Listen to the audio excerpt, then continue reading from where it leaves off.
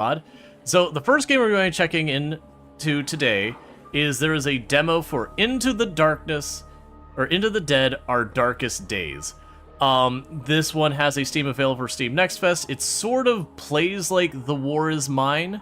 I don't believe it has, like, the existential crisis of facing our own human morality, trying to survive as civilians in a war zone or anything like that. And it's instead zombie apocalypse.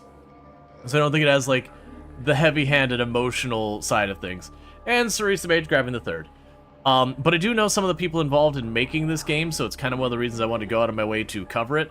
It's a little bit more on the horror end of things than I normally do on the channel, so that is what it is. With all that said, I usually do try to take a moment to recognize accessibility settings when they're there. So we've got the ability to change our controls, which is always a good one. You've got controller support, which is excellent. Audio is audio, there's not much to say there. Not seeing anything in the way of like motion blur or screen shake or anything else like that. Everyone else fell so asleep. Third fell to me. I know, right? I even called it out. So with that, let's just go ahead and hop in. It does take place in 1980. I don't remember where. People of Walton. Walton, apparently. This is your mayor, John Ward. Now, I want to take a moment to thank y'all for your patience and resolve in these most challenging times. It's that Southern spirit, it's that Texas grit that gives me full confidence that we'll not only get through this crisis, but come out stronger on the other side. I only wish I could be here to see it. However, folks, I regret to announce that today I'll be moving my office to a secure spot outside the city limits. Now, no need to go assuming the worst. All right. This move is strictly to facilitate better coordination with our boys in uniform, who are at this very moment putting together a surefire plan to retake our city and eradicate the... Huh? Let's get wait. They're where? Excuse me. So just, hold tight, secure your homes, and I assure you... Hello? The tide will turn. God bless you. God bless you. I'm not sure if anyone out there is still listening to this trash. But if you are, know this. Nobody is coming to help you. There's no plan. Look. What they did, it's wrong. It's all wrong. We are trapped, and staying here isn't an option. You have to get out. Escape the city any way you can. Get out now. Okay. So, it appears the way that things have gone out is it's 1980, we're in Walton, Texas. Zombie apocalypse thing. The powers that be went... deuces, and, you know, kind of product zomboid thing. So it looks like we can change this. Yeah, so it looks like we got different characters we can play through the story as. Actually, there's a pretty good selection of them. Let's see, Tracy went to rodeo to protest their treatment of horses, not to fall for Wayne, a rugged bronc riding who somehow won her over. Despite their different backgrounds, the pair's connection was like lightning. They quickly began planning their future together. On the night of the outbreak, let's see, Tracy's pregnancy test came back positive, and the couple now find themselves facing both the dead and the ramifications of starting a family in a hostile world. Alright, that's just starting that story nice and heavy. Reminds me a bit of State of Decay 2. It does. My understanding is it plays more like The War Is Mine, like the side-scrolliness of it. I have no idea about the story element of it. Let's see, so Tracy has a will to live, which means she does significantly more damage when low on health. She is resistant to morale loss from low needs. She does not drink alcohol. And then Wayne gains adrenaline state from damage, which boosts morale. So basically, he gets hurt, he gets happy. That's cool. Moonshiner can craft moonshine from a cooking area. So he can make alcohol, but she can't drink it. That's definitely a good pair. Spending a phase without leaving the shelter results in morale loss. We've got Daryl and Leo. Daryl, an irritable high school baseball coach, has been grappling with a difficult student named Leo. Despite his frustrations, Daryl's determined to stay by Leo's side and help him locate his family as the city descends into turmoil. Daryl can eat anything without getting sick. He can make melee weapons cheaper. He cooks poorly. Leo is tough, so takes less damage. Does increase damage with melee weapons. And loses more hunger each phase. Alright. We've got Sebastian and Diane. Diane spent her time outside of class waiting tables at the local bar, saving for a pair of high-end turntables. Again, 1980s.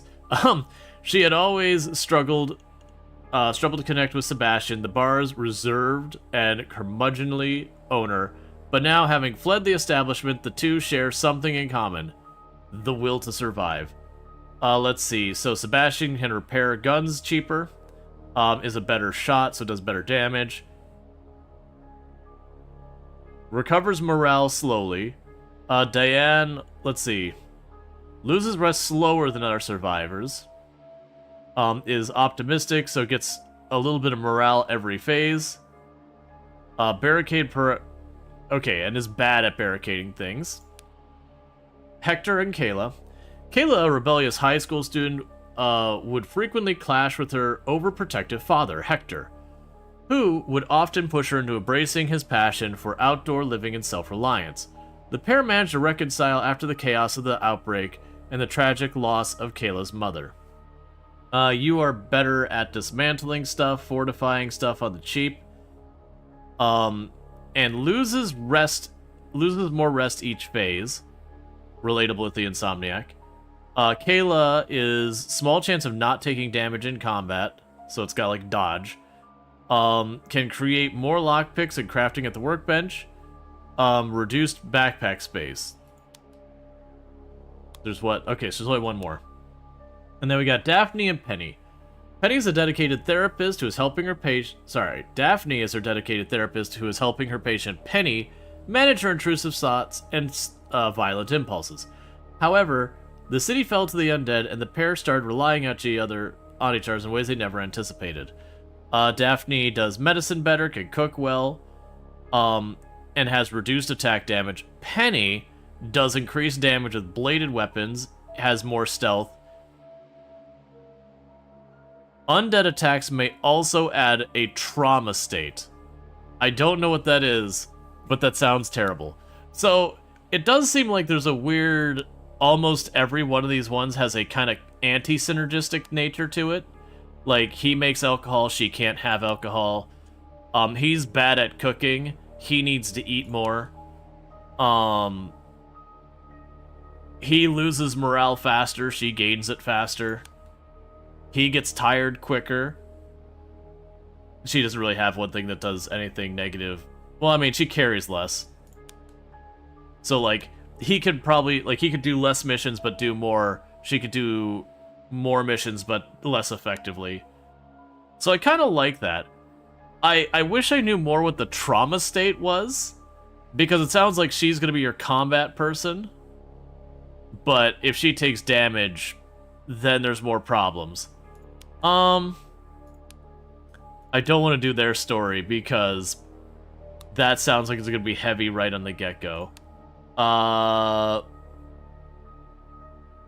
Sure, we can go with Sebastian and Diana. The person who's working at the bar and its owner. So go ahead and start the game. Because this is a demo, we don't know how long it is, like how long of a demo it's going to be. We'll figure that all out. This shelter won't do. The barricades are in bad shape. There's barely enough here to survive. We need to move to a shelter as soon as possible. and find a way to escape this hellhole.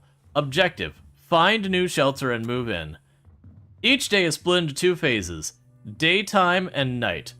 During a phase, you can assign survivors to stations to craft, resolve their needs, and scavenge. Confirm actions at the end of each phase, and put the survivors to work. Map Station. The map station is where you assign survivors to scavenge nearby locations and resources. Scavenging begins when the current phase has ended. The undead hurled themselves against the barricades. You managed to hold them back this time. Thank you to follow. Welcome to stream. So we've got like 1 full barricade and a blinking red one.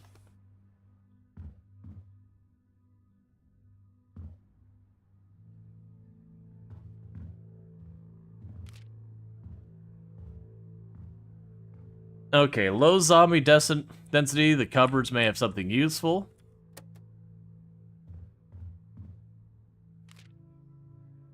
We can make barricades.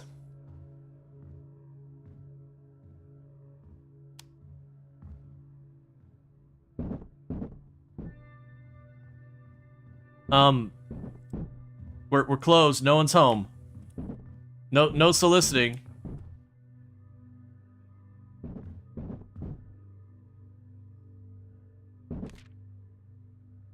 Alright, so... yeah, both are survivors. Yeah, so you make crappy barricades. So it's 1 and 2 to switch. So will you make more barricades for now? Yeah, because you do that.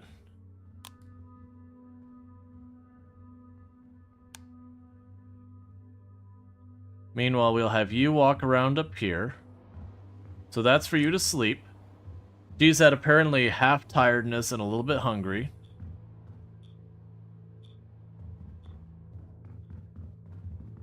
That's,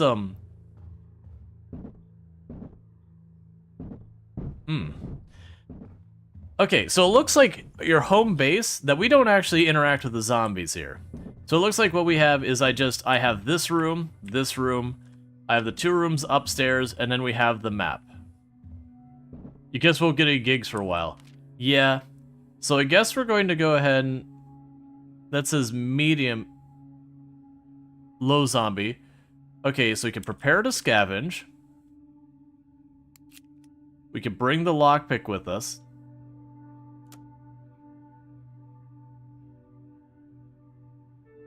Alright, so we've committed to the actions we're going to do. He's going to work on the barricades to keep home safe for a little while longer. And Diana is going to go on her way. So we commit these actions. So it's almost got like a turn-based side to it. It's, again, like War is Mine. Be careful, losing a survivor means they're gone for good. Yep.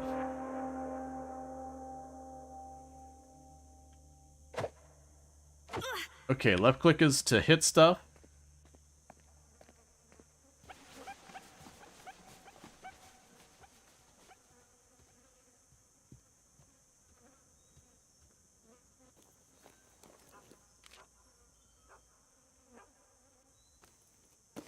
We got some tape and some wire.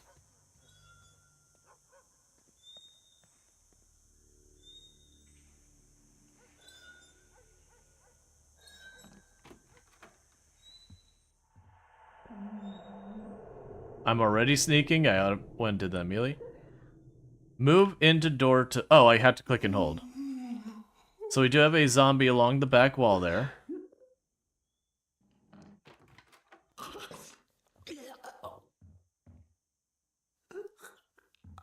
I guess we're just cool that she's gonna be there.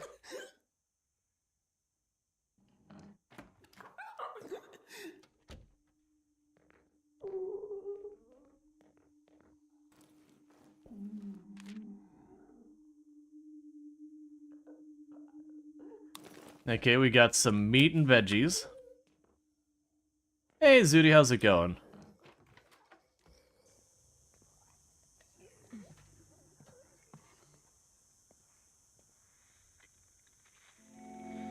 Let's see, Griffith and Sons Hardware, Harshwall. Okay, so we learned new locations on the map to go scavenge.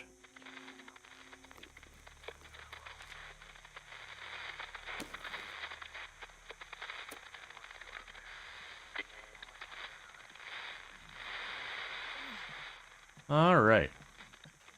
I also just realized she has, bell-bottom jeans here. With a weapon equipped... Oh, right. So we've equipped the scissors.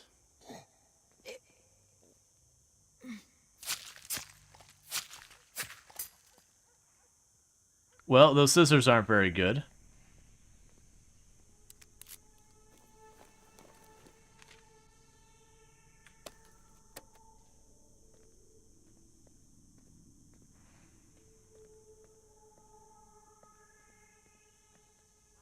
Okay.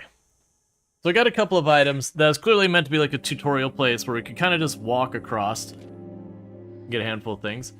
Alright, so we got a bunch of goods. We got some that looks like alcohol. Yeah, we got some beer, we got some bottled water, we got some vegetables, some raw meat, some electrical tape, clothes, wood, and axe. Okay, the undead hurled themselves against the barricade. We managed to hold them back this time. Alright, so let's see. So you're still good. Same plan.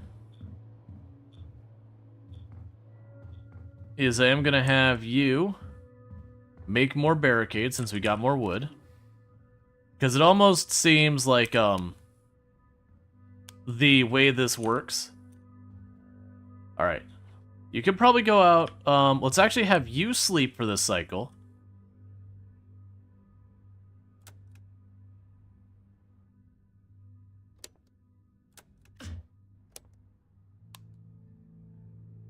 So you're well rested for tomorrow.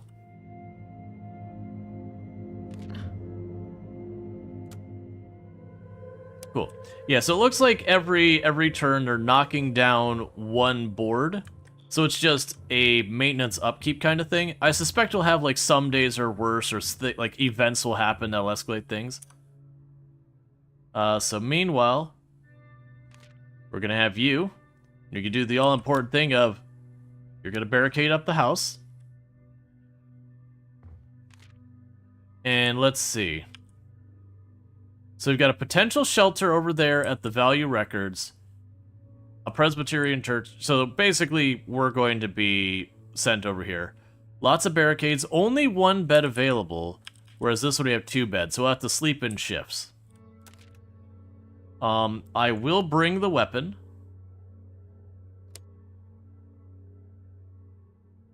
Yeah, this plays very... I wonder if we can onboard the upstairs.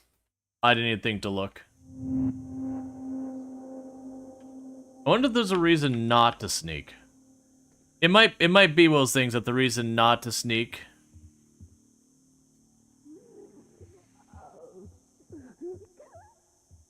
Alright, so there's definitely a zombie in there.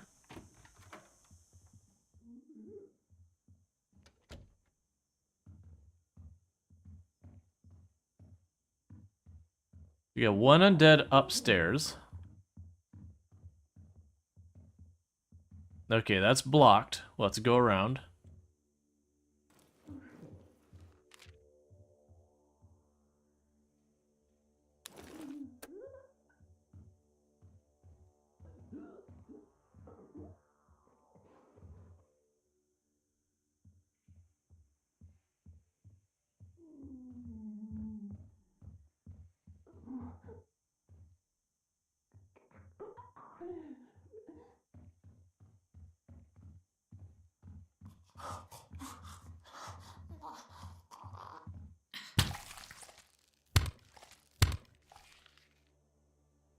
It's fine. They just wanted to go to sleep, that's all. They just need a little nap, need to go to sleep.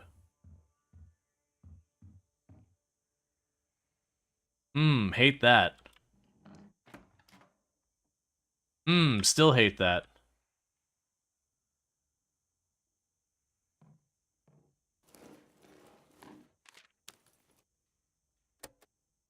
Alright. Probably gonna be ambushed by this one on the ground here.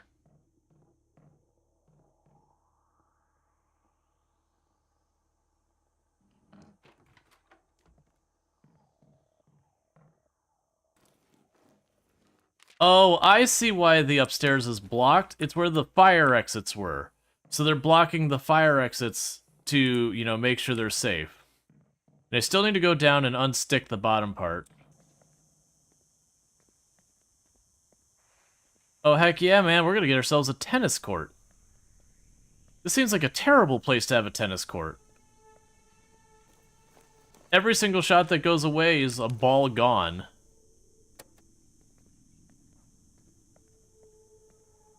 Like, every single shot that goes away is just going right out into the street.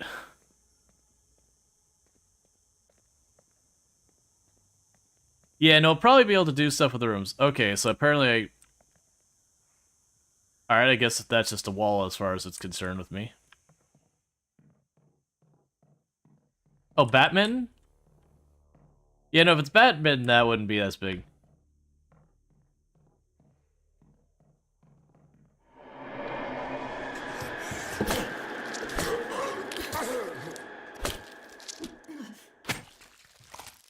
Okay. I don't know if timing stuff in this game is supposed to be hard or not, but we timed that well. I can't take it. But we're gonna make this base, so I assume we get to keep it all, right? Alright, so we'll deal with him in a minute. Let's unblock this door back here.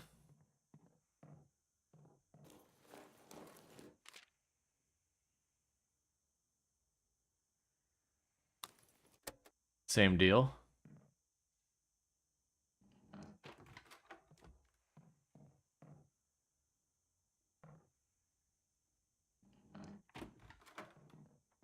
Okay. We have no idea what has value and all that. Ming Tong?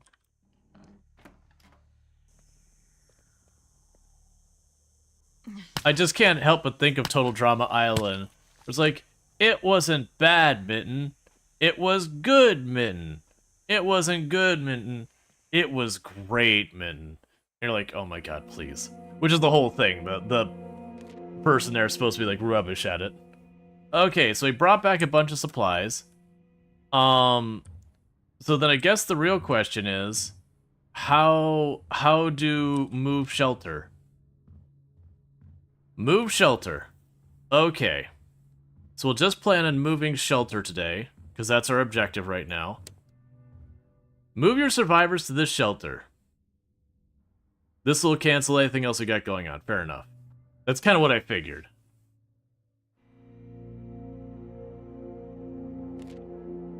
Building stations. Workbenches, workbench crafts, essential items can be built at new stations to expand your shelter's capabilities.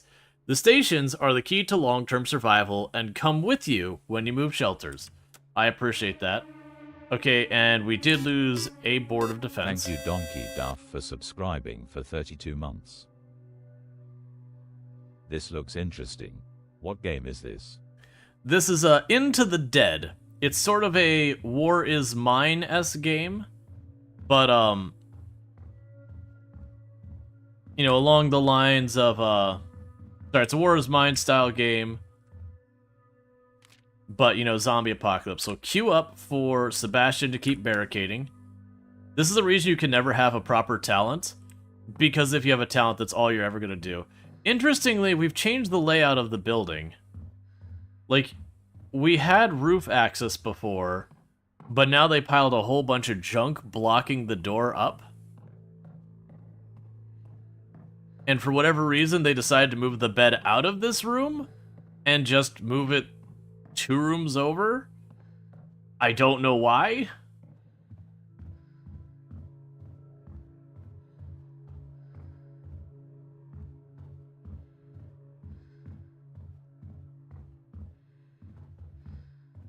Alright.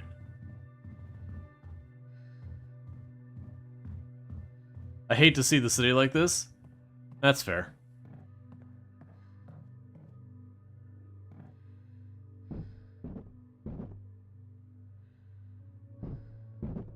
I do find it amusing, the idea that the whole time you're sleeping, the zombies are just outside and being, hey man, we just want to eat your brains.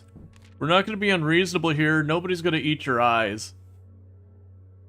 Okay, so we have a medium zombie so we got medium zombie density locations. As empty as everywhere else, still there might be some resources. A few useful items might be hidden among the clutter. I would say most likely a hardware store is going to be better for us. We don't need a bunch of weapons. The axe is a little bit durable. The axe has a max durability. We can't really... Oh, it's a damaged item. Okay. So let's take the baseball bat. We can bring a bottle as a good distraction. Let's bring that. I don't know if we'll use it. And then we've queued up our things for today. We can go on to the next phase. See, it has like that back-forth phase, like daytime and all that. I think maybe we can make something, give the roof access back. I think the idea is we're securing the roof. It's too risky to apply bandages while scavenging. You'll need to wait until you're back to shelter. Gotcha. So my assumption is if we get hurt and we get a bleeding wound or whatever, then,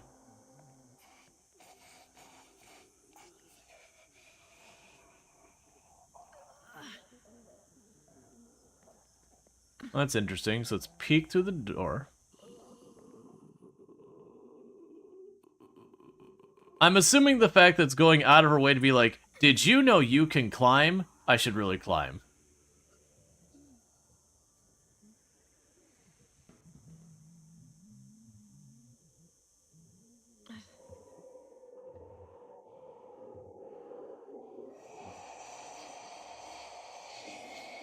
I would like to kill the zombie back there instead of just ignoring it. I don't feel like ignoring it's the right decision here.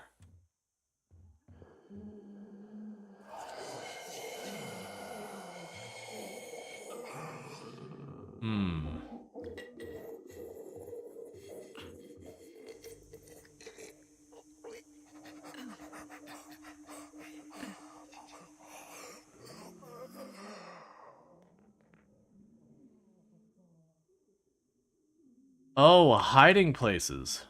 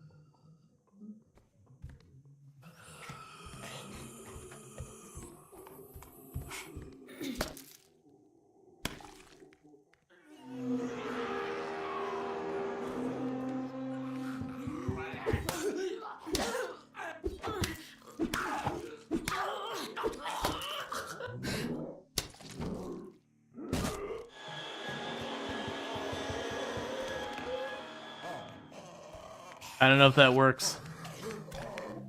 Nope, that did not work.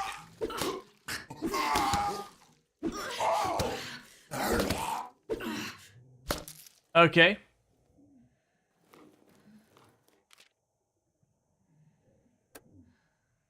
So, we're not the best at that. We gotta figure out the timing still. I was hoping you could hide in the office.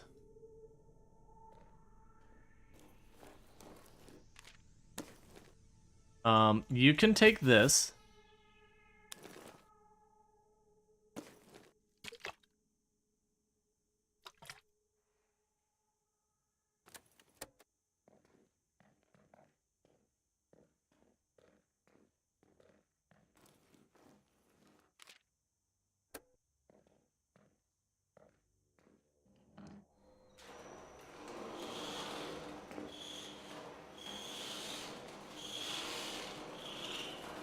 That scared me a lot.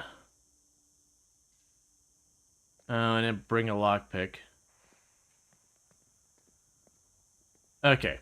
We're not going to fully explore because I have a full inventory, and we got pretty badly thrashed in that one. The game should probably make it more clear whether the zombie is in the background potential threats or not. Yeah.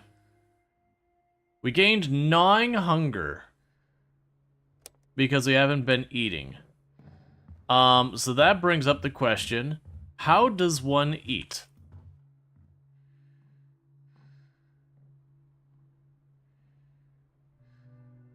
I guess I just click on a bunch. Probably don't eat the raw meat. So we've got that set up.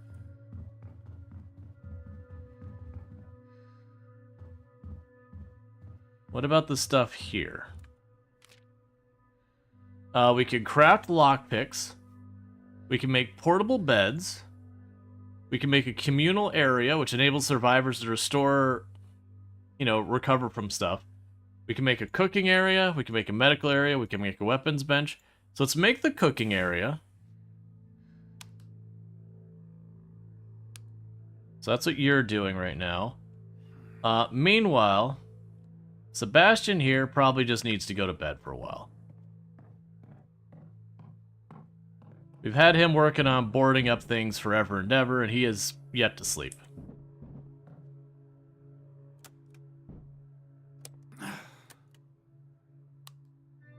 All right.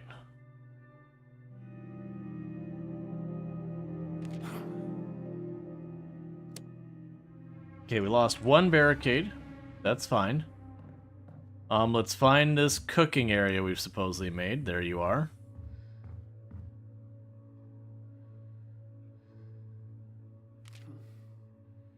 So we can produce meat stew.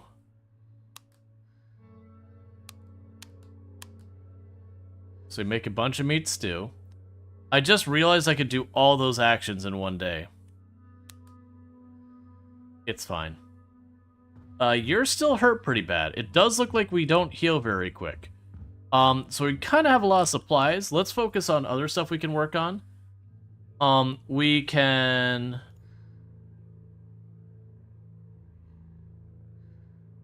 I don't have the supplies to make a medical area, so we can make a communal area. Let's plan to do that. And that'll run us out of resources worthwhile. And I could throw making a pair of lockpicks at the end.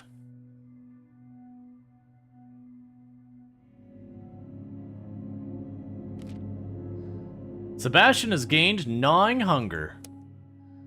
Don't worry, buddy. I got you. Because we can go boom.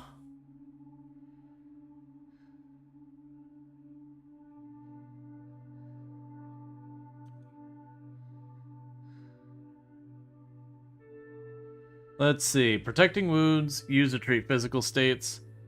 Compact medkits contains supplies for minor injuries. So you are healing. And I guess you're going out today.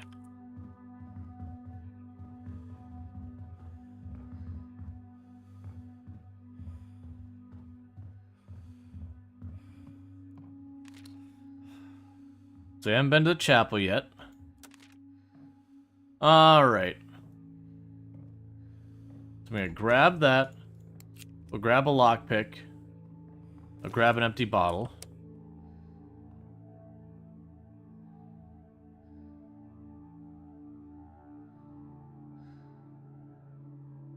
Oh, right, you're bandaged, but you're not doing anything. Let's have you sleep in the meantime. I don't know if that makes any difference or not, but we'll get you well rested. Heading back half-empty backpack is there better than not heading back at all? Yep, that's what we did in the other one.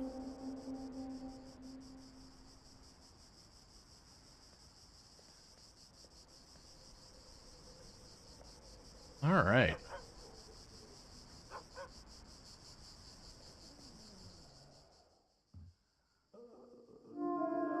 Remain calm. A PSA plier is pinned to the noseboard. It reads, "Bring only what you'll need. Leave valuables and non-essential items at home. When your household number is called, head towards your district's designated emergency shelter." Okay, so we learned where the shelter is. Okay, so we can't go through there.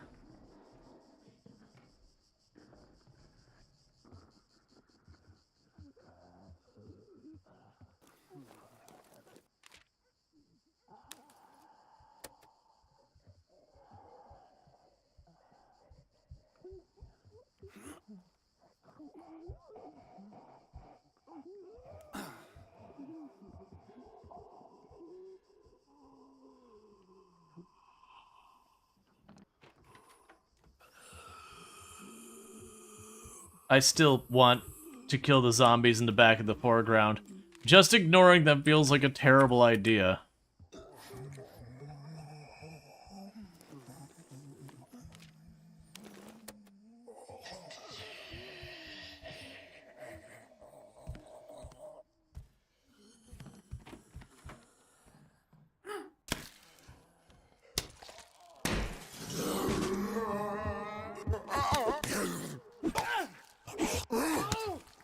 Trying to figure out if there's like a dodge back or something like that. No, no.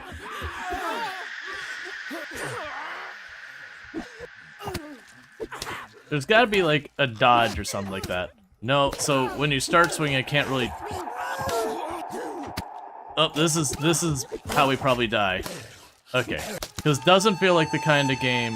Bruised ribs. You know what time it is, chat? Sebastian here has had a rough day. Sebastian here doesn't want to be here anymore.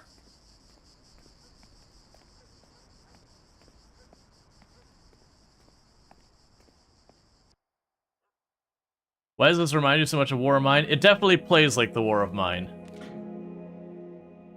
Okay, so you're no longer healing. So we did find stuff. The graphics of the game look great, by the way. Yeah, so we did discover the shelter. Alright, so first of all, Sebastian needs to go ahead and hit themselves up with some healing. And then the bandage says it would remove physical ailments. So we're recovering from our bruised ribs. You're gonna go to sleep. Because you got just simply messed up. Meanwhile, we'll have you go back into the exploration side of things.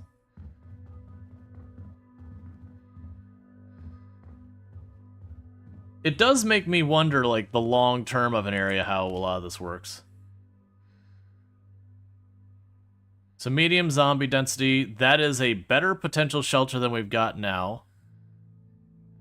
Is that a better potential shelter? Yeah, I think this is where we... No.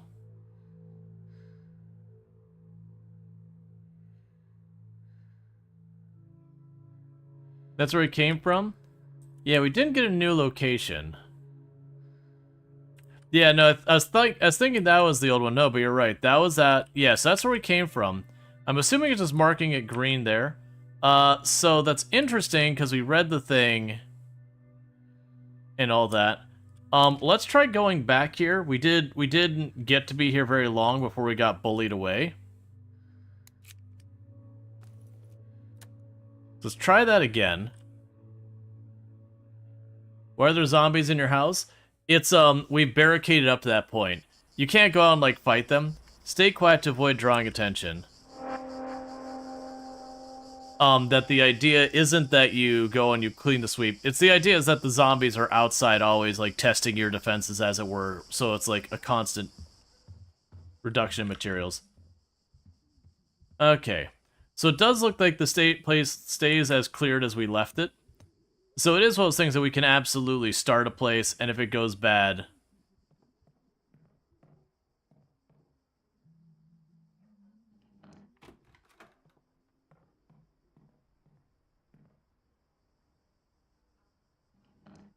then we can just retreat away.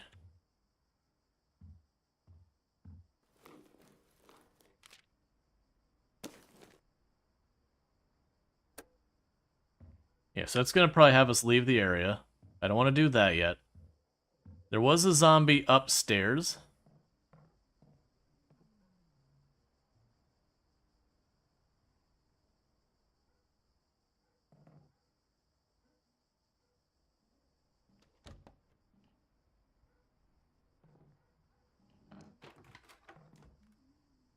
Alright, what button is to throw the bottle?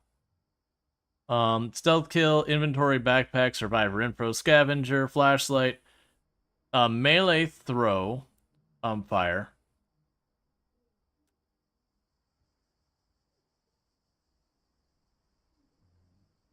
Okay, let's check our controls again. Because what I want to do is throw the bottle, step back, and then try and go after it. So it's next phase, reload, Flashlight, aiming. Inventory, backpack. Yeah, I don't... Oh. I thought that was going to be much louder than it ended up being.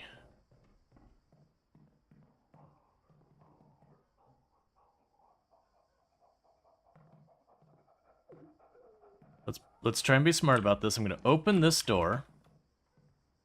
I'm going to kill you.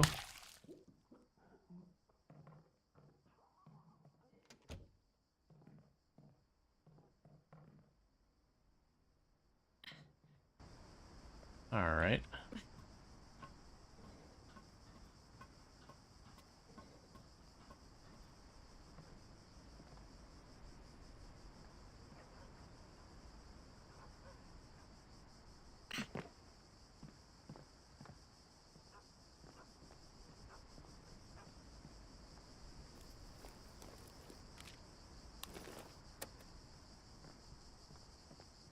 So apparently I can get on the scaffolding on the roof. Okay, so church is actually pretty big.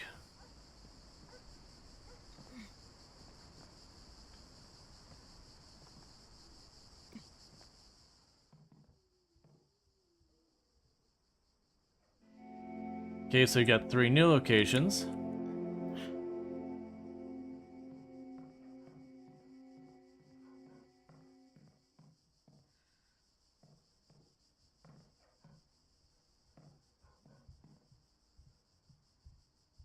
Alright, please. I can't stand another night here. They're a chemist who has feather fists that are really bad at blunt weapons. And they have a sensitive stomach. Sure. Thanks. I figured I would die up here alone. Cool. So we did find that person. Let's not do that quite yet.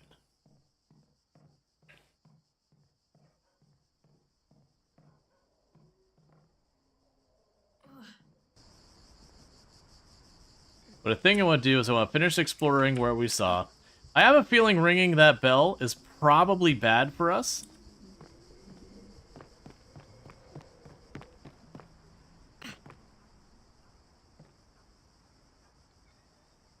But you know, there's only one way to find out.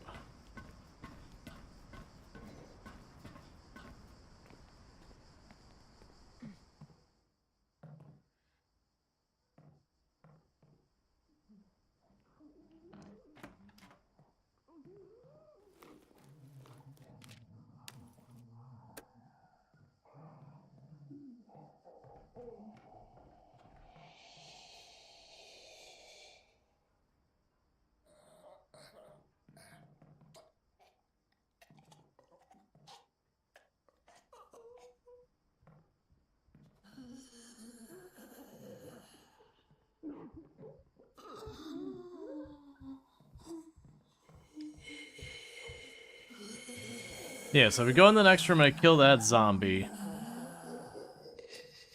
then that's gonna be a whole thing.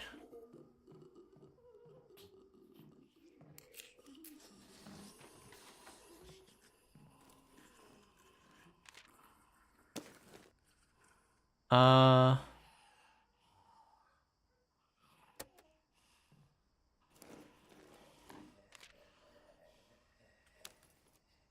Hmm.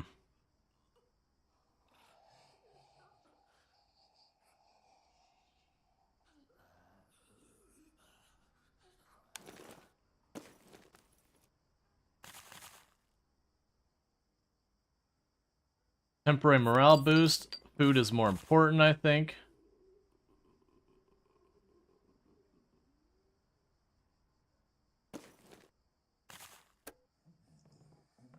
Alright, so my thought of what's going to happen here is if I kill that zombie in there, we get swarmed by the zombies behind me here. I do see there is a spot. Hurry, hurry, hurry, hurry, hurry, hurry, hurry.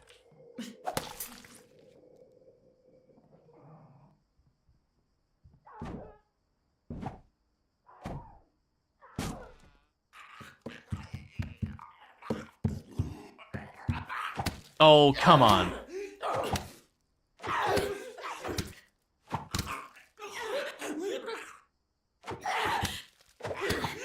I'll have to learn how some of that works.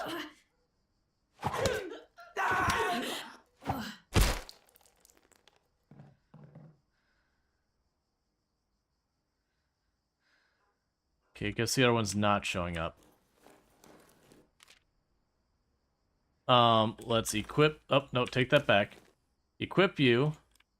This stuff I need. Ditch that, take the 4 of those. And... we just go with what we still got. Can't get through there.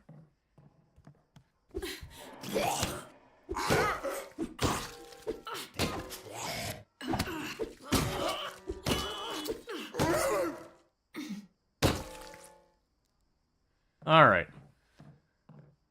We can come back to... yeah, we can.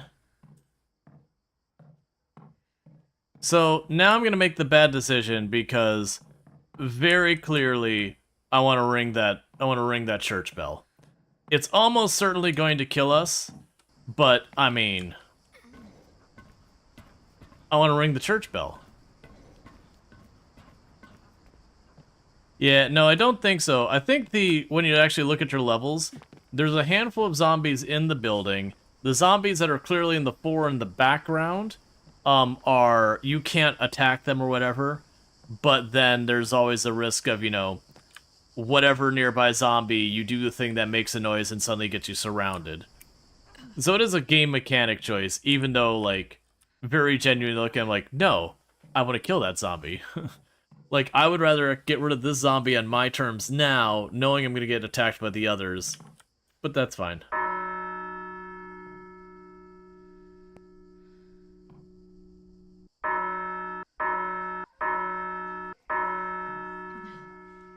And that guy's like, what are you doing?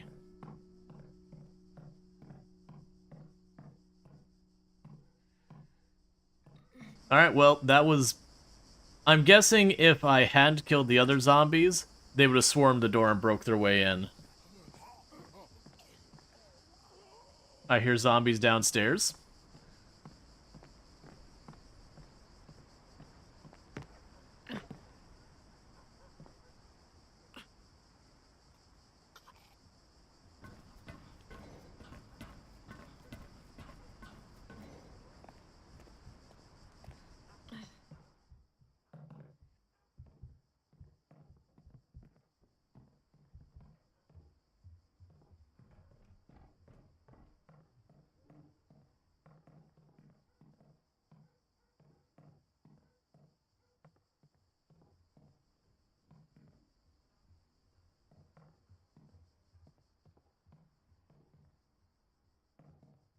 Okay, well, I'm confused. I definitely heard zombies. Yeah, notice the goodies there. That's fine. Alright. 1 floor down? Yeah.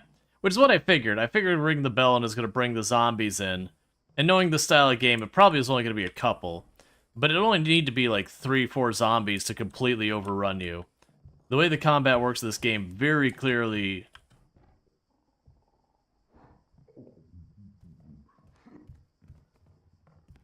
No, no, no, no, no, no, no, no, no.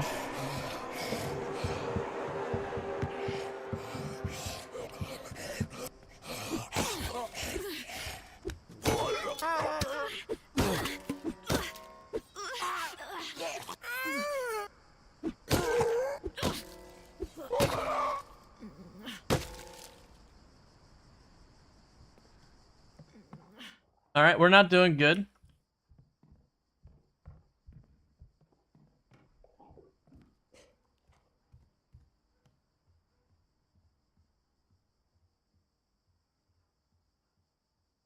I heard one down there.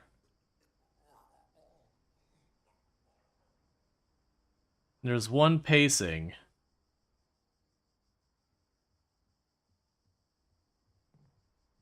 And we're really not good for another fight.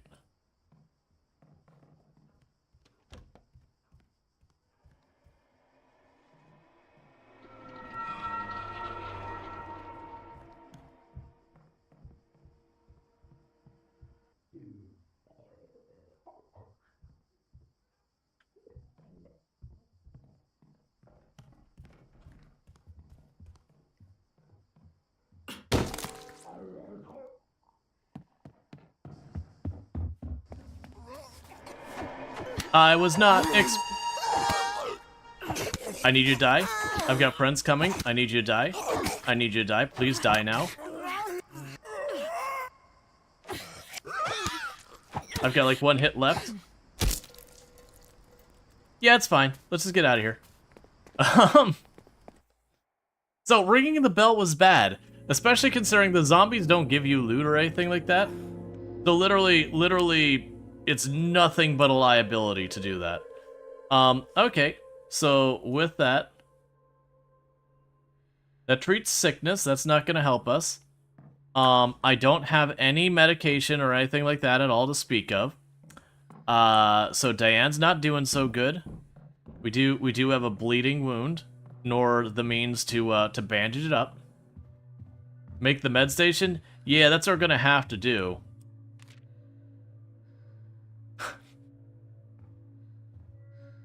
Nope. Nope, we're not. We're not making the med station. Goodbye, Diane. So you need sleep. And you're under a lot of stress, so you just go to sleep.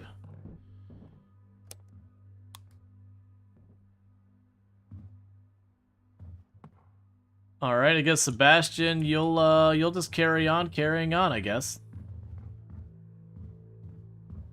And hope that Diane survives till tomorrow so I can patch her up. My confidence is low. Okay. I'm assuming, yes, that's like out of range. So you have a gas station we can make into a potential shelter. That'll have a garden. Let's prepare to scavenge that.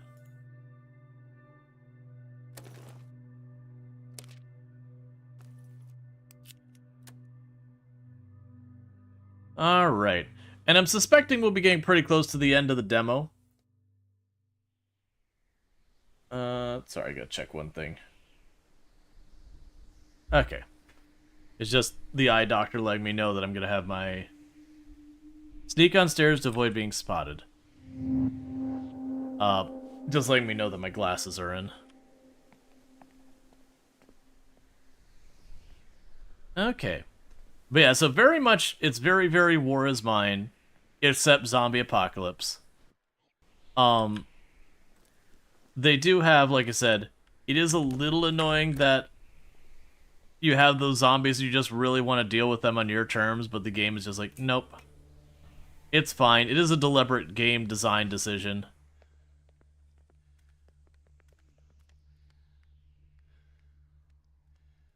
I hear one walking.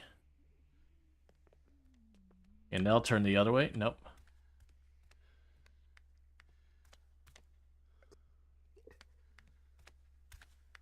Is their ability to pop out of here and grab them as they go by?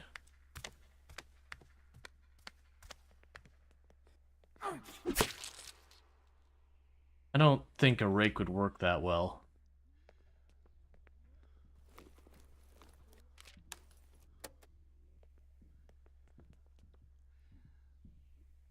Okay.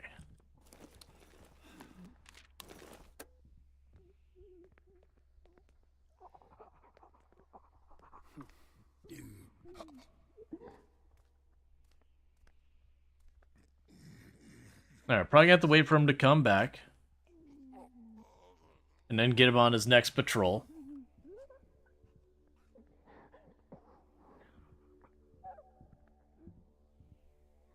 The fact that it takes you a second to open and close the doors, I find interesting because it does make it a decision you gotta make. Do I close the doors behind me in case I do something that aggroes new zombies or whatever, and then, you know, slow down their ability to catch me? Or do I leave them open so that I can retreat myself to, like, the next hiding place or whatever?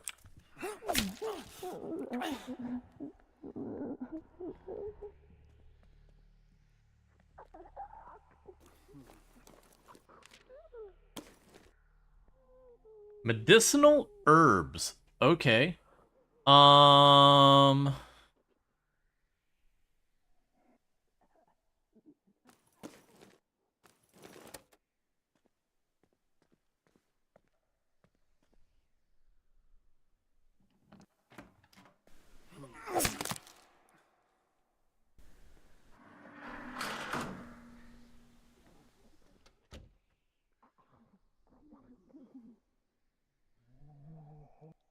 Okay, I guess we're fine.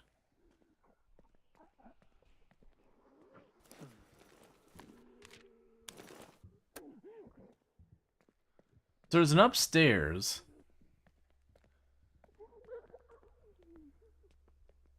We clearly missed somewhere I was going to climb, so let's check back in the front, see if I'm able to climb on that car and get up here. The downside is I broke my weapon. Yeah, I could probably climb on the car.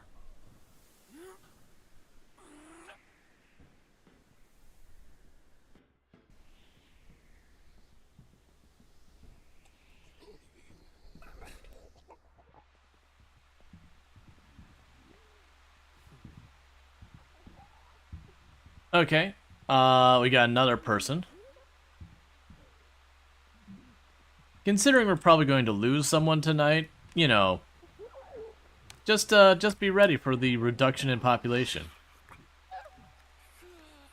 Alright, so I'm betting we can't actually, like, one-tap it or anything, since we don't have a weapon. I'll still try sneaking up on it, see if we get extra hits in or something.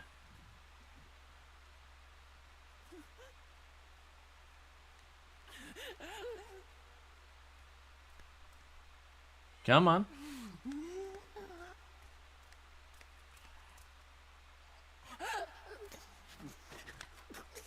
I don't even get the option.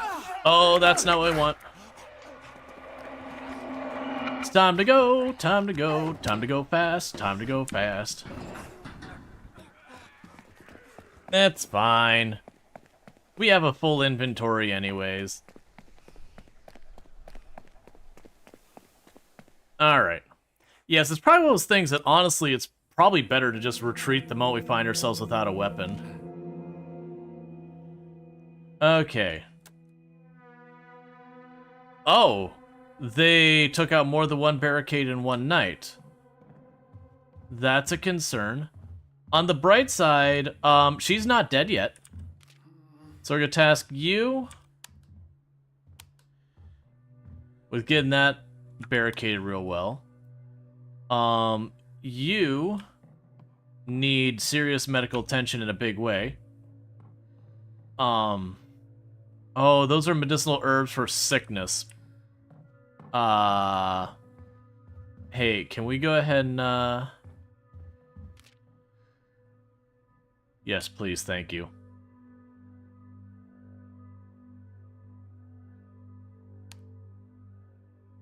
You work on that. Joe here can take a nap.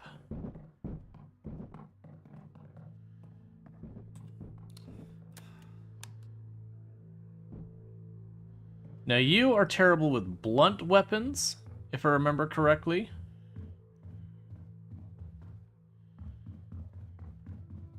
It could also be those things that we get like 3 days to work on, and after 3 days, bad things happen.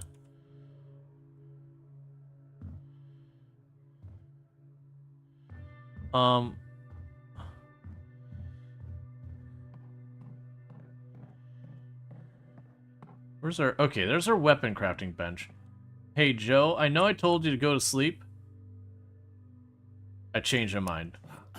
I want you to go work on some of these weapons.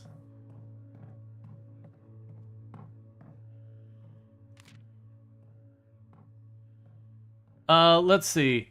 Were you playing Roadcrafter or mouse and keyboard? You tried both felt clunky.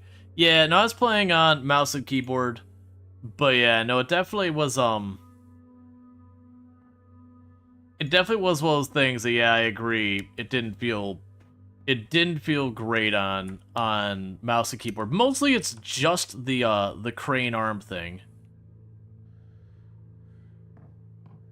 All right. So you're going to go out. Let's pick up where we left off on the gas station. Now you have a penalty against blunt weapons.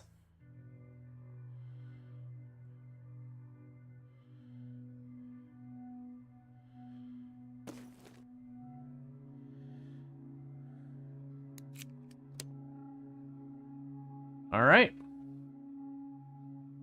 Yeah, I noticed the weapons had nice stats just right then as well, Thalion. That's actually one of the reasons I grabbed that screwdriver. Now, the question is, we aggroed everything and ran away.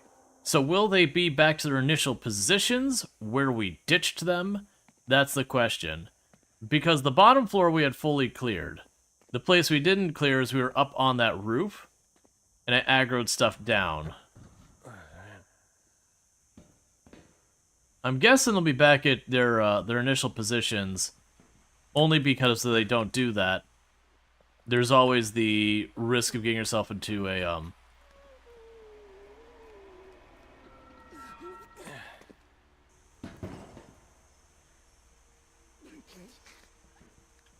I don't know if you'll see me or not. Okay, we're crouched down.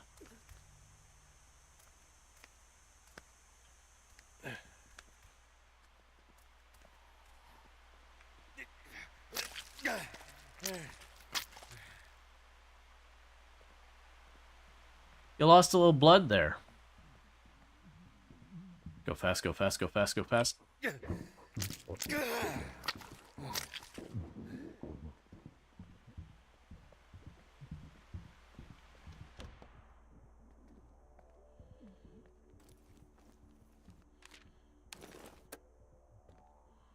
I heard a zombie stomping around down below.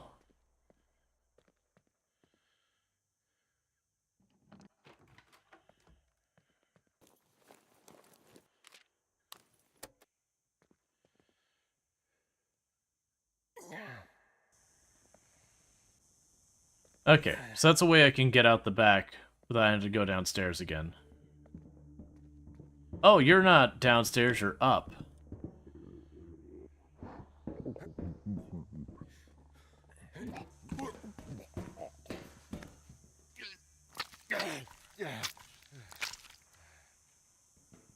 Alright, we got a potential shelter here.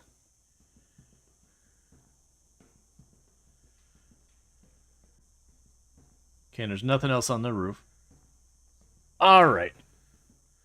So I am curious, like, how much of this will end up feeling scripted and how much of this will actually be able to, you know, make a lot of decisions that feel more impactful. Alright, so we know we don't have to sneak around anymore. Because that was the last zombie. We got the thumbs up being like, hey, go get your goodies. So let's go ahead and hop downstairs. One thing I am curious is if we take a place as a shelter without finishing looting it, do we get the goodies we would have gotten? Like, if we fully looted it? I'm hoping we do. Just to avoid, like, the annoyance of going back and forth. So just making sure everything's all looted.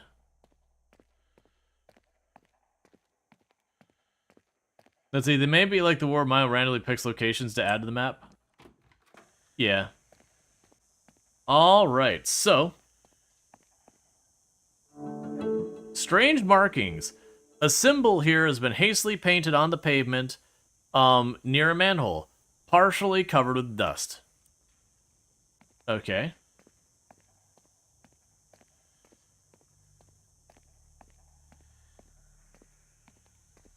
Honestly, for the 80s, him rocking some, like, pink pants and all that. Dude's got some style. Gain gnawing hunger, you are recovering. Okay. So let's immediately go and move shelters. And it does tell you, it's like, hey, anything you were doing doesn't happen when you move shelters, so you effectively lose a day. Joe gained depressed.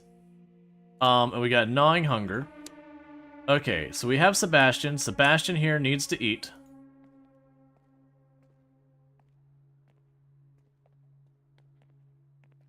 There you go. We'll get you cooking.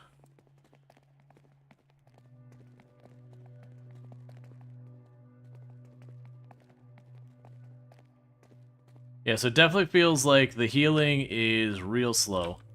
Cool, so we can make bandages and all that. So where is our stove? Because we'll get you cooking up some food. Because people need food. Pink Lemon Cardigans were the rage in the 80s? Yeah, that's what I was gonna say, is like, man had some style. Considering the time frame, man had some style.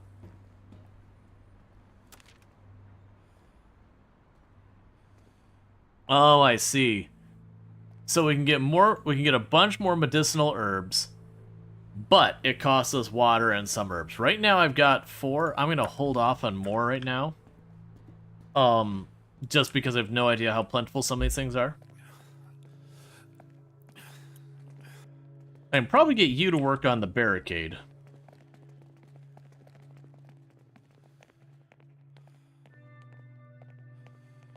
There's the stove.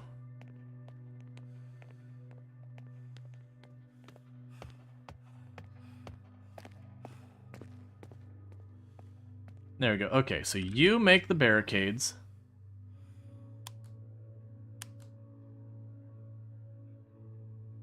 Cool, you'll get it topped off. You need serious medical attention.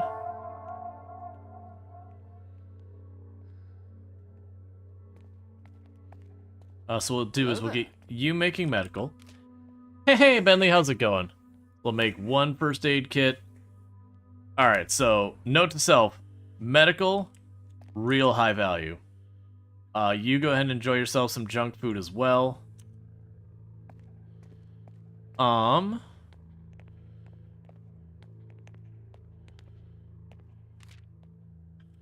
We have nothing we can cook right now. So you're gonna be the one going out today. And you...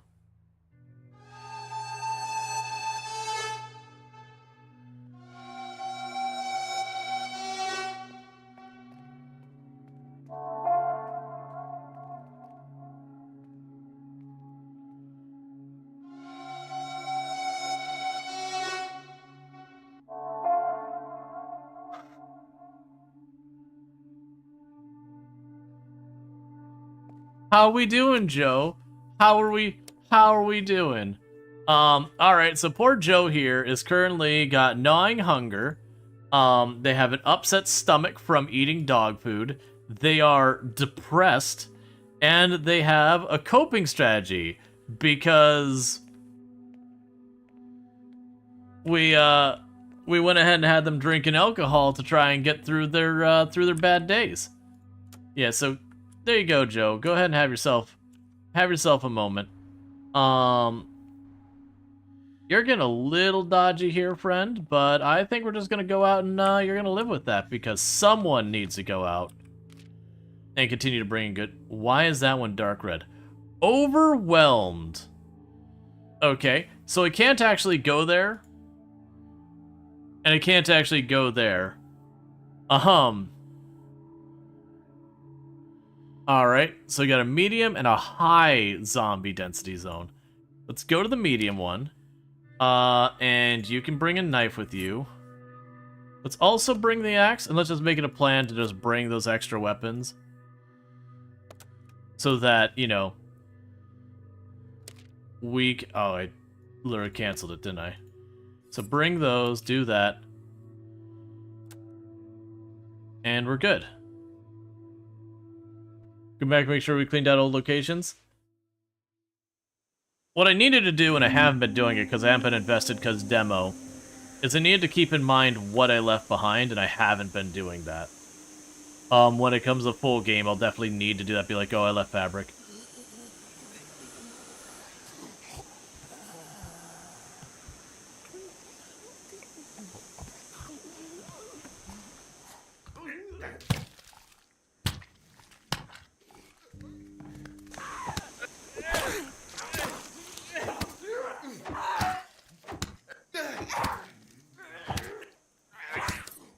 Ah, crap, they still get to hit me while I'm doing that. Alright, note to self, inventory doesn't pause.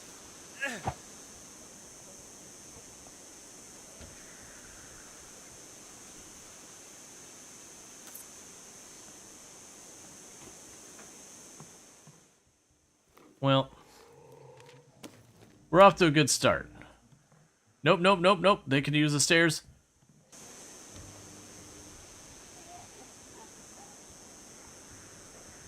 I didn't get far enough back where I could see anything. I don't think it's going to come all the way up here.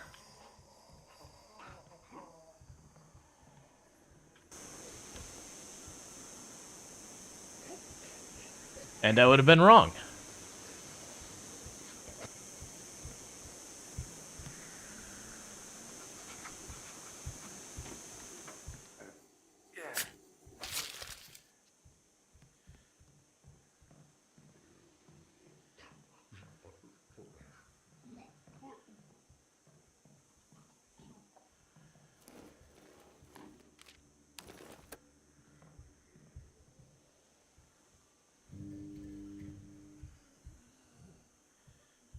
I hear a zombie. I'm not sure if it's above.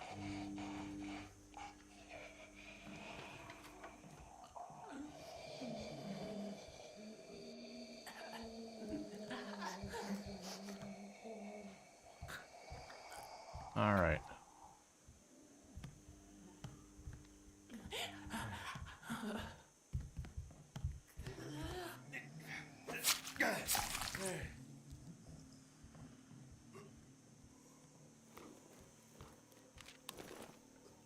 Okay, that does give us coffee beans. So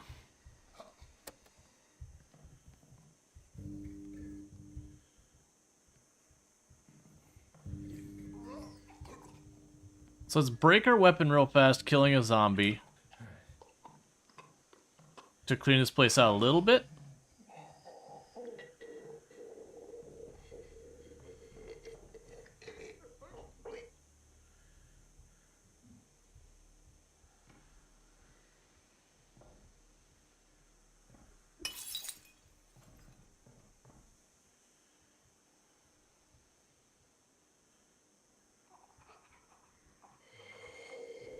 Let me grab those coffee beans real fast. That way if I go to run away.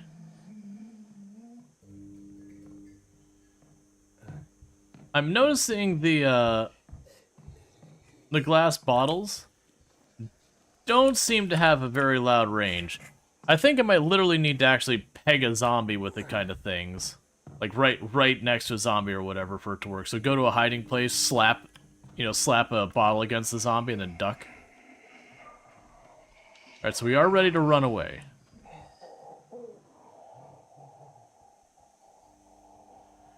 Right, let's not get caught up in that yet.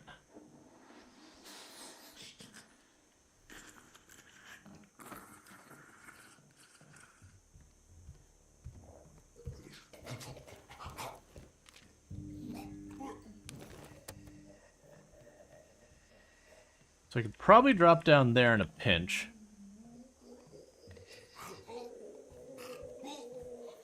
No, you can use them for either or. Like I said, for me, I'm not seeing the,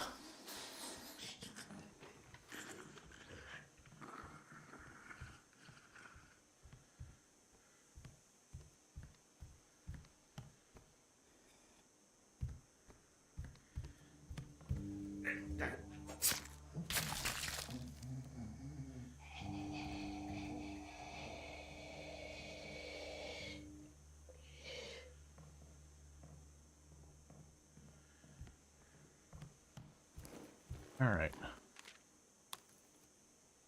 So our weapon's right about to break.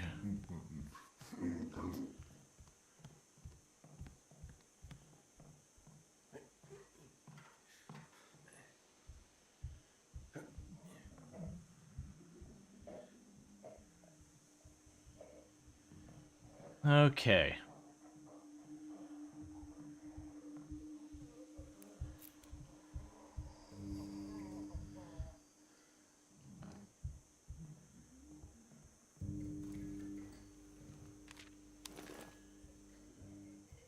Alright, so we are basically as full can be.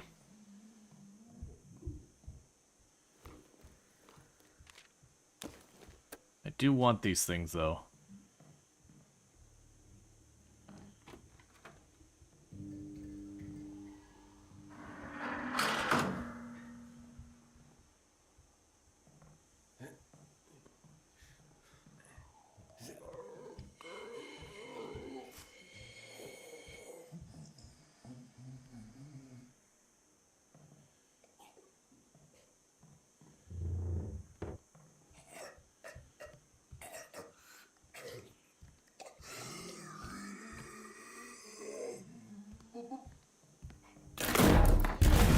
Ah, that's not what I wanted or expected. Oh, that's bad. We're probably dead.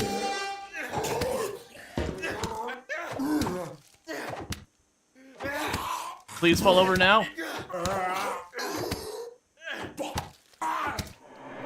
Well, hope dims as the city claims another. Well, so we learned one thing. My strategy being like, I could sneak up on him and it'll be fine. I wasn't expecting the floor to drop out beneath us.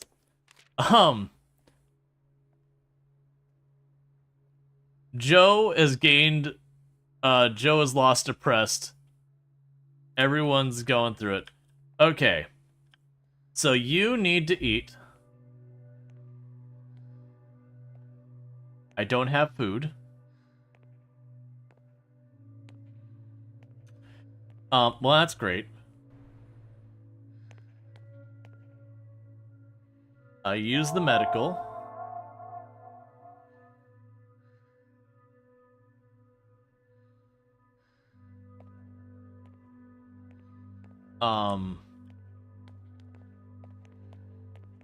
Yeah, that limited recovery, that hurts you. That hurts you bad. Like the speed at which you recover. Getting hurt is something you really need to not do in this.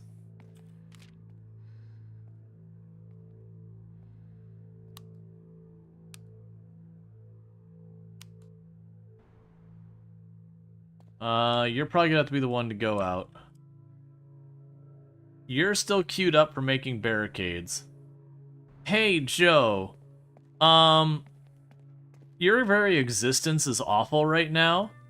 How would you like to go and pick up where someone else went to explore and didn't come home? I feel like that's something you want to do.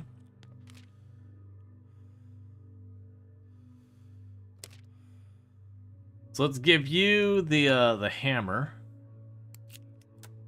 The other question is, will we find the zombie of our fallen friend? And be able to, like, loot them and get their stuff. Like, the stuff we left.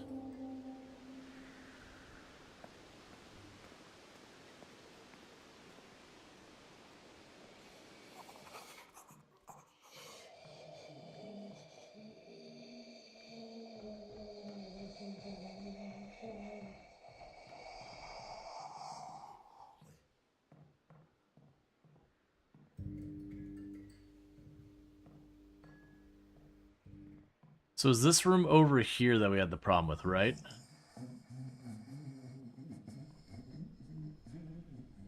No. There's a zombie up there on the left.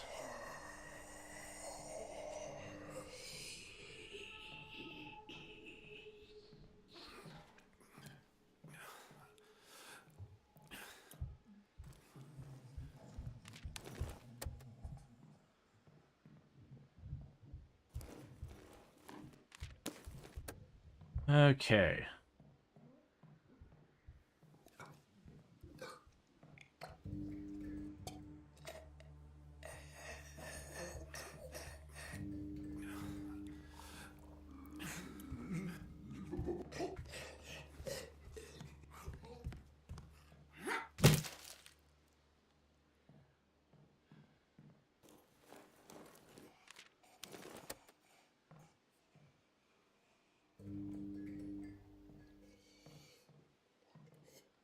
All right.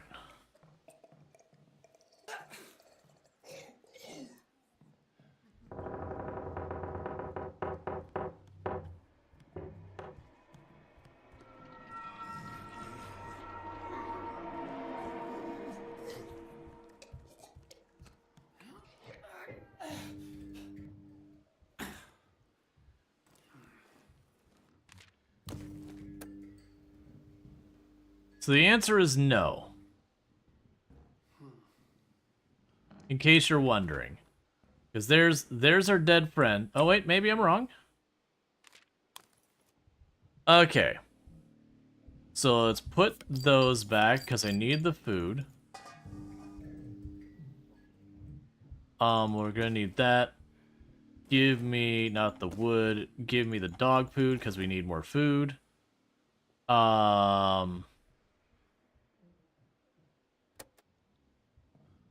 Keep coming back for more there. I did not look before going through there. Please don't turn.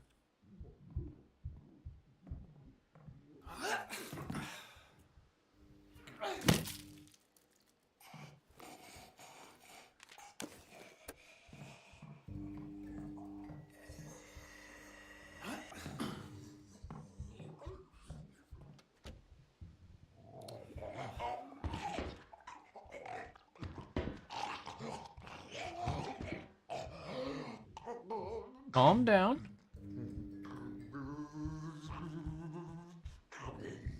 You keep pacing or are you done?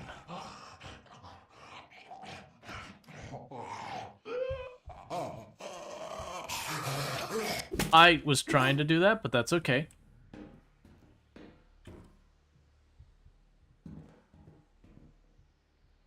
Alright, so it looks like you gotta climb back up. I can't go this way.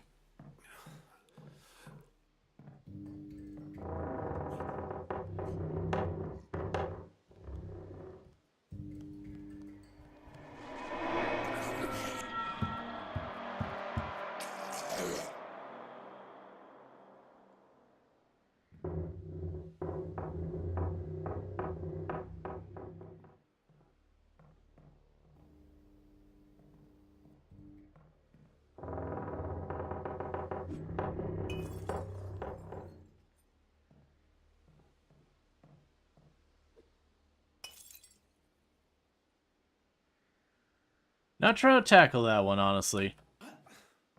My hope is he'll de-aggro here. And that then I'll be able to jump across and deal with that.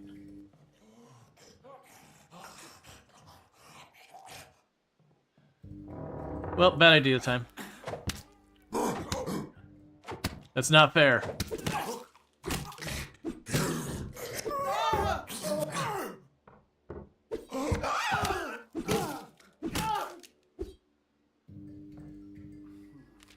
Okay, screwed up note. Unbelievable. The senile old jerk, Hardwick, took a shot at me last night when I got near his trailer. Ain't no doubt he's hiding something valuable there.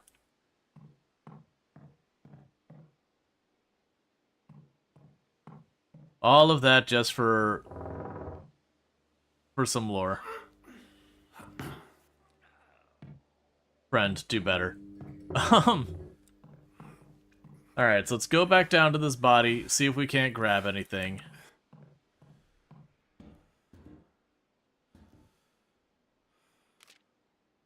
Alright, let's strategically grab those coffee beans.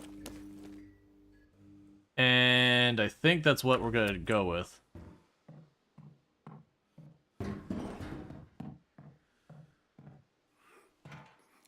Also, we should definitely not be walking through houses in this state. Drop your main weapon since it's badly damaged. That's not, honestly, that's not a bad idea. Grab something like the wood or the metal scraps.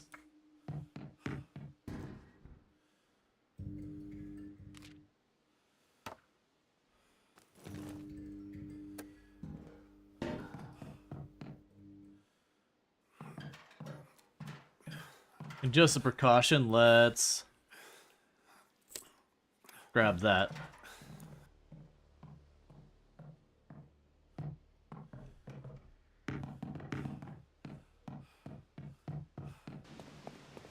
Okay.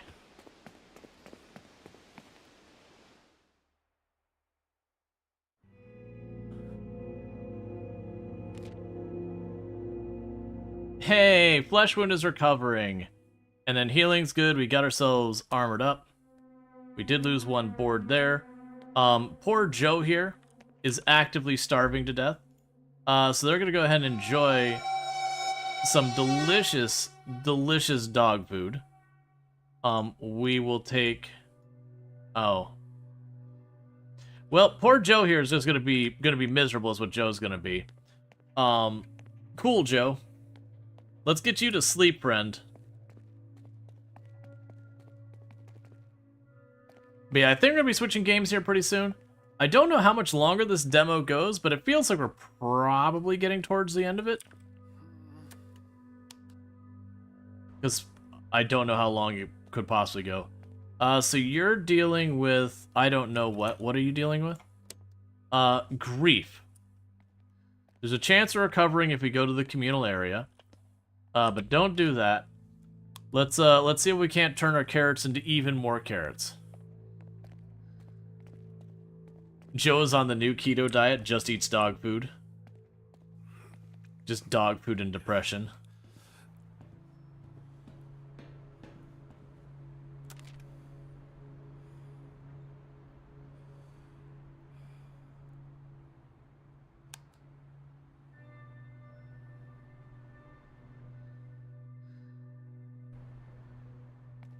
Oh, right. We don't have a third person anymore. That's right. They died. So I think we'll go out and do one more mission. And then we'll see about switching up the game. Alright. Unknown zombie density, high zombie density.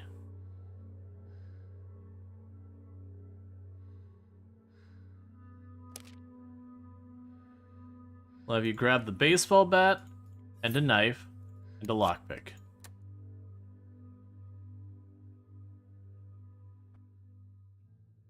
Low health increases your risk of injury.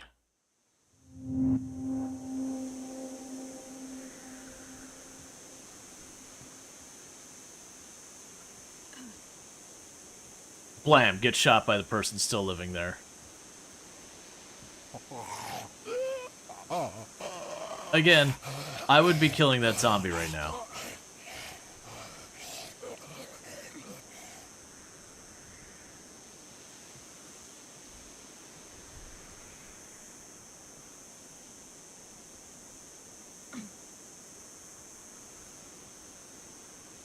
Oh, I see. I climb up. Did I take a boatload of damage when I did that?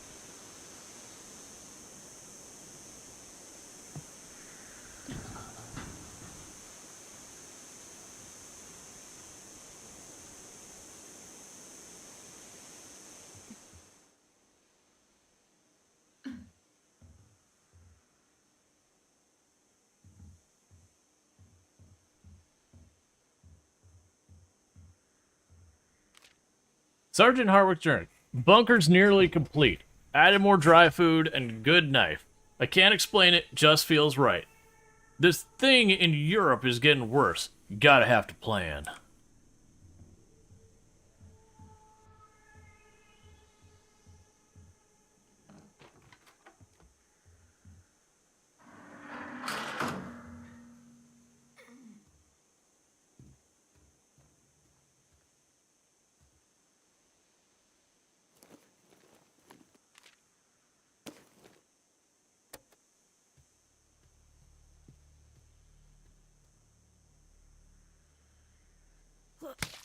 But, wait, no.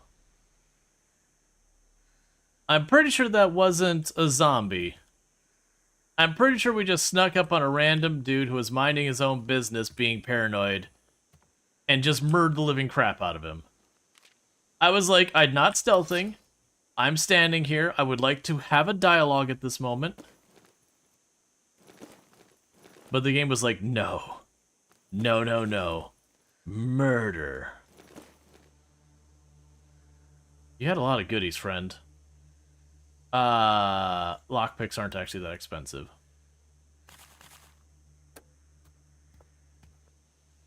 Hey, friends back home.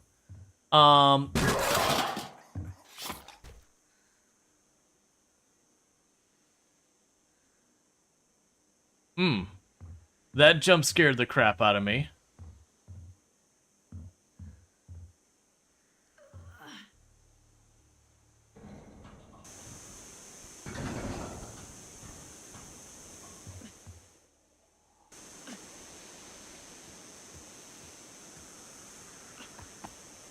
Hey, friends, don't ask too many questions about where I got all my... Ooh, wait. Strange markings. The symbol has been painted near the drainage pipe on the iron bars, covering an opening that has been broken and bent back, creating a gap wide enough for someone to squeeze through. Footsteps can faintly be heard echoing in the pipeline. I would like to go inside the pipeline then.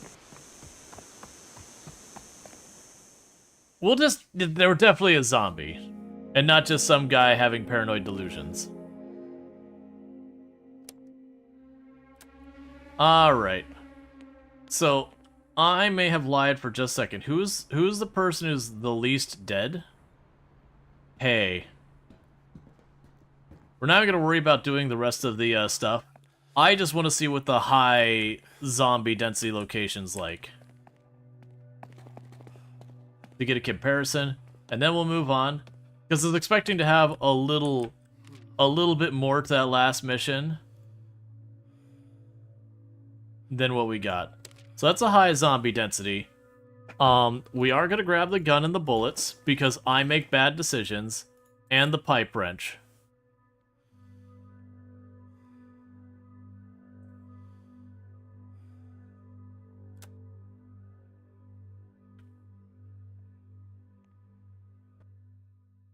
Danger kills survivor's appetite. Save food, and you'll be back when you're back at shelter.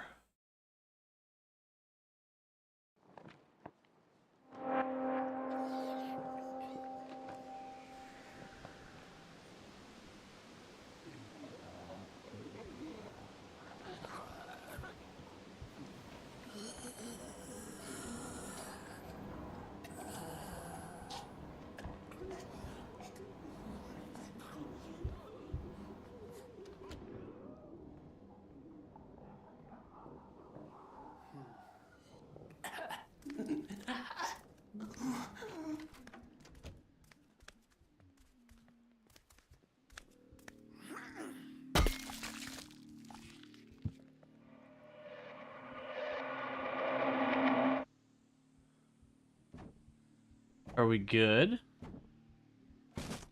No, we're not good.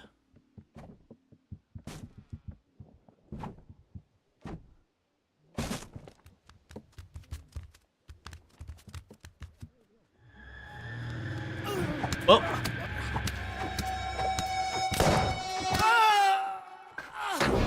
I was gonna let the two run by, hit the one, and then just beefed the stealth kill. And then once you get hit, you see how fast it goes down. Alright. And I was going to also try and test the gun, but we didn't really get a good test. I got one shot off and I didn't hit anything because of being knocked. But yeah, so that has been Into the Dead. I very much have been enjoying this game. It is in, like, the earlier alpha. Oh, gotcha. That's literally telling me that's the end. That's what I was assuming, is that we're getting near the end because I hadn't seen a new location show up for a while, and the arrows are just labeled as overwhelmed. I was like, okay, more than likely that's getting to be the end of the demo. But honestly, that was a decent amount of game for a demo. Sorry, I'm just adjusting my AC because I'm dying in here. So let me exit out to the main game. Oh, thank you. But let's get this out of here and play some music for just a minute while I get everything else going. Did it sign me out? Please tell me it didn't sign me out. Give me 2 seconds to get our music going, because for some reason it doesn't have my playlist up. Yeah, and I enjoyed that game. And like I said at the beginning, I actually know some of the people who've been working on it, which is part of the reason I wanted to go out of my way and be like, yes, we're going to cover this. Where's my playlist? It's fine, we can do this one instead. Okay. So with all that said, that was the Into the Dead demo. And for those who don't know, with all these games, the big thing they're hoping to get during Steam Next Fest is for you to wishlist the game. It does get them far more visibility. Why are you saying I have a game running? Stop that. Supposedly I had another game running while that was going on the whole time, so that's cool.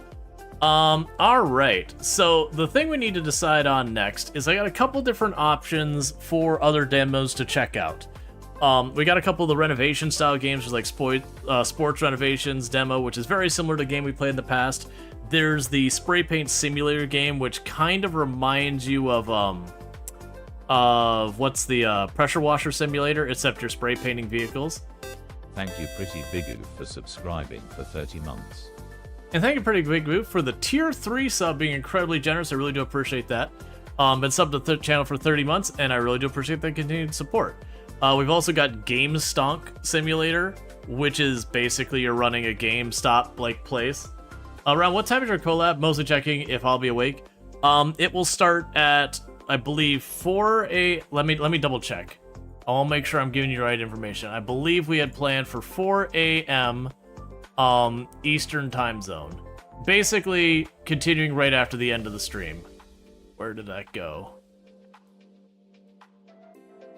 Let me grab the information.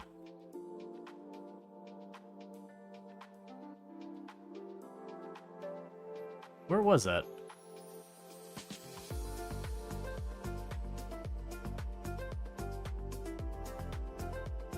We literally talked about it just like a day ago. Oh, it was, I know where it was. Yeah, 4 a.m. my time. That's what I thought. I just wanted to double check and not miss it. You'd vote for the GameStop simulator. Let me go ahead and do up a poll. We'll do a poll for this. So, which demo next? And we will do, we've got Game Stunk, which like I said is sort of like a supermarket simulator style game, but you run what's effectively GameStop, lots of parody stuff. We have Sandistry.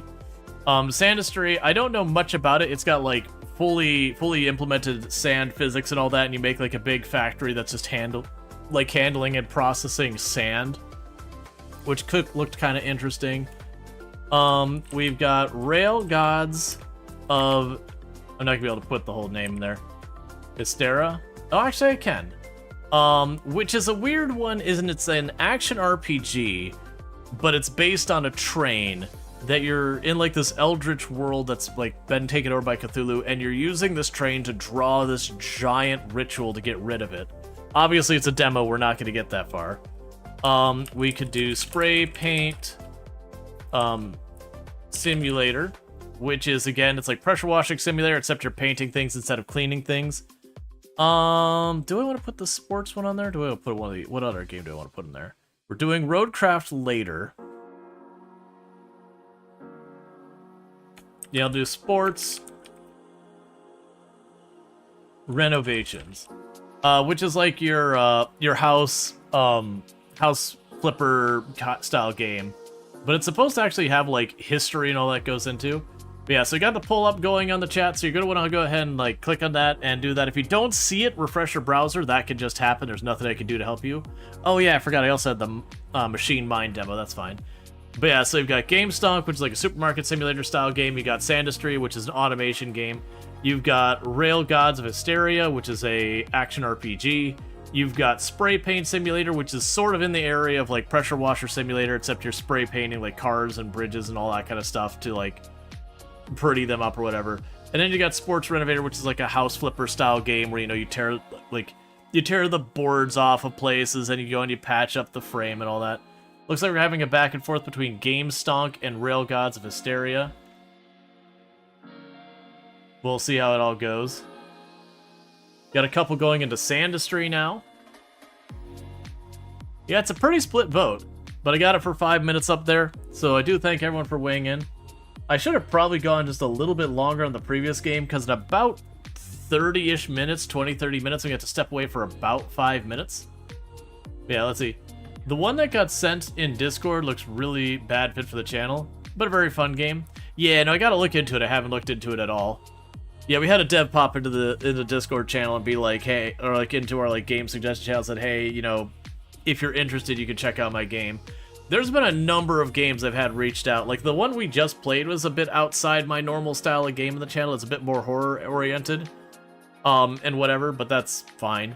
But I do actually get, like, a lot of games that be like, we love the style of content you're doing on your channel, and how you recently played, and it's just literally, like, shoving a game in there. So sometimes it'll grab, like, whatever my most played game is. It'll be, like, Product Zomboid. Other times it'll grab some game that we played for like 1 hour and went, wow, that was terrible. And then, you know, switch off it. That doesn't happen very often. That's happened with a couple of Steam Next Fest, where we'll have like a game that's like above and beyond motion sick, unfriendly or whatever. And So once in a blue moon, they'll have is like, oh yeah, but they'll be like, how you played this, and you had authentic experience. I really enjoyed the funny moments you had in your stream. And you're like, yeah, the moments you're not telling me anything specific about. The moments you're just giving me this vaguely applies to literally any channel. And it's just boilerplate that just goes name of streamer, you know, name of streamer, name of game, like maybe picks up on a keyword or two. Let me go ahead and hit these buttons to delay that a little bit, so I'll put us about... Yeah, so if we snooze the ads one more time, that should time to about when my wife gets home. So I'll have this thing where I hop into the game, we'll play for like 10, 15 minutes, I'll have to take a quick 5-minute break. It is what it is. Because for those new to the channel, my wife gets home a little bit after 9 p.m. EST. So I just run downstairs to welcome her home, toss dinner in the oven and all that. It's a 5-minute break usually. Alright, so it's looking more like Rail Gods of Hysteria. I know FG Squared played that last night and generally had relatively positive things to say about it. I don't know anything about Sandistry other than it's like this weird-looking 2D automation game that I'm trying to be a little bit better this time. It's really tough to get deep into the weeds in the demos during Steam Next Fest. It's just one of those things that a lot of times discoverability is pretty not great for content creators if you're not jumping on like whatever the big one. It's kind of fun, Sandistry. Sandistry is kind of a short demo. Gotcha. Good to know. Short demos are fine so long as they do like a good job of pitching what the game is. I don't mind a short demo. But yeah, then there's definitely been the short demos where you're like, here's the tutorial, okay, it's done. You're like, alright, but like you didn't do the sale thing. You told me what buttons to push, but I never reached the point where I actually got to play any of the game. And thank you for the follow. Welcome to the stream. Okay, so it's looking like Rail Gods of Hysteria is going to win. We've only got maybe 30 seconds left on the vote. So again, by all means, weigh in. Because we're just gonna go with whatever. But do you hate when they box a tutorial as a demo? Yeah, that's not a good demo. There's a number of games that their demos are really poorly done, that it is just, they kind of just dump whatever they got out there for the tutorial or like the first mission. And for a lot of games, you don't actually get to... Alright, so we got Sandistry and Rail Gods of Hysteria have tied up, because of course they have. Don't do this. You're the worst, chat. Let's see. Nice to meet you. Dev here. May you recommend your game? You're on the fest. If you can hop on the Discord and drop in the game suggestions channel, I would appreciate that. Just because one of those things that, like, in the middle of my stream, I don't have a chance to, like, look stuff up and do all that. And, you know, I do want to make sure that, one, if your game is, like, a good fit and all that, for the channel and all that. But I'm down to play. Obviously, we are playing a bunch of those. So let me go ahead and do this. There you go. It is just one of those things. But I do appreciate it. And thank you for hopping in the channel. It's always good to have the devs popping in. Let's see. You voted early. Still, you understand chat has to chat. Oh yeah, no, chat always chats. Alright, well, I'm gonna go with Sandistry, is what I'm gonna do, because that's supposed to be a short demo, so maybe we can hop in there real fast and hop out. And then, you know, we could do the next one right after. Alright, so let's turn off our music. And let me make sure we actually have the sound turned on where you can hear it as well. The game's already open, it's just OBS taking a moment to pick it up. Alright.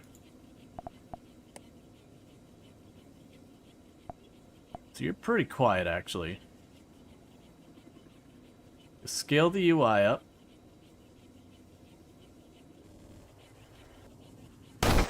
Oh, okay, that's louder than I wanted.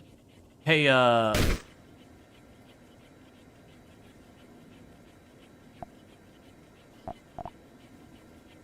let's try switching scenes back and forth real fast to see if that fixes it.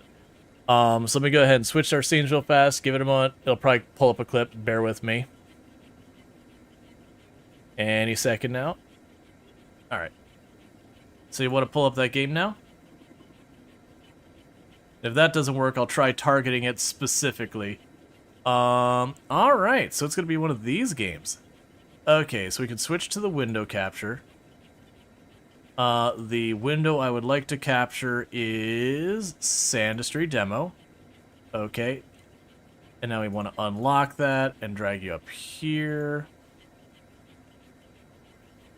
And we want to scale that to... That's not the right size. Let's try that again. Scale to window. What I want to do... There we go. Transform. Fit to screen. Lock it. Drop it back down there. Okay. Alright, I'm just going to leave it outside of that. Okay, that's fine.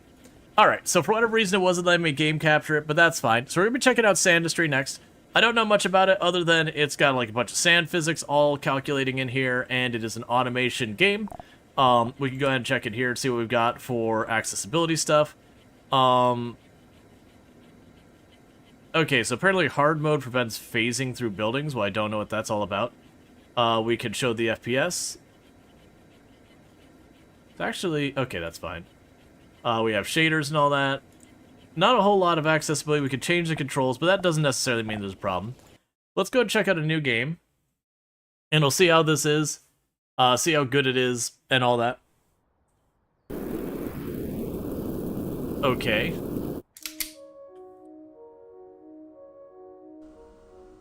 Oh. It's got some real janky things. Alright, so we can hover and all that, but what's the point?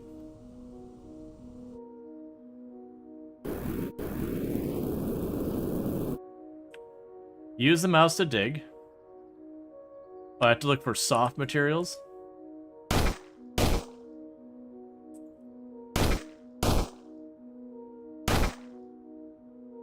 Okay. Use 2 to select the grabber. Drop the sand in water. Pick up the wet sand and shake it.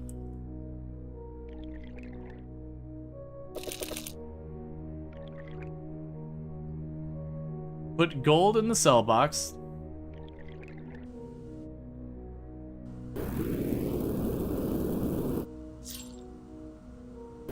Okay, so I see.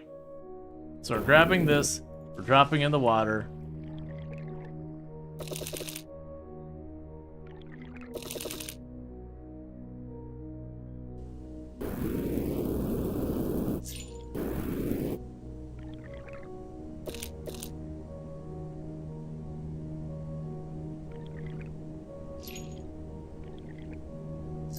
Yeah, that's certainly interesting.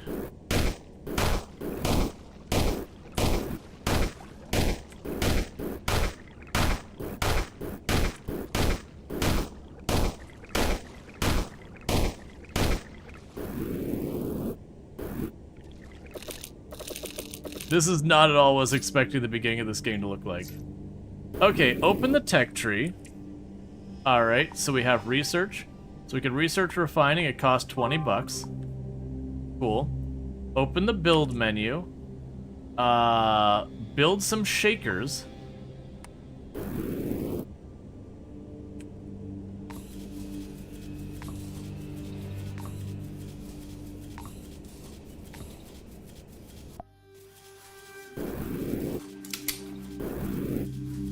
Now I can grab the sand.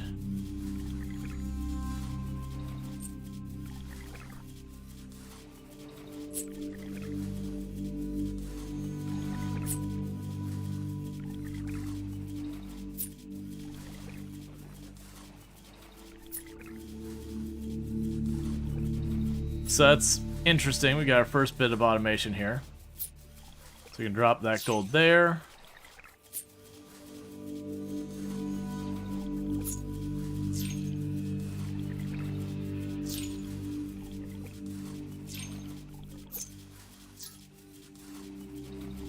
So we're basically finding the gold in the sand.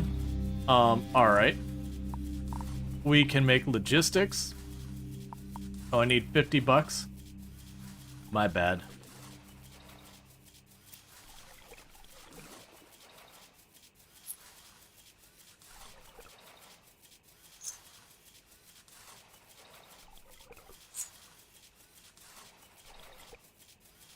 I'm curious what we're going to do with all this ash-looking material. Okay, we can get logistics. Alright. Now follow the objectives. See the shortcuts down there for any actions we have to do. Okay, find Fluxite, unlock guns, find artifacts, and a whole bunch.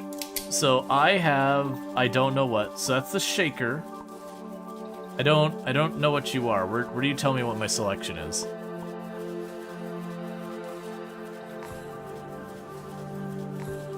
So those are conveyors.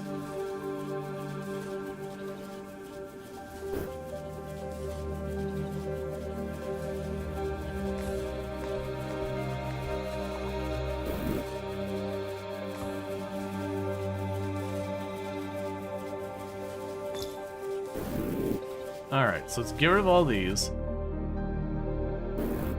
Okay, so what we're gonna want...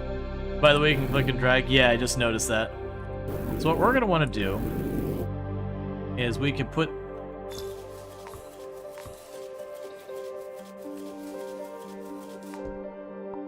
Put this up here.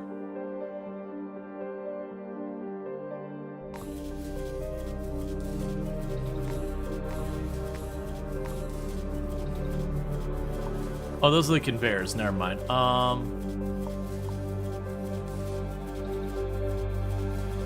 Yes, those are my shakers.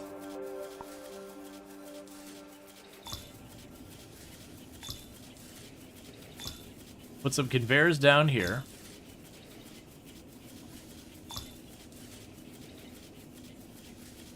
Now the real question, so what are you? Are you upward conveyors?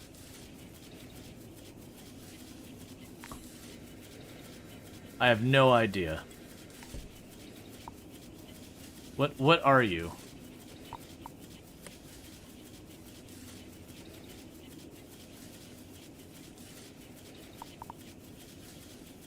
Belts and launchers.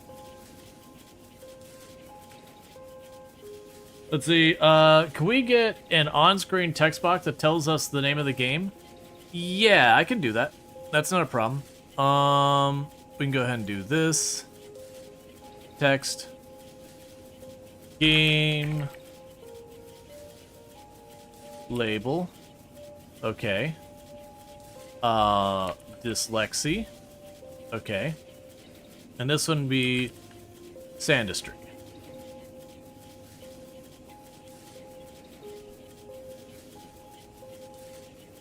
That'll work for right now.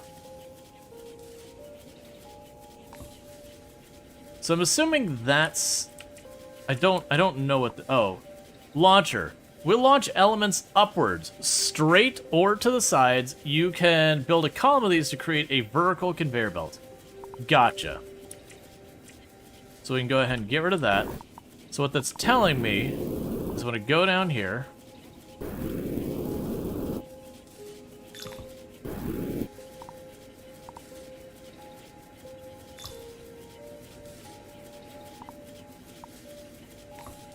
And then all the other junk will just dump off the side there and get out of her life.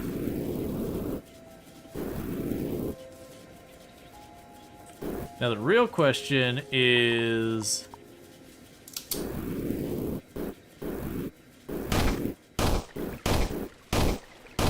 I make a lot of the rest of this work.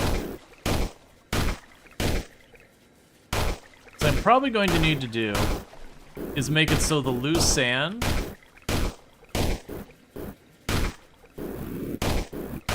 ends up falling down in here.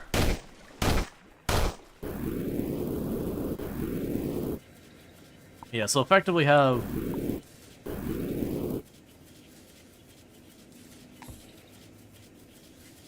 Yeah, we'll need to do over here. Just have a conveyor belt to draw all the junk away so it doesn't pile up in one spot. Okay, so the question is, can I just... That's not the right building again. I'll keep doing the wrong thing.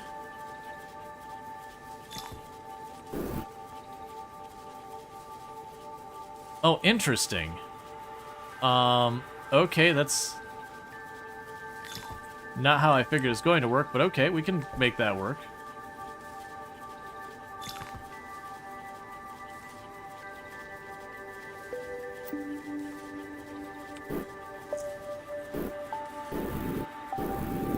Gotcha, so I can put these directly over what's here. I get it. In that case, what we could do is have you go like this.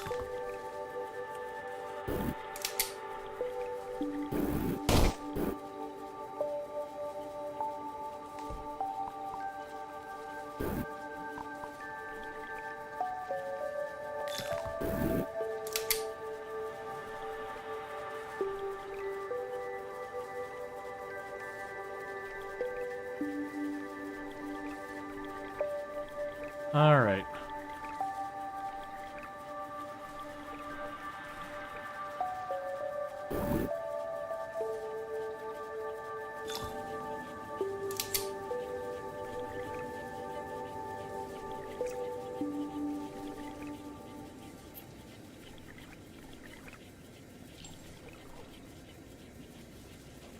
So my assumption is that we get enough of this going. Okay, so that's not going to work there. We're going to have to make it a stairwell.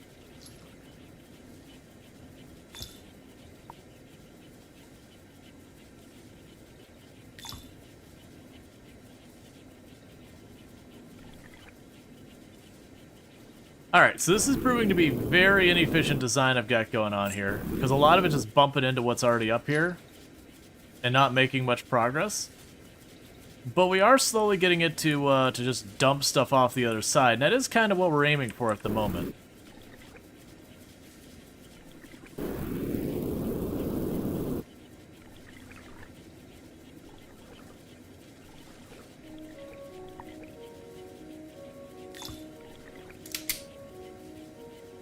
Alright, so what we want to do is uncover those to get more conveyor belts going. That should help feed those back in.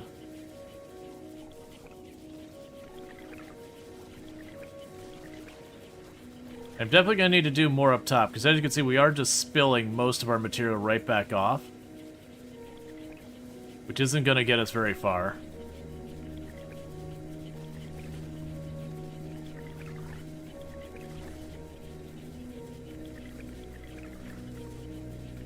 Okay.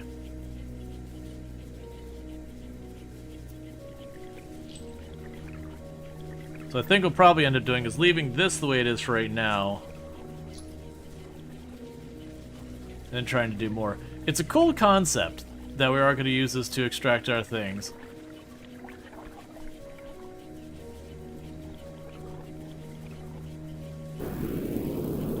Okay, so needless to say, this isn't working out too super well. I'm also noticing a major problem here. So let's go ahead and tear this out. Nose drop all its junk. And we're gonna go take that. We're just gonna make a really big ramp up there, so that as it dumps stuff off, I was expecting that it's fine. It'll make a little pile and then it'll just launch it off. All that. You need to remove the top two tosser and extend by one. You need to remove the top tosser and extend it by 1 or 2 months. Oh, I see what you're saying. So instead, yeah, I gotcha. There we go.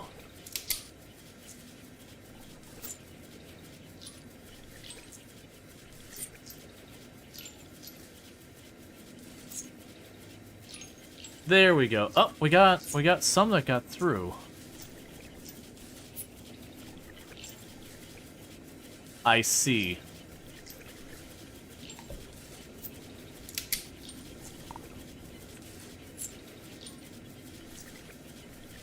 So I don't really need all of those.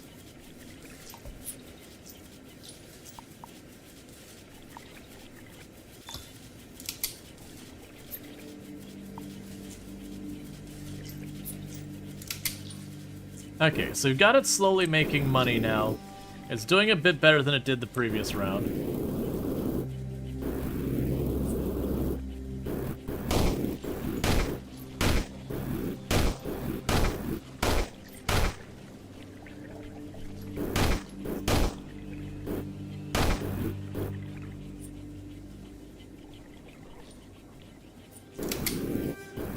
Alright, you keep doing your thing for right now. Meanwhile, we can go to our research. It wants me to get guns. Oh, guns are 500. So yeah, so we're gonna need to expand this. There's a thing over here I want to check to see what is. Let's go check what that is real fast. I can't do anything with it, so it's irrelevant.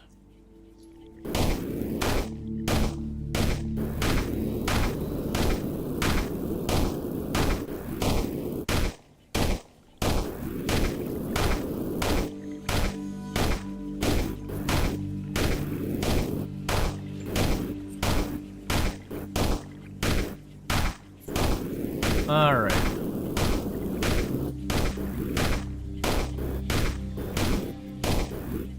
So I've got all that figured out for there. So what should happen is that's going to keep throwing stuff up top. I do feel like I need to have one less shaker here.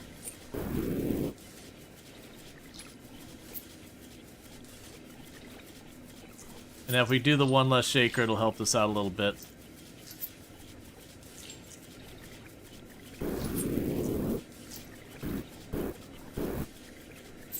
Now, good news here is it is starting to go up that ramp and catapult them out as they get done. Let's go over here.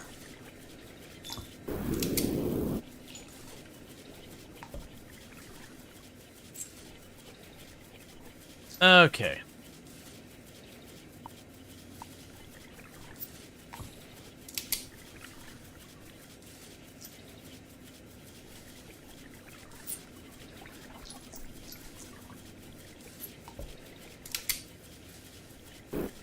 I think that'll do.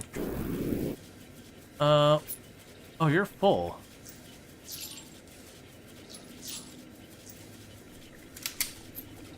I'm unprepared for it to be able to get full.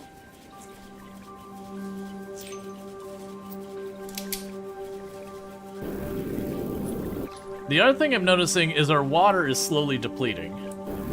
And I'm not sure what to make of that. For the moment, it's still doing its thing. Oh! Well, I now have a really big basin to deal with processing our sand. I also have a thing down here that I can't reach. Alright, so, with this in mind, let's go ahead and put a conveyor straight across here.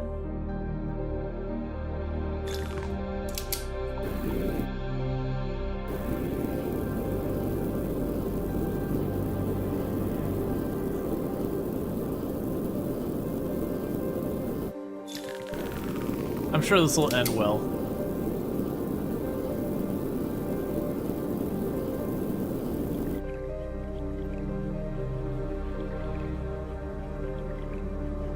Put a conveyor belt down here.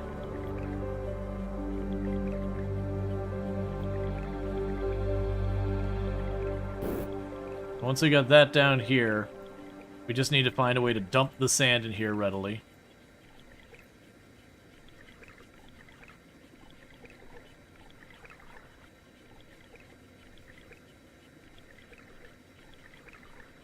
Alright. The good news is that we're still getting money. I don't know if that's going to work the way I've got that set up. Worst case, it piles a little bit of dirt there and they'll start working. Yeah, I'm assuming that's like the artifact or one of those kind of things. So... that's not really what I want happening. It makes sense it's happening, but it's also not really what I want. Let's go ahead and get this and cut it way back. And just keep it chucking them on the pile. What I'm going to need to do here is see what we can mine out in this area. And then get ourselves a ramp to get the dirt into the sand basin. We start on the bottom, so I can build a conveyor system and go from there.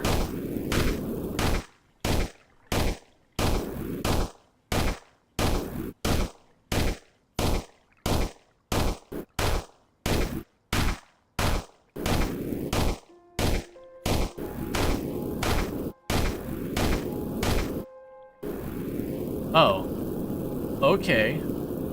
Find fluxite.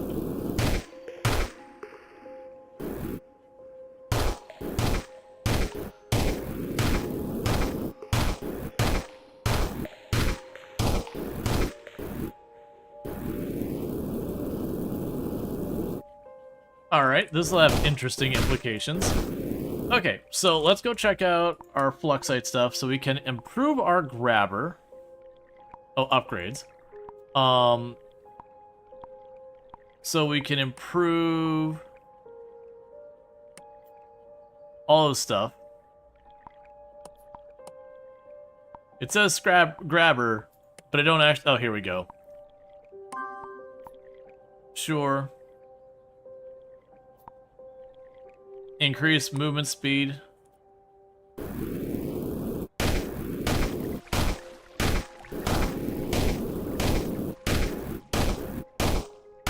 Alright, so what I'm understanding I'm going to need to do here is we are going to have to just slowly build routes up here.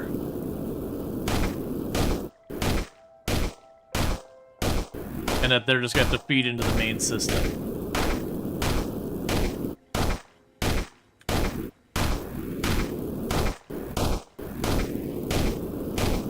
So, I don't want to use a big ramp to get up here, because I'll just catapult it into my existing ramp.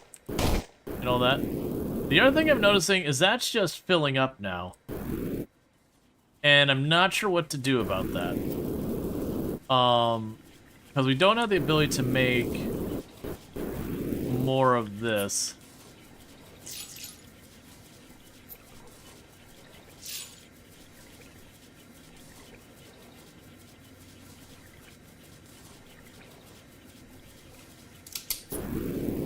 So, I'm not sure how we get more money, because our gold pile is full.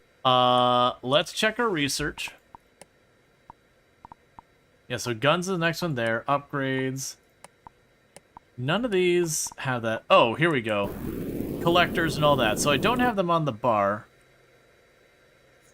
So I can go ahead and put that on my bar. Right.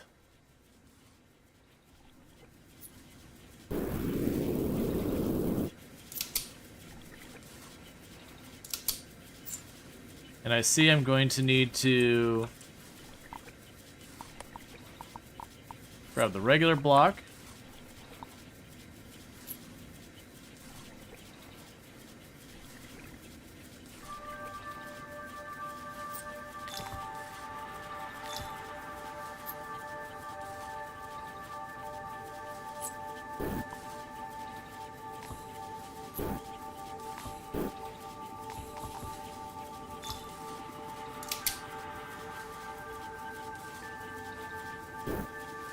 I don't really understand why I can't build there.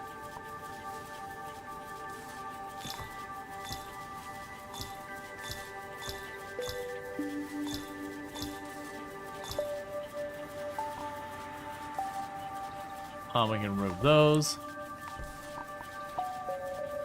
Make ourselves a bigger vault. These need to go away.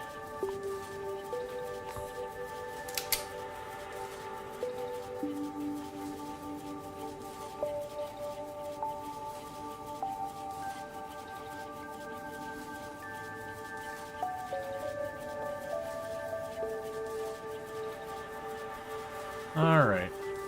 So another thing I'm probably going to have to do over here. So the question is, can I build... Alright, so I can build floor down there. So I want to fully enclose this.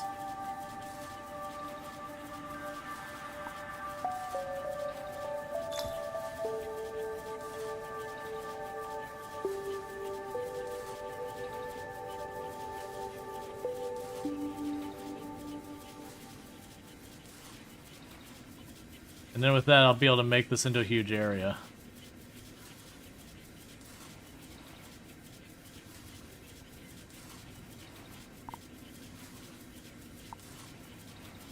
We can go up here.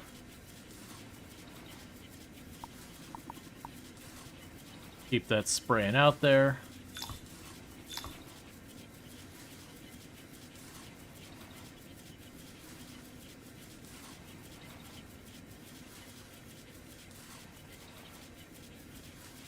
It's so hard to tell where slag actually is and isn't right now.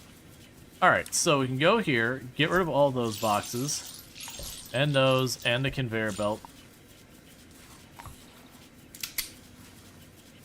I still don't know why nothing's happening over there.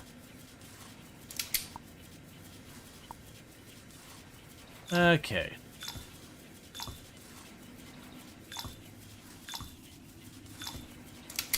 It's probably okay. So now we got the problem of this is basically tapped out. There's no more water to do anything over here. So let's go ahead and just rip all of this up.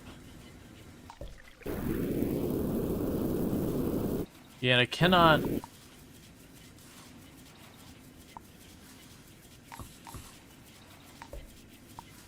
seem to build there. There we go. Alright. So go ahead and chuck all this off the side.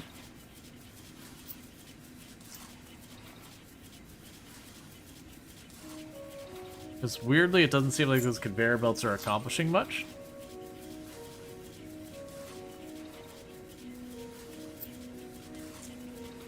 Alright. So I've got all that. We can go here.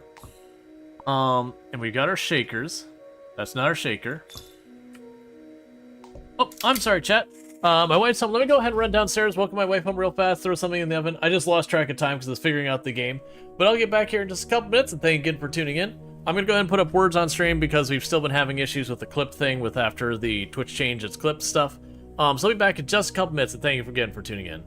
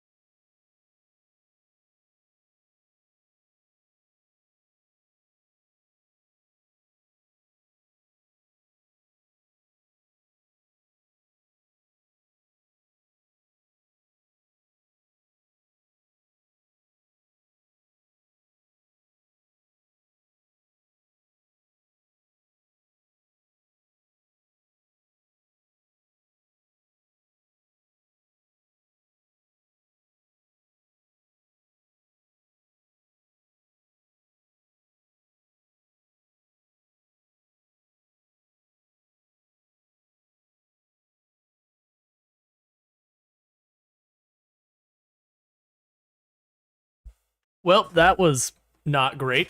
My apologies. So apparently that broke. I don't know if it... Oh, you know what? That's on my side. I done goofed. It wasn't set to automatic. Change the title in the Discord ping. Oh, right. Why does everything go silent?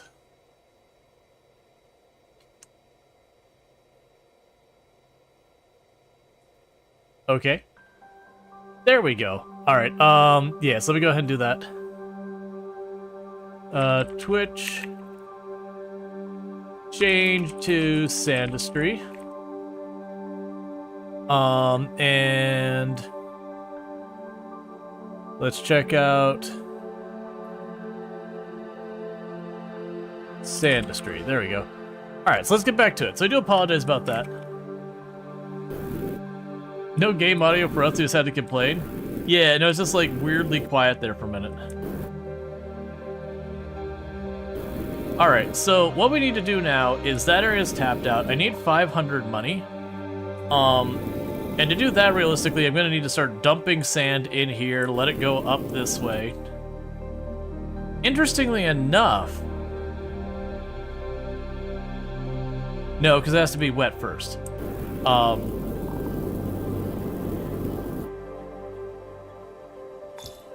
You'll do that just so it doesn't get stuck up on that ledge.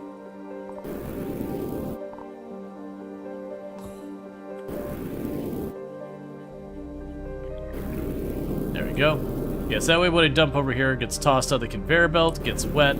The wet sand gets up here. We will go and put the shakers there. That's not... It's weird that the shakers want to ramp. Like they don't want to go sideways. They want to ramp.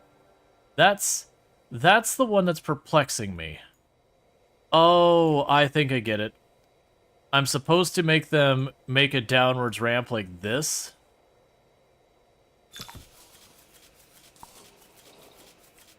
And it'll end up spilling the stuff off the other side. And then that we can just chuck it off the side. I don't have to care about it.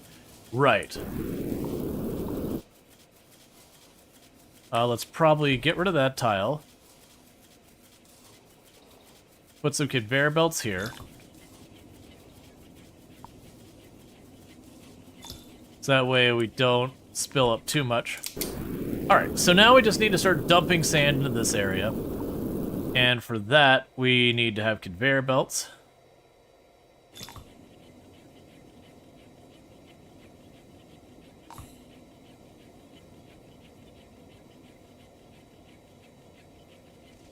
Alright.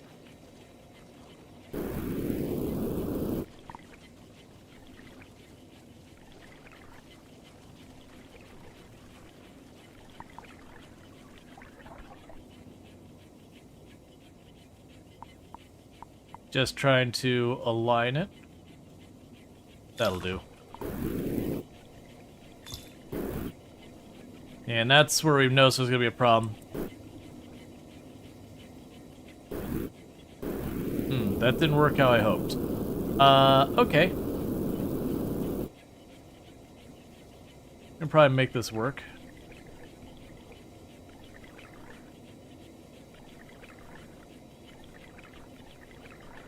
What I need to do here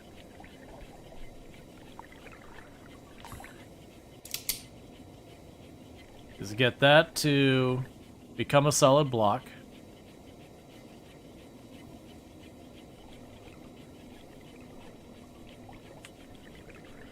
It's not working at all like I expected.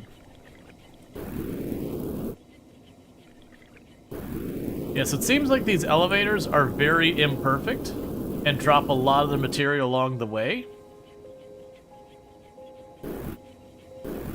Which is certainly not what I was hoping. So you gotta take that back to the drawing board. Instead of doing the diagonal ones here, I probably need to do straight up and down.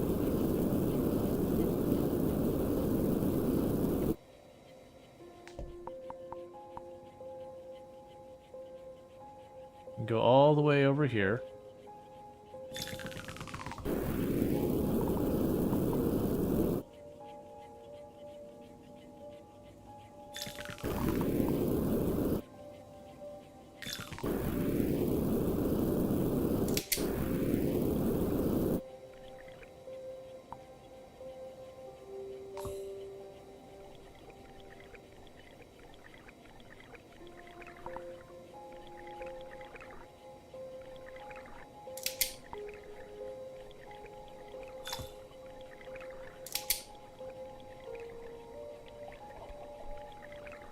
Okay, so we're just gonna make that solid for a minute there.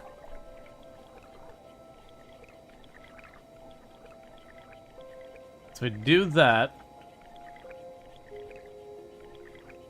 When it comes to those blocks being tossed around, they'll bash into that wall and they'll go right up. That slowly gets carried over. Alright, so next problem. That's not going to work, we just established that. So we can go over here. And get that to start tossing stuff up.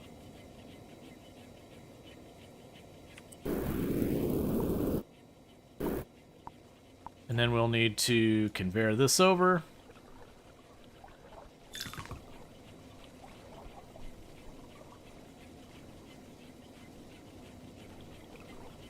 Yeah, so the idea is here to just try and get all that stuff over as best we can.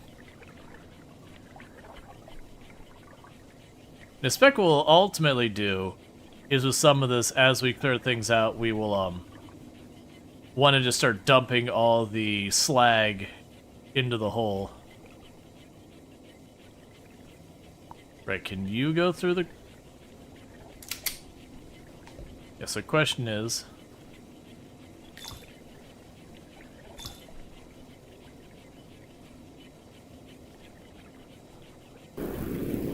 Okay, so we've got all that.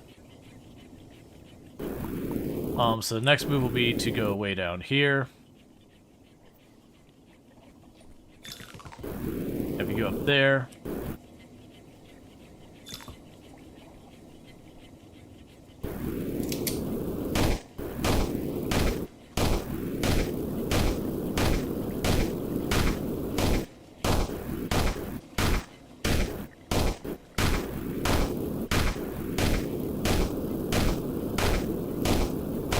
Let's keep doing this. I'm assuming we'll end up doing something with slag to get rid of it.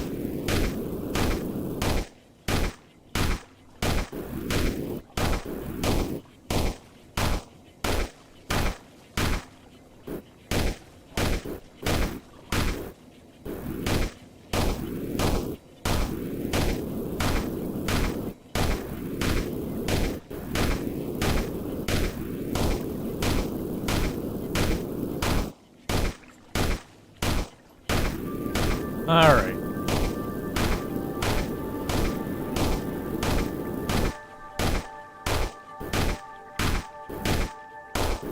Yeah, I feel like the above and underground definitely could use some love.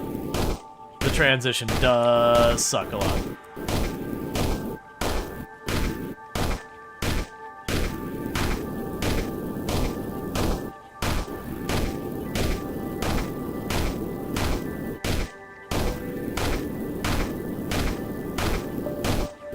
Alright, so we've got all that going. Let's try and fix things over here.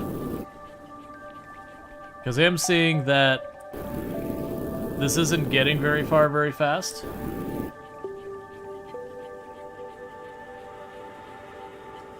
Yeah, there's got to be a better way to design these shakers.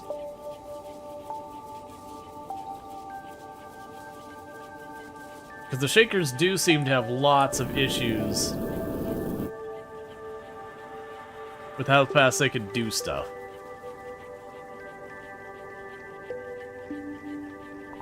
One thing that actually might help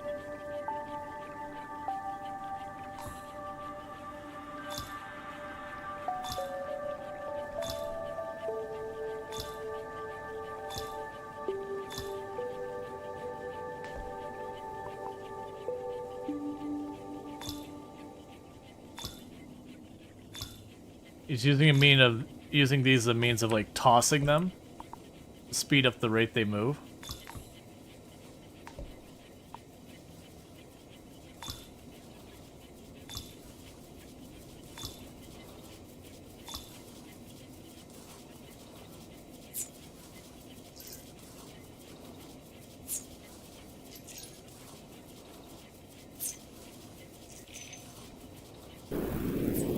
Okay, that seems to be working better to keep them from being one massive clump. I don't really see a good way of dealing with this beyond just being like, hey, get out of here.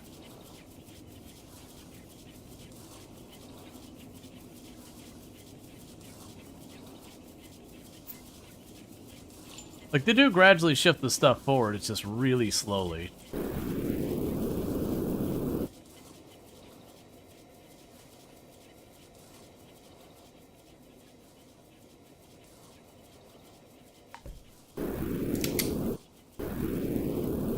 Alright, we've almost got enough for the gun. I just gotta figure a better way to design this part.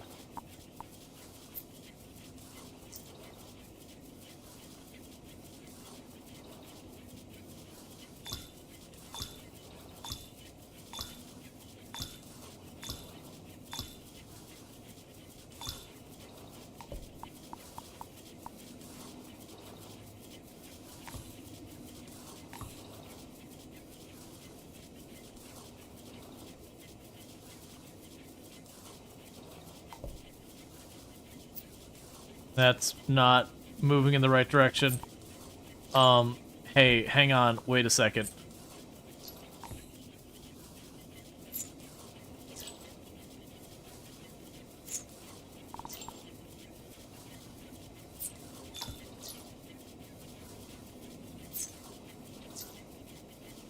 Okay.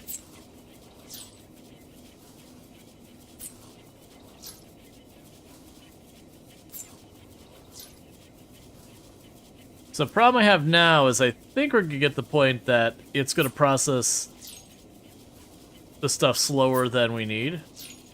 I mean, it seems to be doing okay for right now. Oh, that's not one. Alright, well that seems to be working better. Because it is kind of chucking this off. We can also get rid of that. It is kind of chucking this off to spread out. And it seems the gray stuff floats to the top. So it is sorting it out. Okay, so I finally got that all working better. It slowly just spills the gray off the other side. Meanwhile, you're doing good down here.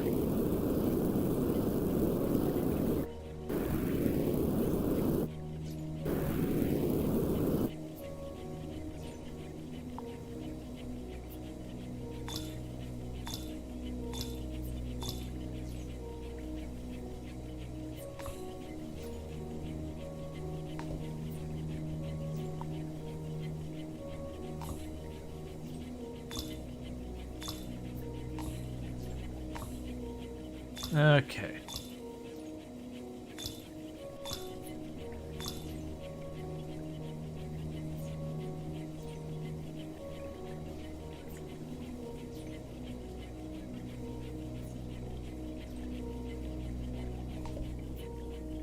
There we go.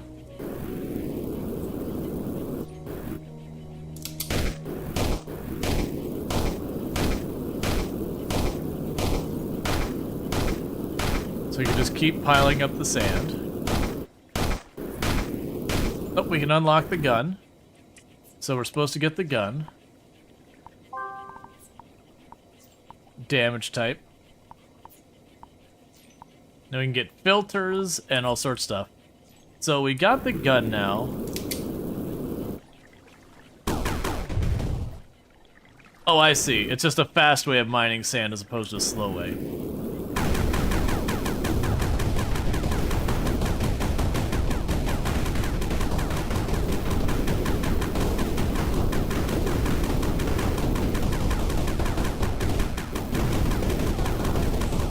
I love you the most. Enjoy. Thank you. You enjoy. I love you. All right.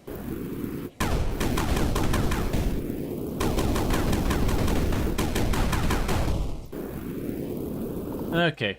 I'm honestly finding these things to be better than the conveyor belts for a lot of stuff. Like, he almost just want to get rid of the conveyor belts other than in a situation where he wants to slow drag stuff along.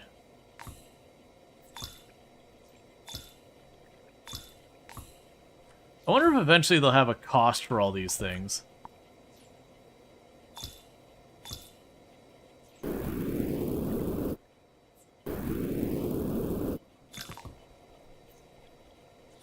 Yeah, like, this seems to be a place where I'd actually want a conveyor belt.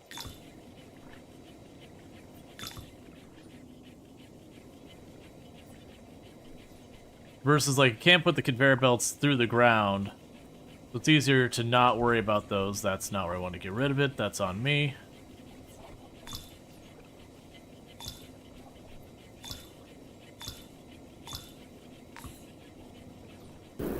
Alright.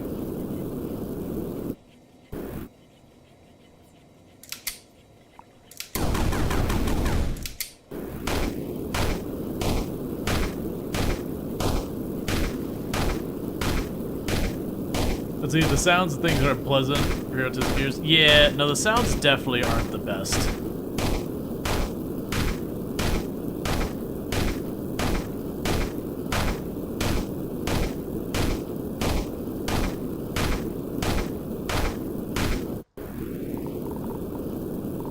Okay, so I could do now.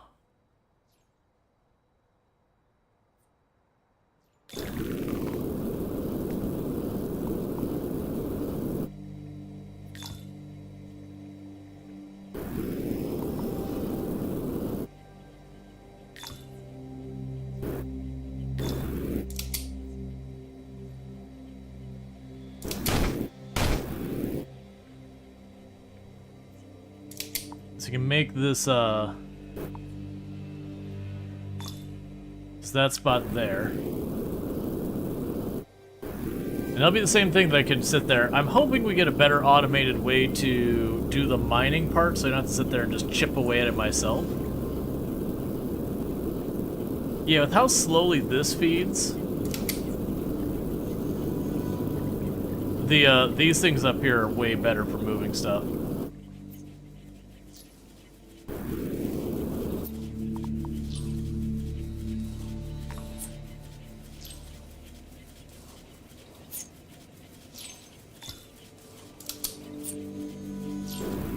Alright. Yeah, I'm actually gonna turn down the sound effects. It's a cool concept. I really am curious like how much more involved a bunch of this gets. I would say definitely the big complaints I've had so far is just the sound is certainly one of them. This crossover here from light and dark, that's pretty bad too. Just for like high contrast everything.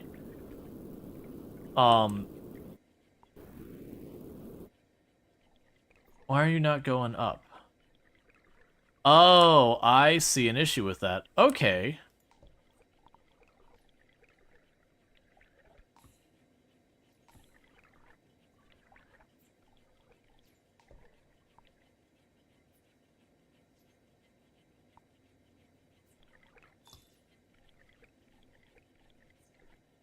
It's not behaving in a reliable fashion because of a couple things.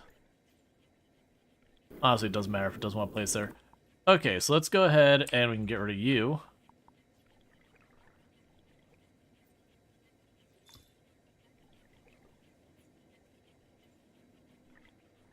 And get rid of you.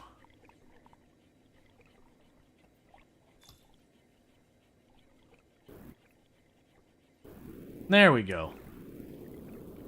Hint use wall. Yeah, that's what you got going on. Like, that's what we did down here. This is working alright there, though. It's cleaned all that area out.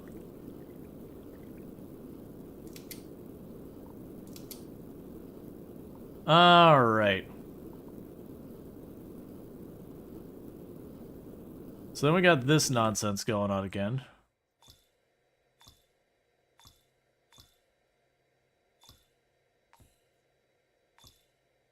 Yeah, I feel like...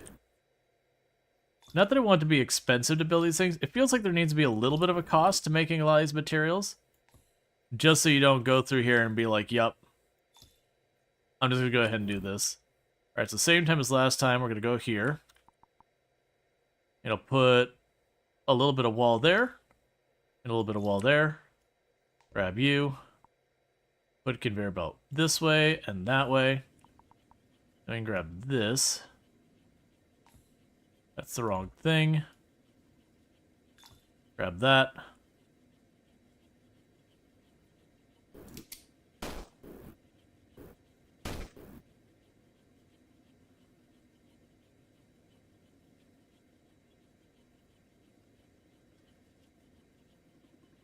That's fine. And for the time being,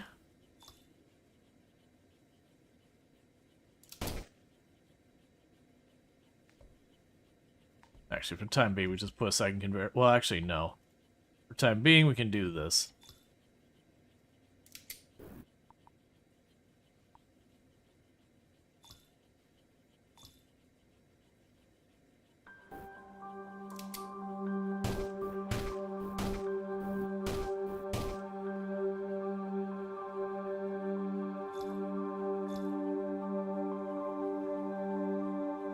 Okay. So that'll keep them going up here. Oh, we've got a bad spot up here somewhere. I see. I've got this one little spot of bedrock that's just screwing the whole thing up. So what we can do is I'll go over here and I'll put you.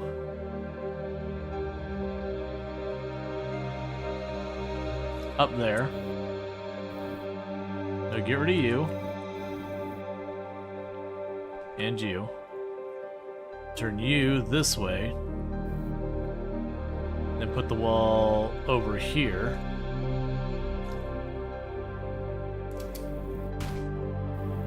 Alright, that should fix that. It doesn't matter though, we got a giant mound of wet sand here that is slowly feeding in.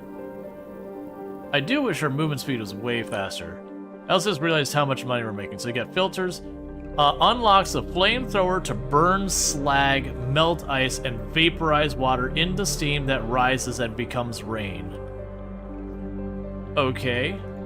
Unlocks kinetic slag press to further process burnt slag into more gold.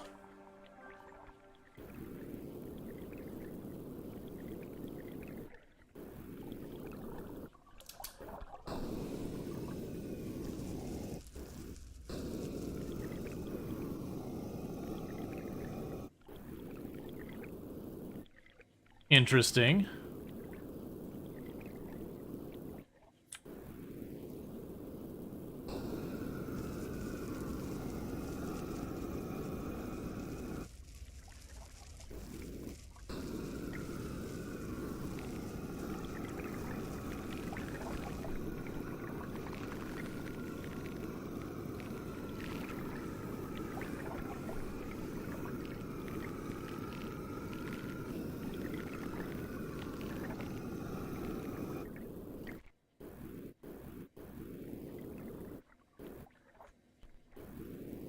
So if we go around this way,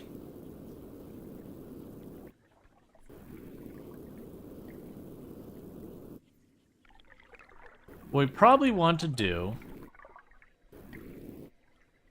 Oh, it is raining right back down to the pool. Okay, so interestingly enough, I can go down here and just basically steam this water, and it'll go up and we'll get it back up top, which is pretty cool.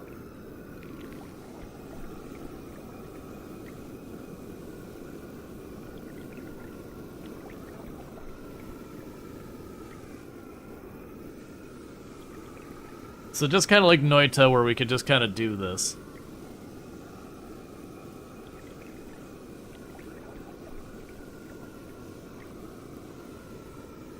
And since it all goes up at the same spot, it seems to work well.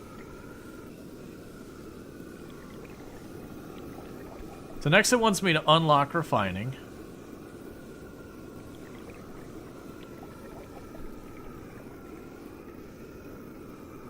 And these are all things I'm assuming later on we'll get tools to be able to automate a lot of this process. Like I'll be able to get like a little gun I just put down, just keep shooting at the wall for me, and I don't have to babysit it.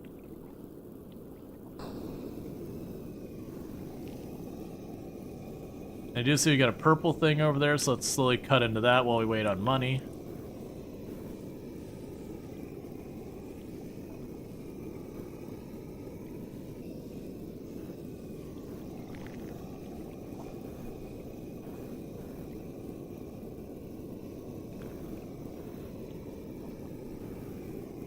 And just like Noita, getting stuck on individual pixels.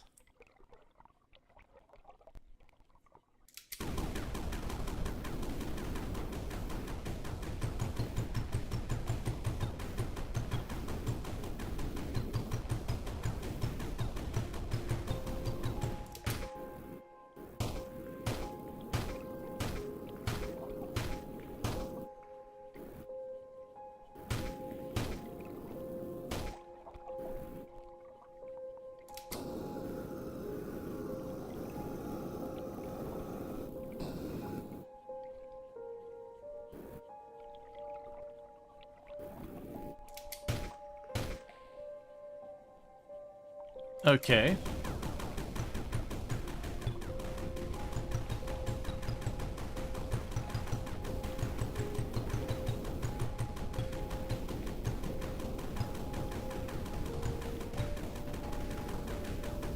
We can go and check out what this thing is. Yeah, it's all bedrock over here. Yeah, it's the big thing I'm gonna have to figure out is the best way to handle automating the sand down here. Let's go back up to our money collector, because it seems like that's our big bottleneck right now, is that our money collector just takes so long to process the dirt. Yeah, you can see this whole thing just backs up.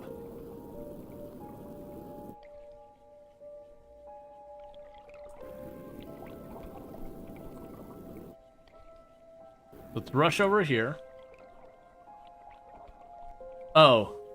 Oh, I see the problem. I see the problem here. It's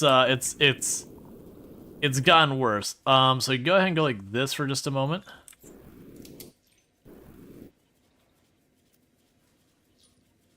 That should start clearing that up. This is also getting full. Once again, we can go ahead and put an arrow there. Which will be an interesting curiosity. What should happen is as that clears up... Actually, we can do multiple rows of these.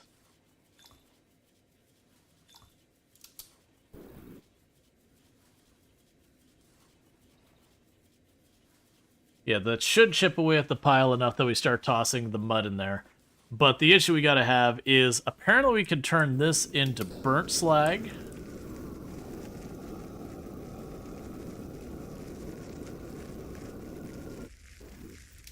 Oh, I just have to start the fire and then it takes care of itself. Cool.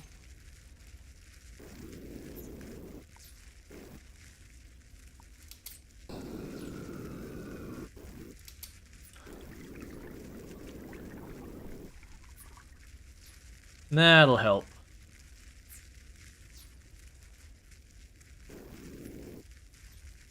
And then apparently we can refine burnt slag into gold as well. Yeah, so burnt slag does compress, which is good to know. We're definitely going to need a way to automate the compressing of the burnt slag, though. Or sorry, to deal with all that.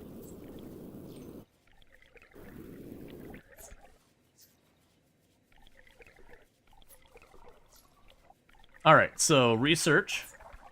So we do have refining.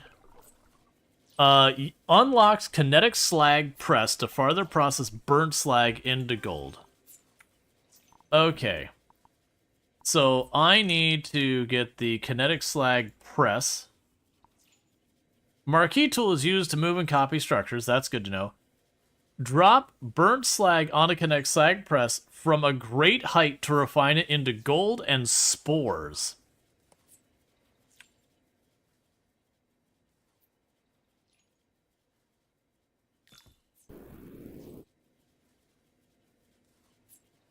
Alright, that's gonna have curiosities. We will want the filter, because I'm assuming that's gonna be important here. Okay, so we can go to the filter. Filters out elements based on filter settings. The filtered element goes through while the rest gets transported as usual. I would like to filter allow gold.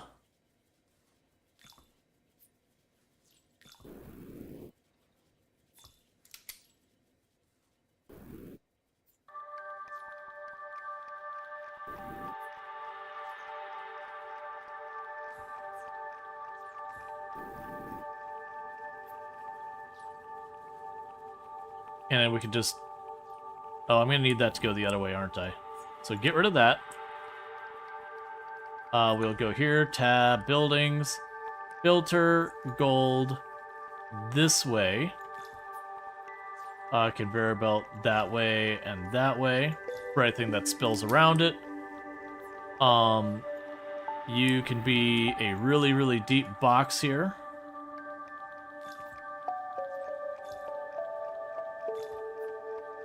That'll be for the gold we get. The gold we get down here.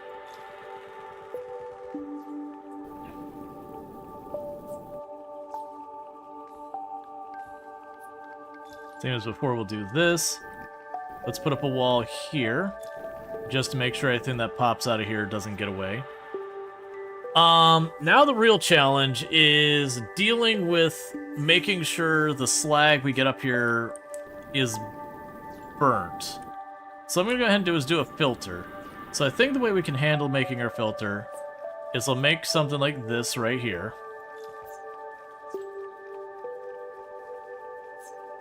And that is going to...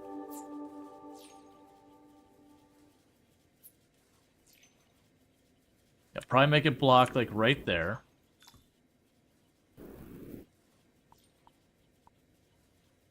How am I going to make this work?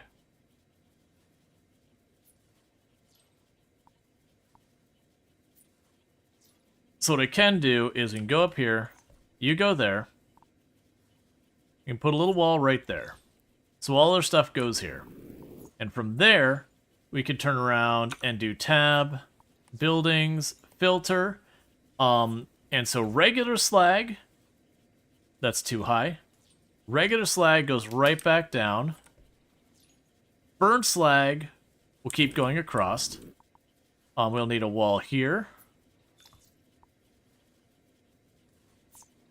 And then we can go up this way.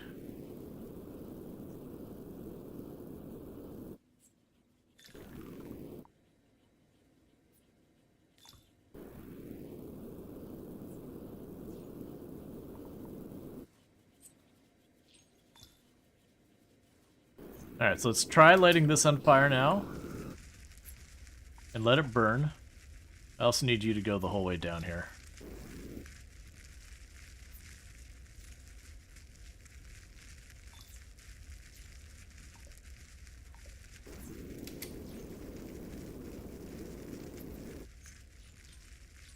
Ah, I see a problem here.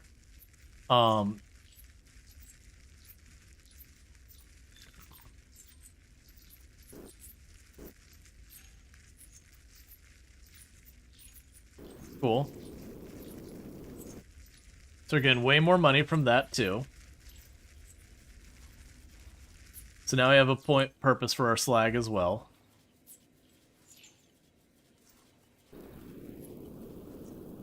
The big question is going to be how I get our slag over there now.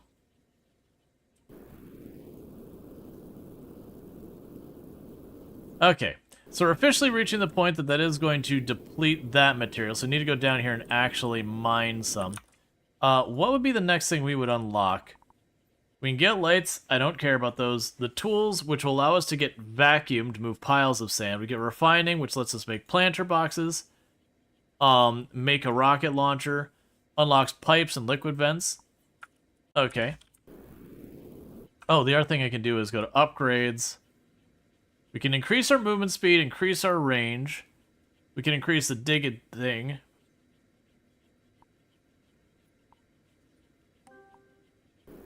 Alright. So that should help us speed up the rate we mine.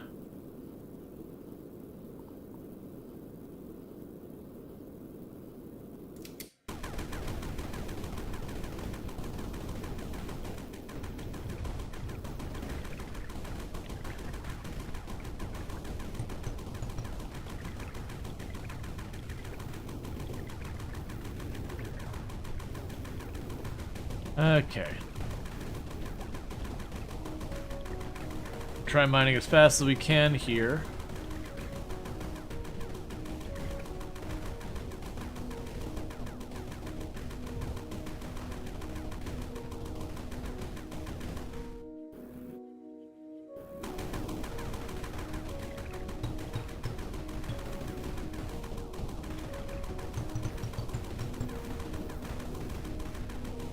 Looks like that isn't going to go that far, much farther that way. Yeah, I definitely eagerly await a ways to automatically do this part.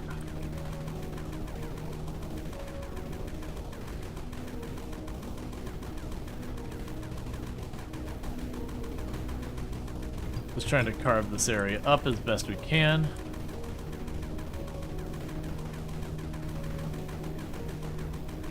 And imagine stuff like giving us 3-round bursts and all that will also massively increase the rate we can mine.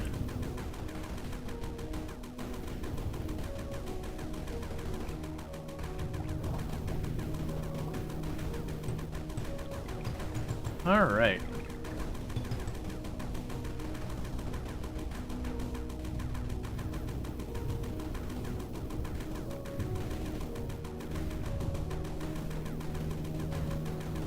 So at the moment I'm just trying to carve a bunch of this away all at once.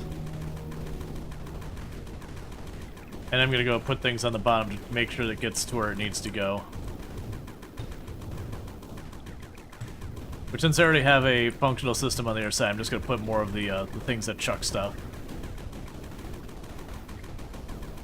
I imagine it's one of those games where you'd set up your couple little tricks and all that, like, oh, here's how I set up a conveyor belt that uses the little jumps and conveyors together to make it go way faster.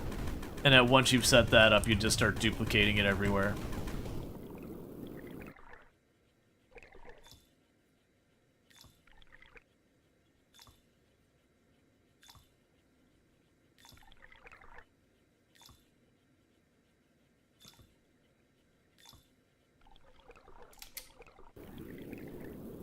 Alright, so it's carrying stuff up as fast as it can. That's all bedrock down there. We've got that dragging all the sand up here. We can go over here and try and clear some of this out.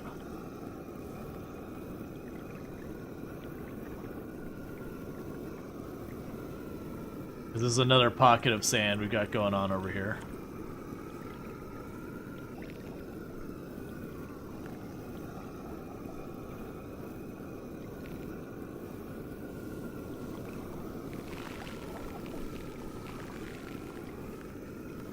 Okay.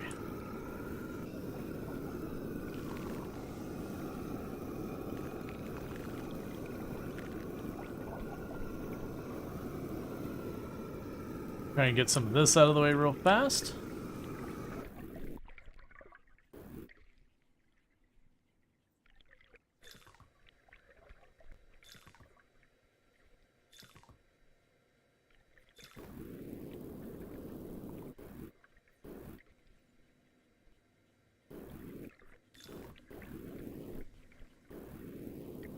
Okay. So now if we go down in here,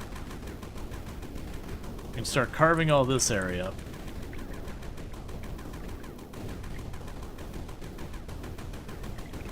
Wait, does it actually work up there? Oh, it does. That's good to know. That'll be something that's going to cause us all sorts of mayhem that I'm going to probably regret letting get on that system.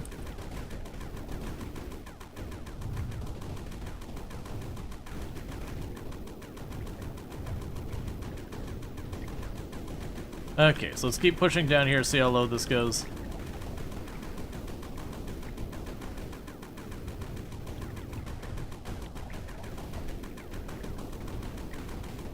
So I'm gonna go ahead and do here is get another conveyor belt system that goes straight up.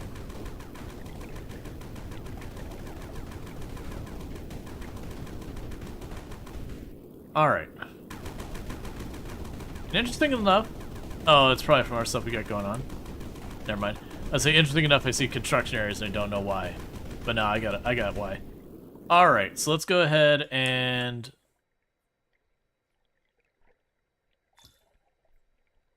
go like this. Just so I don't have to think about it.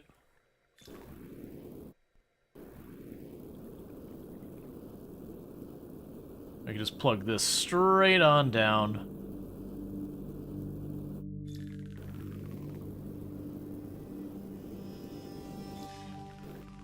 And that's straight on up.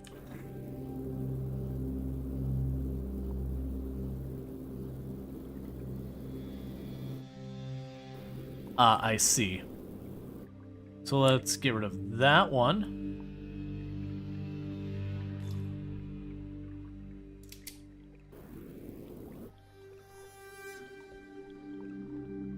Now we can get this one.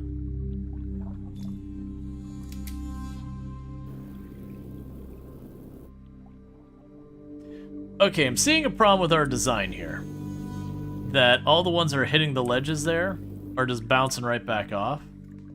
So we're gonna have to make this a little bit better than I was trying to. I was trying to cut corners, and we're not gonna have that work. Let's go ahead and... Can't get away up there. We can grab you. Or conveyor belt.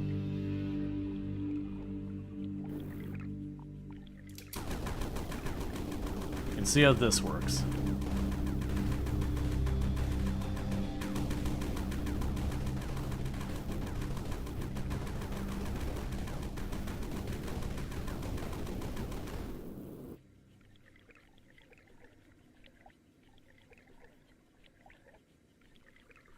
It's messy, but it's working. Okay, the big problem now is we got a bunch of snow and all that getting up here. And we hadn't really planned for that. The other thing we could probably do as well...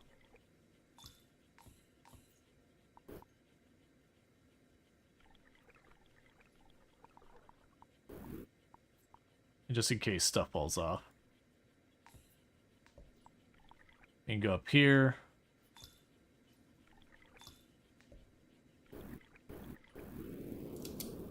Alright.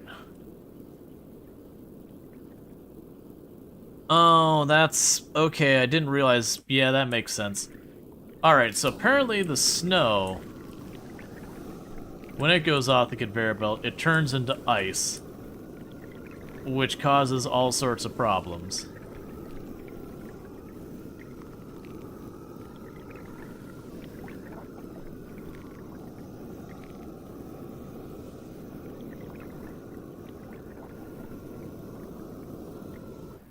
Okay, so we might be able to get around the snow issue by getting our filter.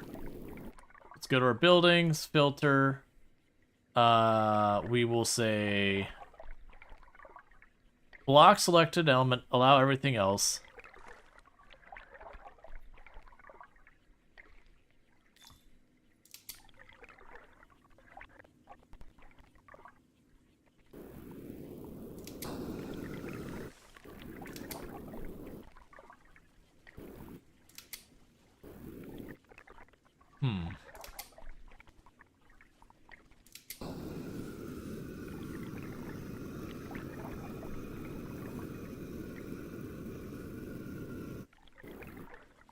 Is not designed well.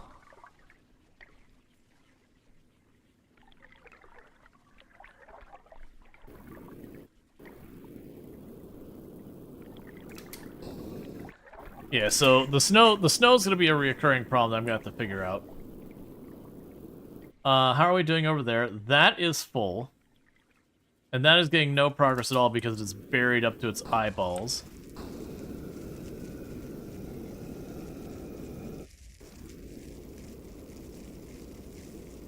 Okay, so let's look at our research. Tool-wise, we can get a vacuum that moves piles of sand. Refining, we can make planter box. I have no idea why we want that. That just blows stuff up. Drones. That looks interesting. Let's just unlock stuff based on cost. Okay. Unlocks cryoblaster to freeze water and solidify lava. Drones, digger, and hauler. Okay, so we're saving up for the drone because that's going to be really important. So one thing that might also help here, because I see the issue there, is just dumping it back in or getting a cycle here, versus if we start dumping it out farther that way, that can help. And the other thing we can do is make the wall there. So it piles up on this side, I burn it, it collapses down towards the end, slowly feeds in here.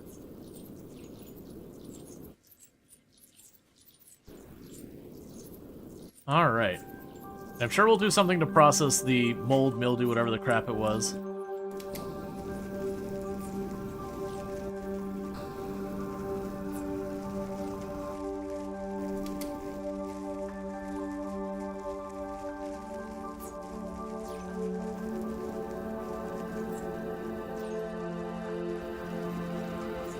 Alright. It's like, looking like we actually have an okay process. One interesting thing is if we're getting the slag going fast enough, there's a possibility I could light this thing up and it could just sustain that burn. But I would need to be able to process our materials much faster than we are.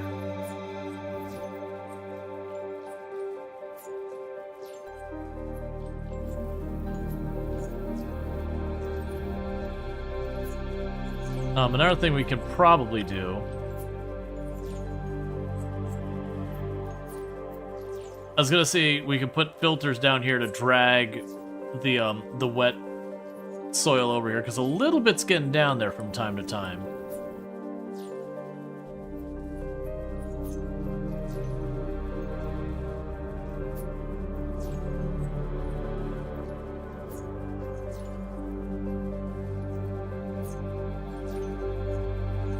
Grab all that slag. Help it out a little bit.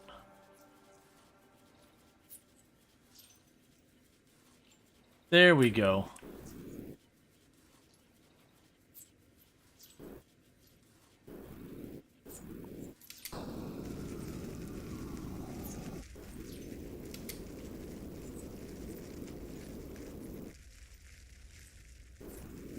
Yeah, so they're doing a good job of bringing money in up here. We're kind of hitting limitations on a bunch of the belts and all that.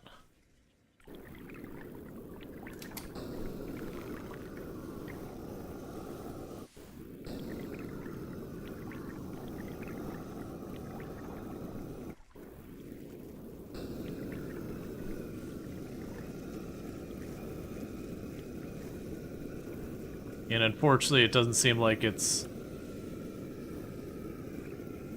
super easy to separate out the snow and all that from the rest.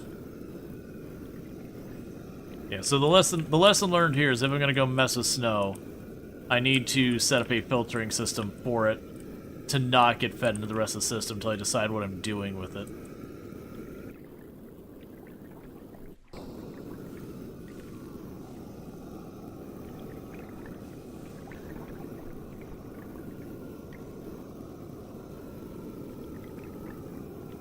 Okay.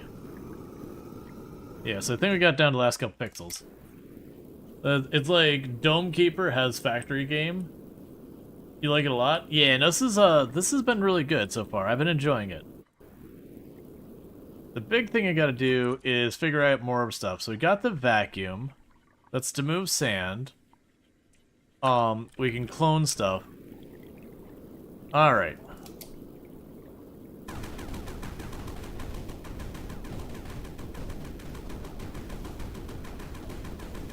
So we can do here.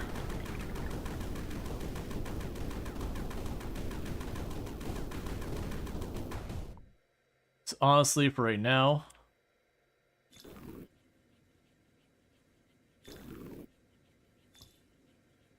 We can just do that.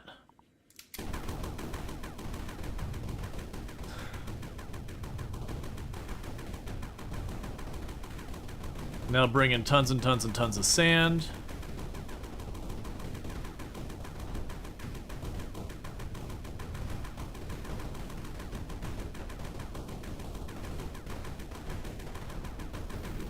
We're supposed to look for relic and everything. We have to figure out where that is.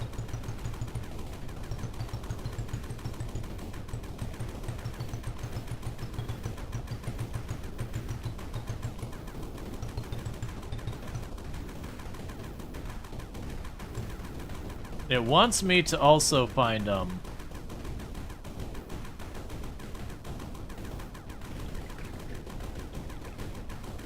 get, like, guns too and all that.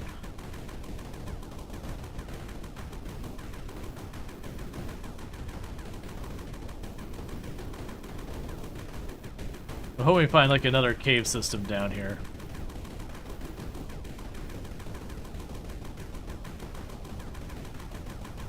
Keep mining in one direction, see what we find.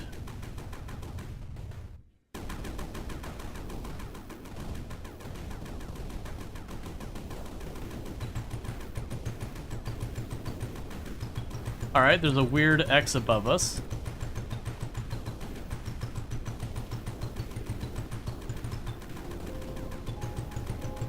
Yeah, no, a game doesn't need to be, like, super graphically intense to be good or interesting.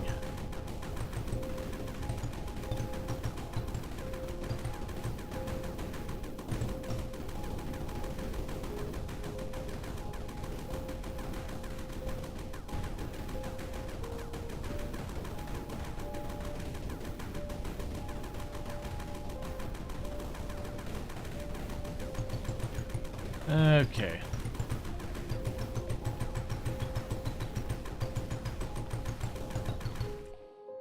We have upgrades. So weapons. We could do triple burst.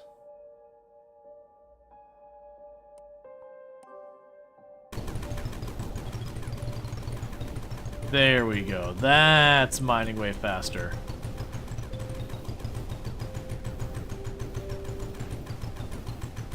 Now you find like this ridiculous vein of this stuff.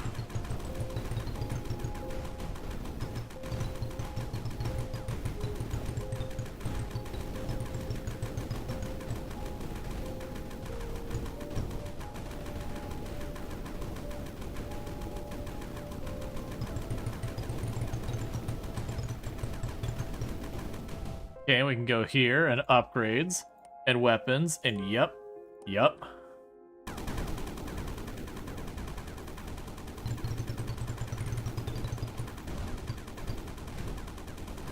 So now I can very easily mine entire areas. Good to know.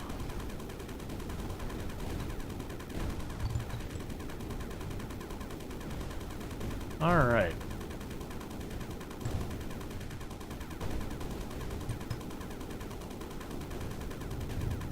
When you just don't have time to wait for mining to get done faster.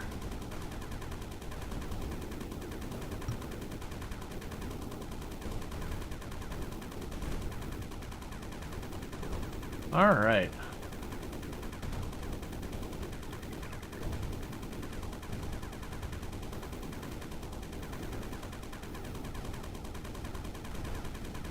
So we are gonna get snow mixed in again. But that's okay. Weird.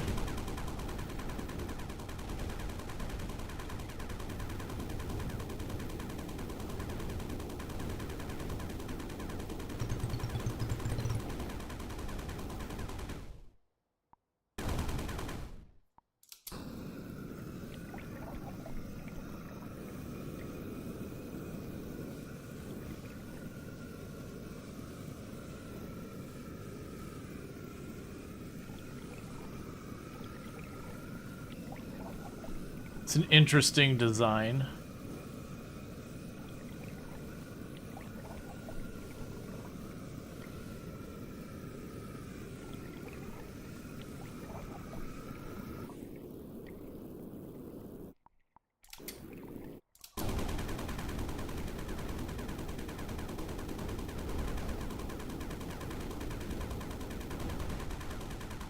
Yeah, so I figure we'll just carve through all this. Let the sand on start getting itself sorted. And then on the other side of that, we can just worry about trying to filter out that ice and everything. That's the problem.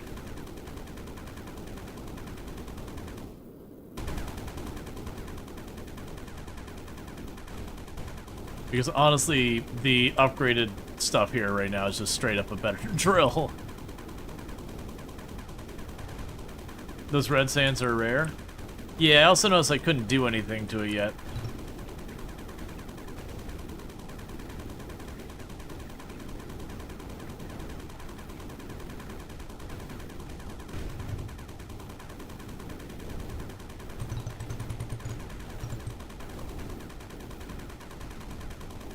Let's just let the sand down, then we'll check that tunnel we just found.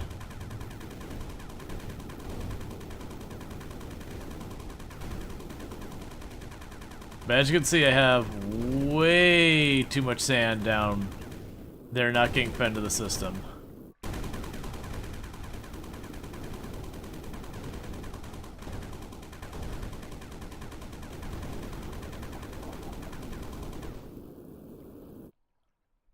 Okay.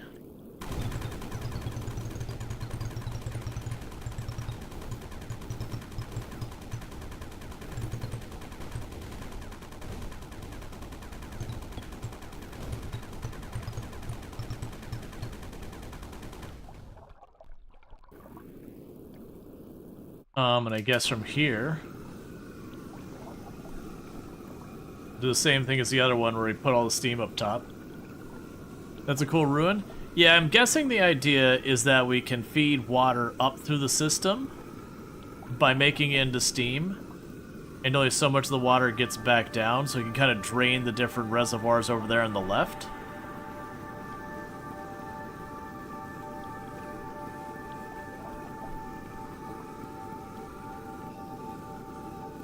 Because we are slowly depleting those reservoirs.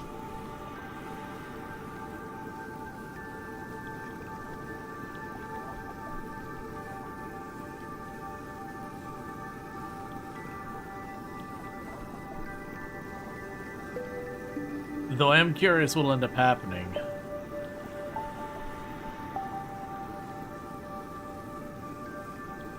Okay, we're now depleting the larger reservoir on the side over there.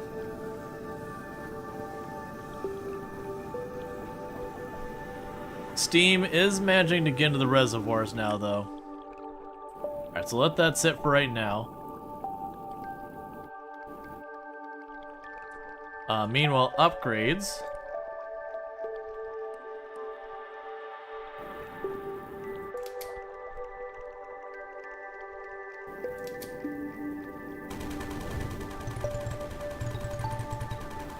Go ahead and just mine out this whole area. And we're gonna need to go check on where our money's going. Or sorry, why we're not getting much more money.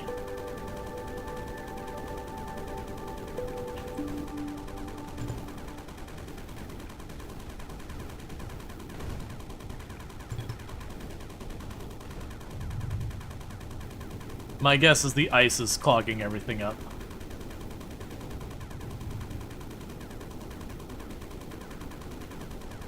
Alright.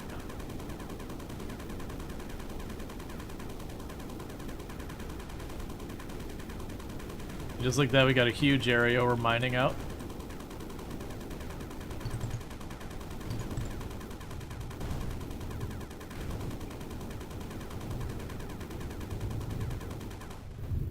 Okay.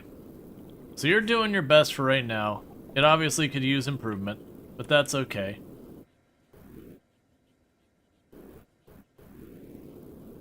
Yep, that's spilling over. That's spilling over. Oh, that's interesting. Yeah, so we are getting water back up top here. Alright, so. This got backed up because we're right now the only thing that can cause it to start burning. This whole supply of money just dried up, as did the other.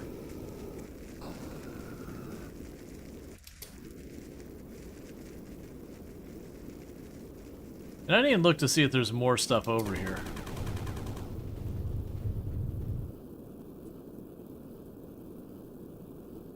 Okay, that appears to just go up. Yeah, it's just a vertical wall at that point. I'm assuming there's a point where it hits like the top of the boundary and that's what turns into water. Let's check to the right to see if we have anything of interest over here.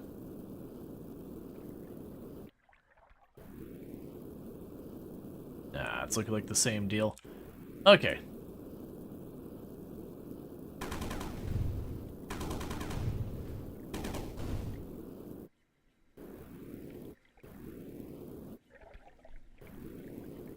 Yeah, so right now, we just need to get our upgrades going. So upgrades, we can go to research. So it's 3,000 for the drones, which I'd really like to get the drones. We can freeze water to solidify it. We can make planter boxes. We can make the rocket launcher. We can get pipes. I'm really thinking like the drones is the big one. Oh, we've hit the point where that's at saturation. Okay. So what I want to do here...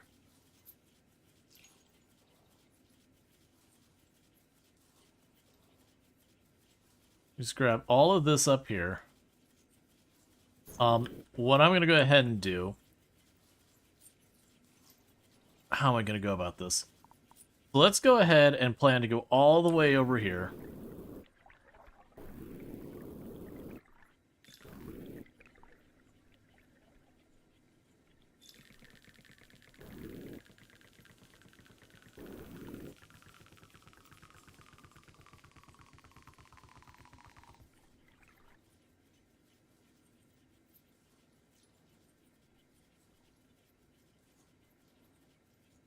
I'm not sure is why that one block doesn't want to behave.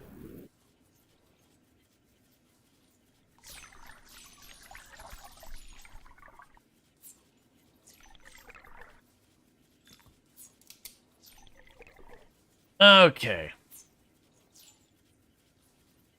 So I'm probably going to need to do is put a couple of these in here. Then grab you and you.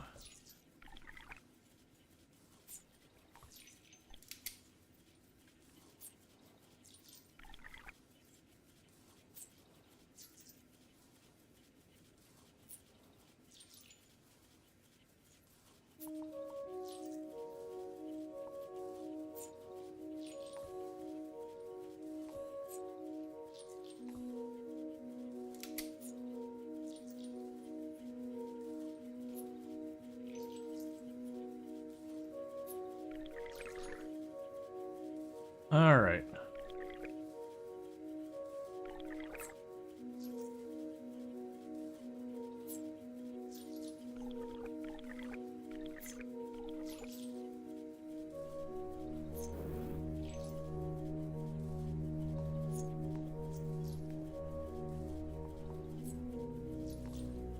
So I'm going to try to do here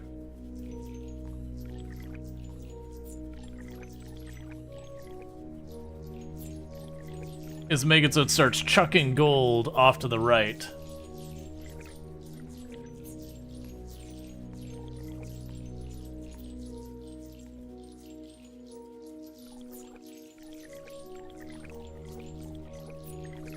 What I imagine you could probably do is do the gold filter thing and let it go through and it just acts like conveyor belt otherwise. Cool.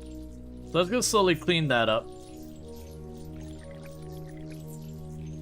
It's once it's filled up to over a certain amount, it just keeps chucking gold off to the right.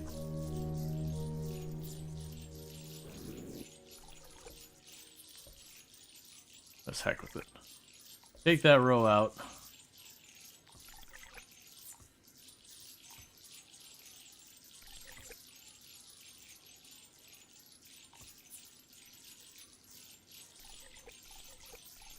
Or you know what's even smarter than doing it the way I'm doing it? Get rid of all of these ones. Go all the way up there. Get rid of that.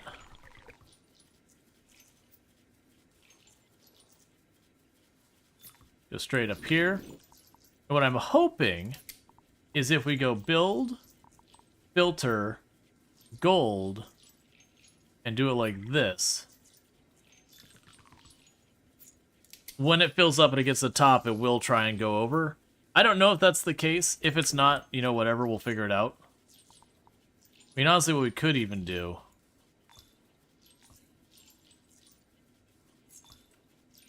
That'll work.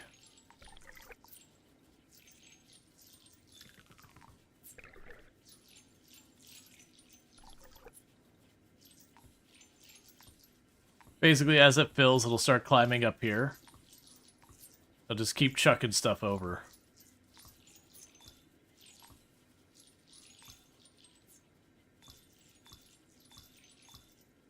And that'll make this whole thing able to be one giant money reservoir.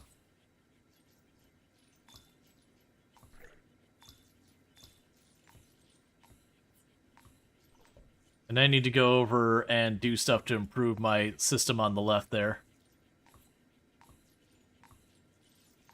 Yeah, I don't need the last one. Okay, so we need to get this going again. Because it's getting backed up, because... when that overfills with the unburnt stuff, it just backs the whole process up.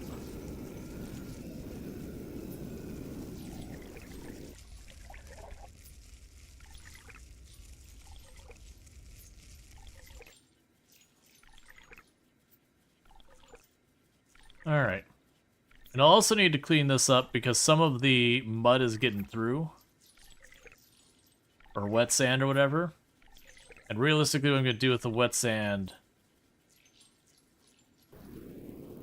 Oh no! Well, we got another problem here. Apparently a bunch of gold down there too. Don't even know how that happened.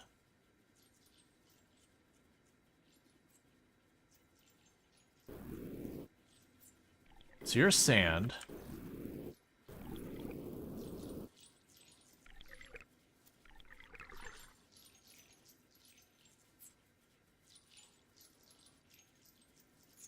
So the problem we've got is we've got Spore. Spore apparently interacts with water. How does Spore interact with water? Let's grab some Spore, take it to some water, and drop it in the water and just see what happens. Can I just plunk you directly in the water? No, that'd be too easy. Wet Spore. Interacts with plant. Okay. So I've got a new material that's a problem. And that new material is all this spore. So let's go ahead and just go way the heck up here.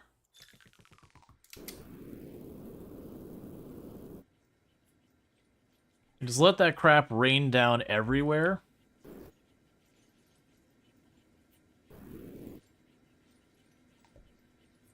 So get rid of that tile, get rid of this tile. We can grab a filter. If it's burnt slag, it goes through. If it's anything but burnt slag, it keeps on going right over there.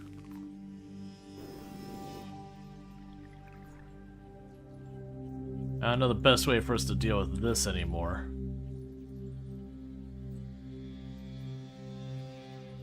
I apparently got this backwards. I have it backwards. Okay. Let's grab the filter again. We can go buildings, filter. Ah, here we go. Burnt slag goes through, everything else just gets chucked over. So meanwhile, what I need to do is I need to get all of this off here. So what happened was, because we had this get backed up, the burnt slag piled up here, so instead of turning into gold and spore, it just chucked it over. Oh, you know, good time.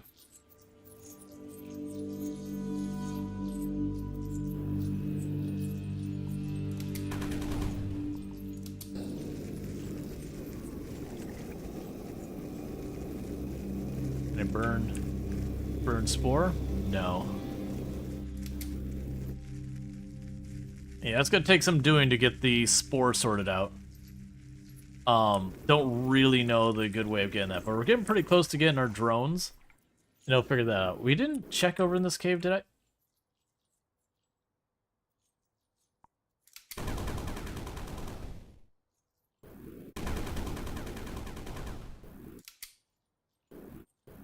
The cat didn't exist. The cat was a lie. I'm also observing that very quickly this is overfilling. And I'm gonna have to figure that out too. Ideally, in a way that we can connect these two things, just have one giant money pit. So that's one thing I could do as a temporary solution for some of our problems. Use this. Let's cut that in half.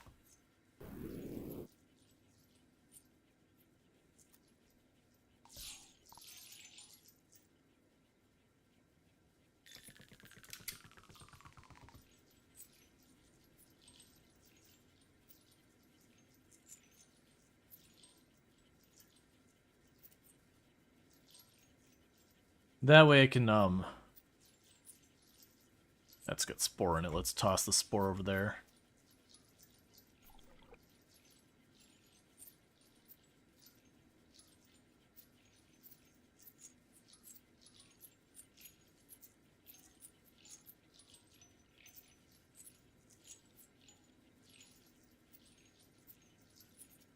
Okay.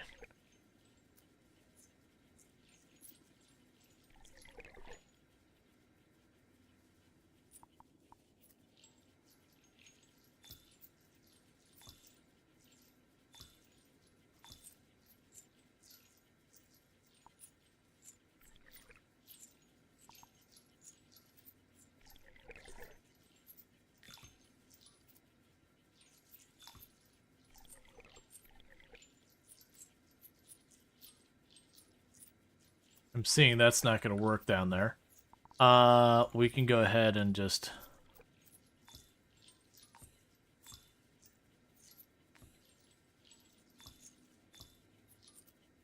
I'll have to deal with the bomb part later. Yeah, so as you can see, it's full of junk we don't want down here. Alright.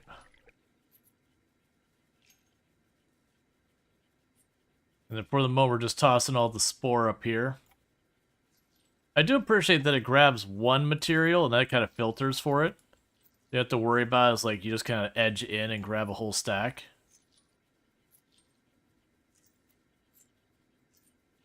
One downside is it definitely suffers from the problem of the music noping out for a long time.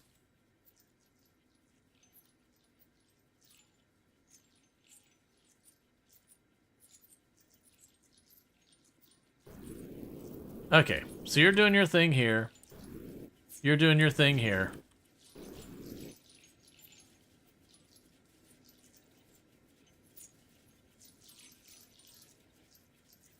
Weirdly, I'm getting a bunch of not gold in there. There we go. Alright, so right about to get the drones. And you've got all that stuff spilling up there. And as you can see, we've hit the point... Oh, you know what? We're out of water. Okay, so we need to get more water up here. That we have tapped out our water supply. And as a result, it's just not getting where it needs to go. The good news is where that is. If I just boil water, it gets to the right place. But first, research drones. And I gotta figure out what I need to do for drones.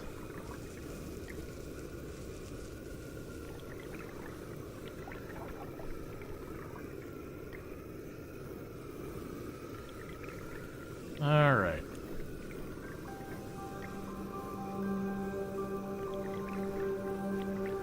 They're probably going to be getting pretty close to where I'll wrap up this tutorial and move on to the next one.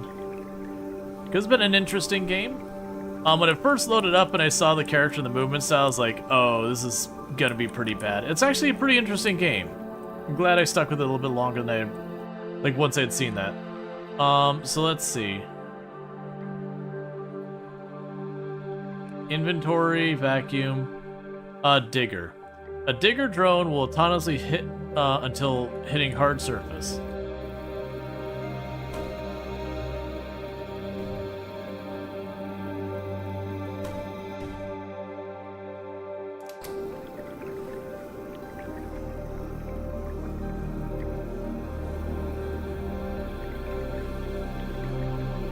Alright, this will give us a bunch of water as well.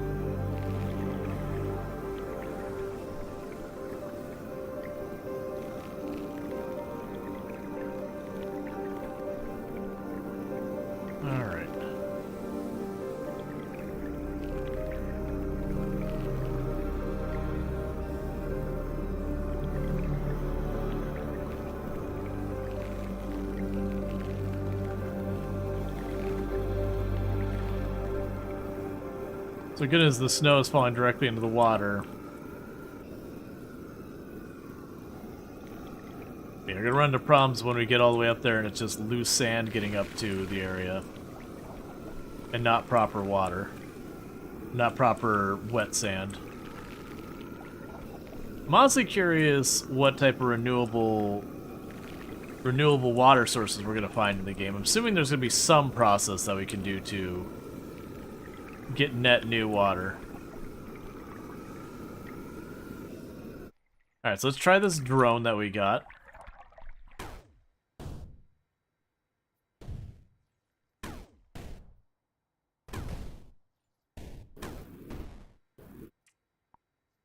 Drone that digs autonomously until hitting a hard surface.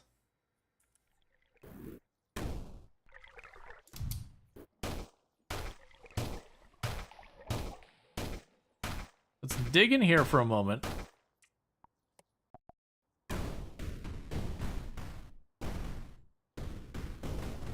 That's not what I was expecting the drone to be.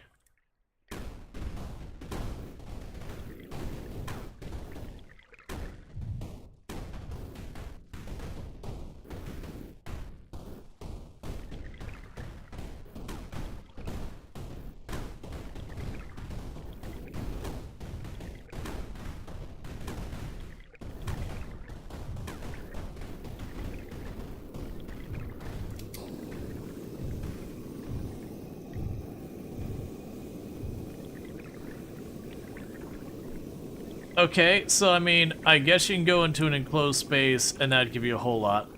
But instead, rather do this. 'Cause that's just way more effective.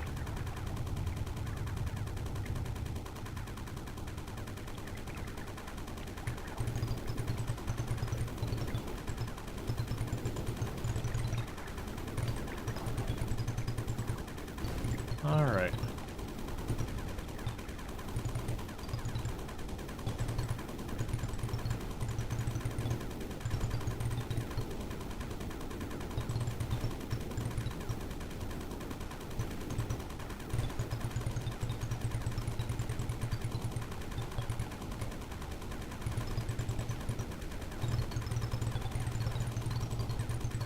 You got plenty of materials here, but they're making it really hard to reach any of it.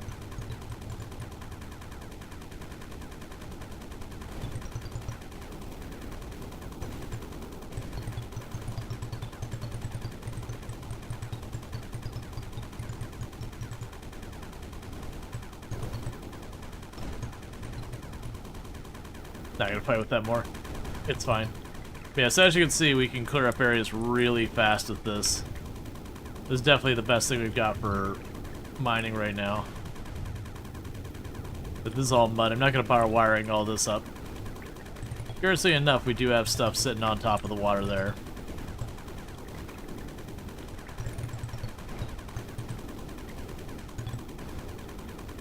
Alright. Got a weird purple pattern on the wall.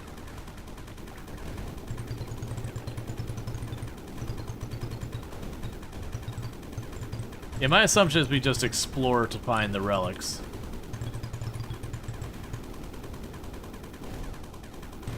Because with the way the game works, they let us mine the bedrock.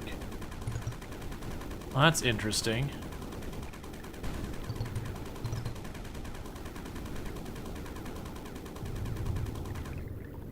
Alright, well, consider me curious.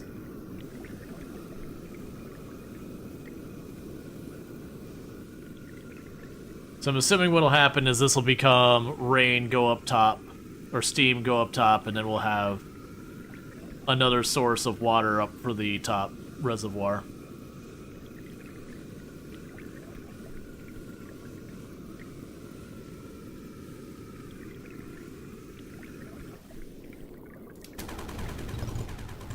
Make it easier for the steam to escape.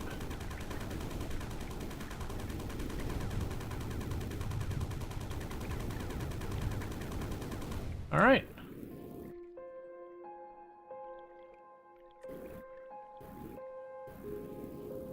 So we've got a whole system. So we got a tunnel here.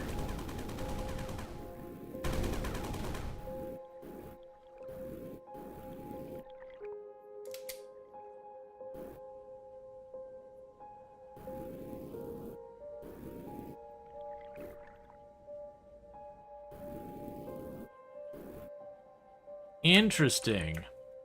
So I'm not allowed to use my flamethrower in there. And my hover pack stops working in there.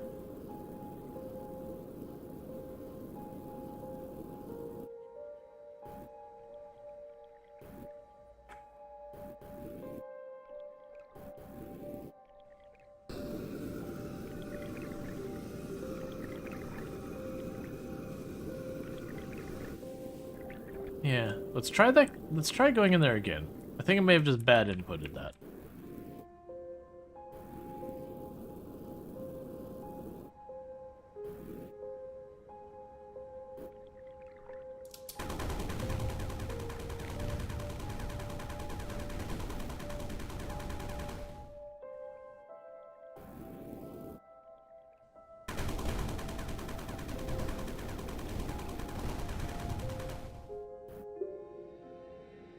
We have recovered one of the 2 artifacts.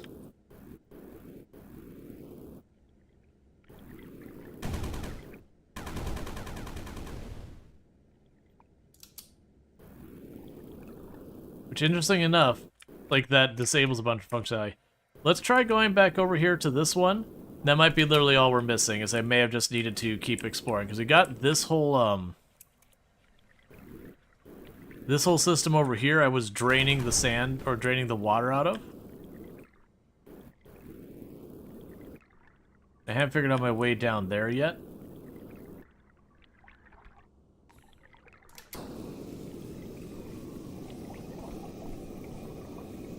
So we're draining the water out of this before. I don't see what it could do for us. But we are emptying those tanks. So I am wondering if we empty those tanks, if it'll reveal the area. Like, I don't... Because I noticed that other one, the moment I cleared it, like, I got this vision of, like, the entire rest of the temple. One downside we see there is the little specks of whatever is getting in there has blocked it up. Oh, you know what I just realized? There's a whole other area here.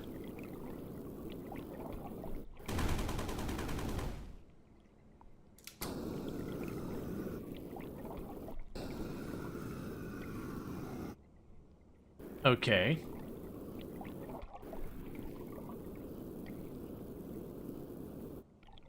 We've got the path up here. We drained the water out of that area. This area looks like where I might need to get on the next area, but we tried burning through this, and the fire doesn't do anything. The gun doesn't do anything. Can't just shove my way through either.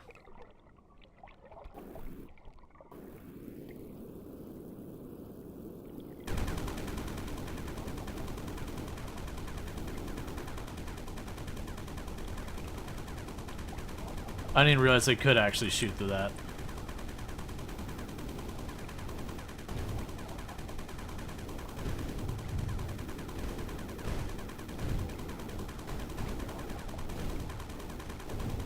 Yes, I'm assuming the stuff we want is in that other temple-looking area up top.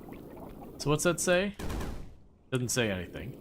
Cool. So we've got more money. We can grab our upgrades.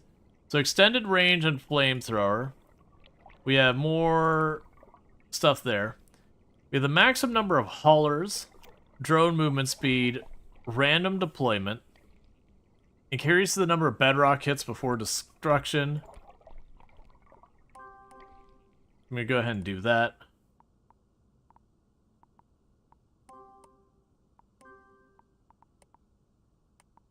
We can go to our research. So honestly, most of this just seems like it's going to expand where we've already got. The guns, too, for 3,000 gives me the rocket launcher. That might be the next thing I need.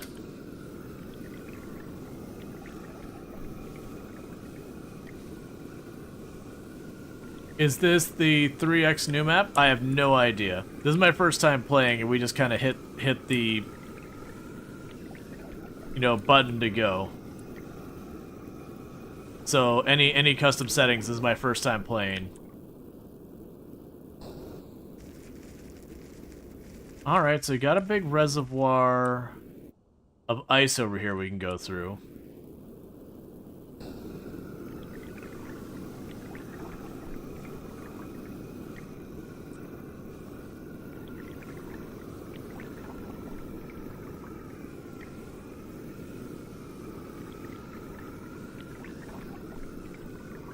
Is this just another pool of water is all this is? What's it looking like?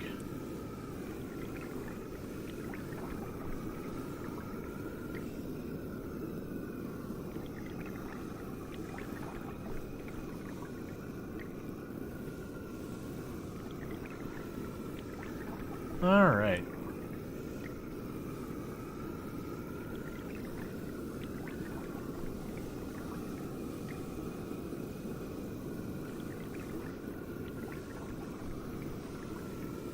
You've got some type of shape or structure here. And I cannot mine it.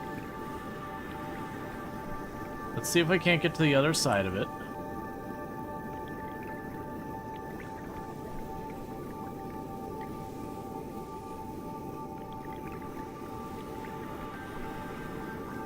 Alright.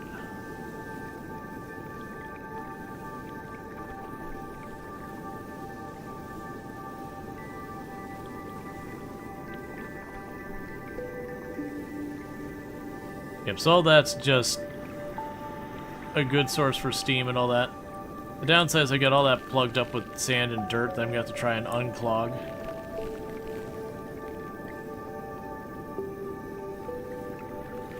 Alright. Can you destroy the roof around that weird thing? I can. The problem is it's going to dump the dirt and all that in here. And we didn't ever get this set up to properly move that all over. What I will do for right now, to do this the really lazy way, I'm just going to slam that over there.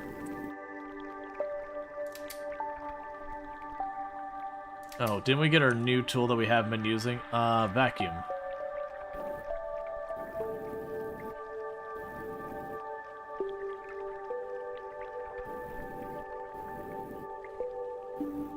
Oh, I see.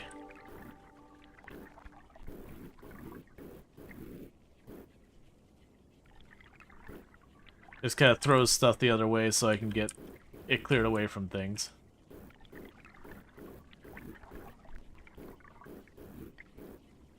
Alright.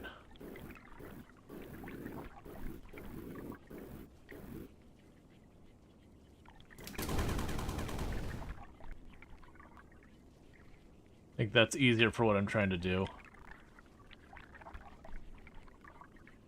So that way this all gets processed again.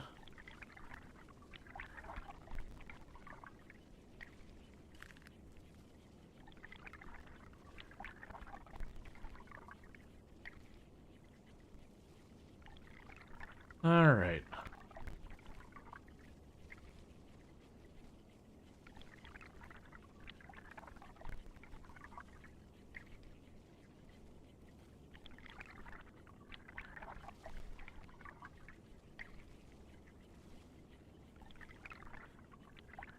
Just like this, we're getting it all moved. Water's getting in here from I don't know where, but that's fine.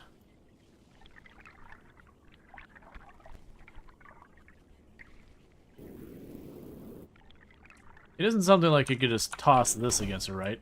No.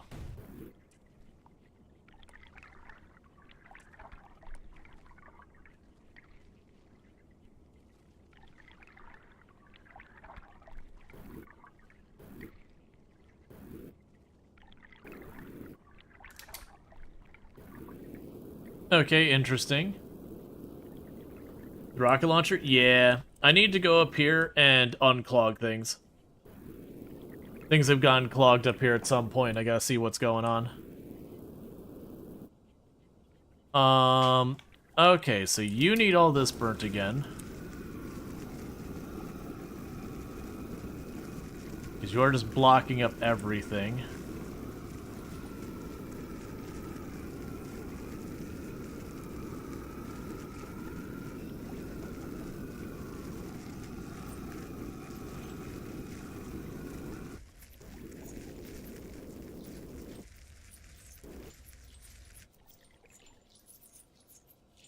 Okay.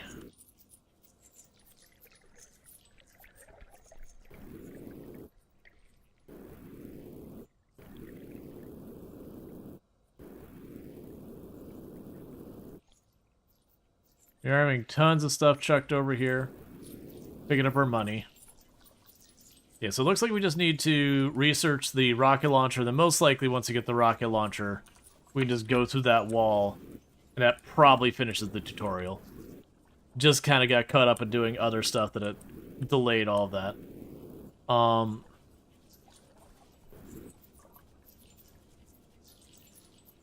Yeah, we can also do to help this.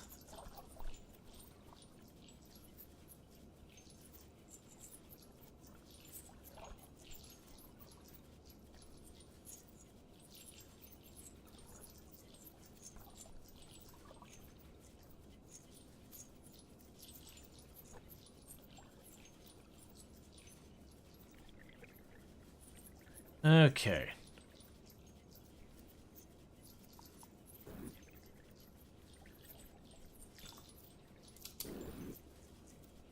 There.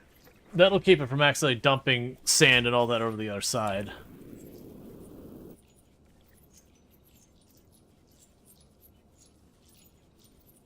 So unfortunately we did get a lot of actual not wet sand, but the dry sand got through.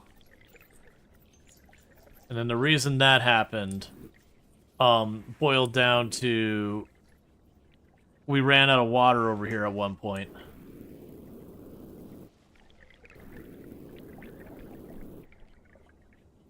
So it's getting sorted out.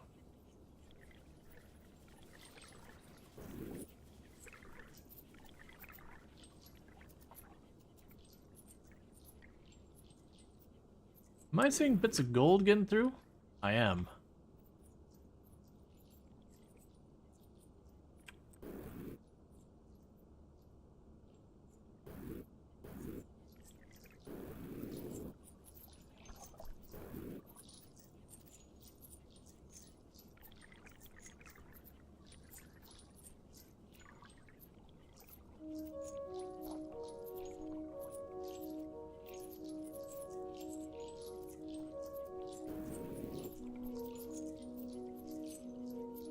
Okay.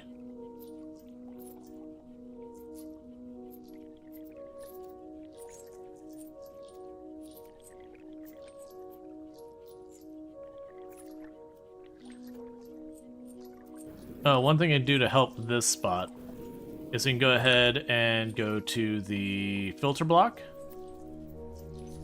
And we will want to take slag.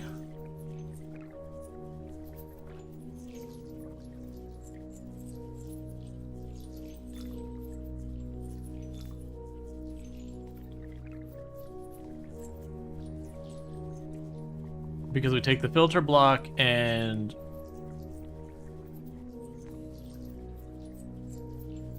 set it for slag.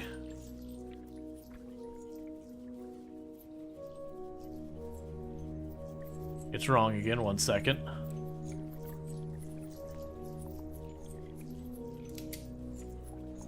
Let's see. Filter block. Allow only the selected element. Oh! Allow only the selected element, wet sand. That'll do it.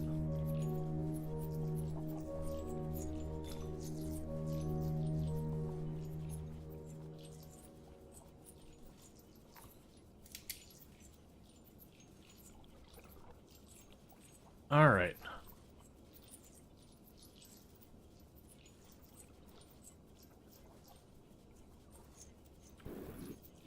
So it'll start getting sorted out. Yeah, what we'd probably end up needing to do is having it where we just dump all of this into like an area where it like bounces back and forth and filters. So it's like, here's all the wet sand, it drops down there. Here's all the dry sand, it drops down there. And when things are, hey, I need you to not be there.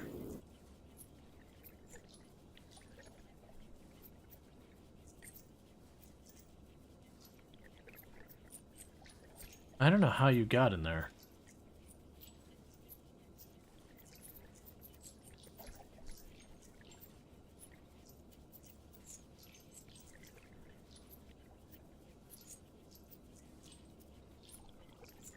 All right.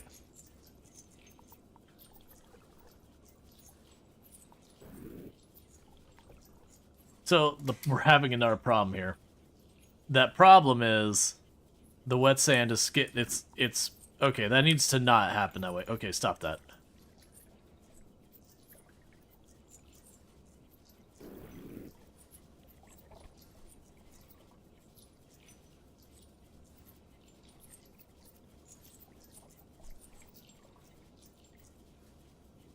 Okay.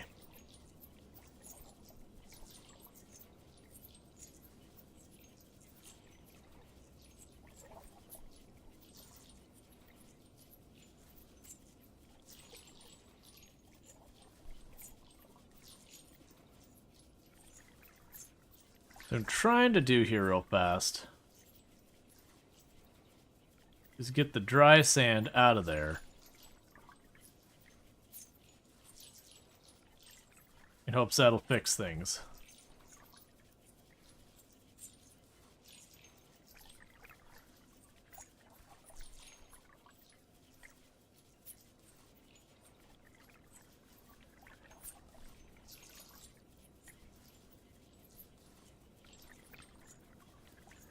Alright. Just cleaning up our messes.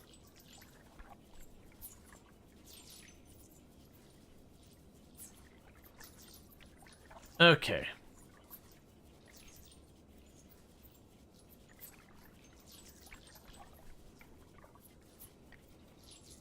So plan had been to let the slag boil up. We've almost got the rocket launcher though, so we'll be fine. Why? Oh, that's actually a very valid reason. Go and get that out of here. Looks like you need filter more to the right. Yeah, so it's gonna end up needing to happen. Like, that's the thing. I think we're getting really close to the end of level. My assumption is when we get the other artifact, we've won the level.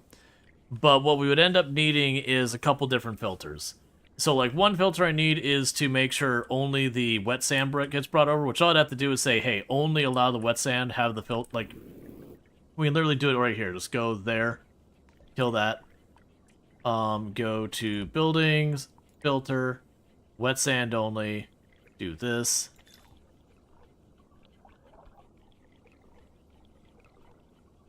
I have that backwards. Again. Building, filter, don't allow anything but wet sand. Now, the big problem we have with that is it is going to cause a problem where once we start getting too much sand, it'll pile up. But I'm assuming what we'll do is we'll figure out ways to process that. Like, I'll have, like, the contaminated container where we chuck everything down into it. And I can already see that we could set up something where you have, like, a tunnel like this. That what you'd ultimately do is you'd have something like... Sorry. You have something like this where we would grab you, pop it over here, put down your filter blocks right down here. It drops in. It gets all the good stuff you want out there, drops in, goes out that side. It pops over, goes up, pops the next one. And you get the idea. You can just filter that all out. Feels very oxygen non-clean away, to a certain degree. But we are right about to get a rocket launcher. If you do a big stack, it cannot shift it into the filter. Yeah. That's what I say is, I think it'd be a thing where we'd have to have like the layers do that, and we could do stuff. One big negative I'd say this game is probably looking at is just the fact that we are likely going to be running into the scenario where you just basically you purge the map of its resources. That's the reasons I'm not too worried about continuing too much far. I just want to get this last little bit of money we need to get the rocket launcher, pop through here. I think they'll get us the second artifact, and then I assume that's the end of the demo. And then we'll get our next game going. But yeah, this has been fun. Aesthetically, I definitely could see this is the one of those ones that when I first opened it, I saw the character look like this. It's like, oh, okay, I may have overestimated what this is offering. But honestly, it's got a lot of good stuff going for it. We'll see how it goes when it gets on later. And also, before I forget, for those who don't know, so we absolutely fantastic content creator on the platform. Really, really good times over there. Someone I highly, highly, highly recommend checking out. Fellow member of the Halcyon Frequency stream team, plays a lot of the same kind of games that we play here. Been playing a lot of Project Zomboid, has played RimWorld in the past. So you thought the same way to start, but it looks like fun? Yeah, no, it's exactly one of those things that you see, like, you saw the graphic here, I was like, oh man, this is like someone's, you know, first tutorial class kind of thing. But then as we got into it, it's like, okay, actually it's not. Alright, so let's go here. Rocket launcher.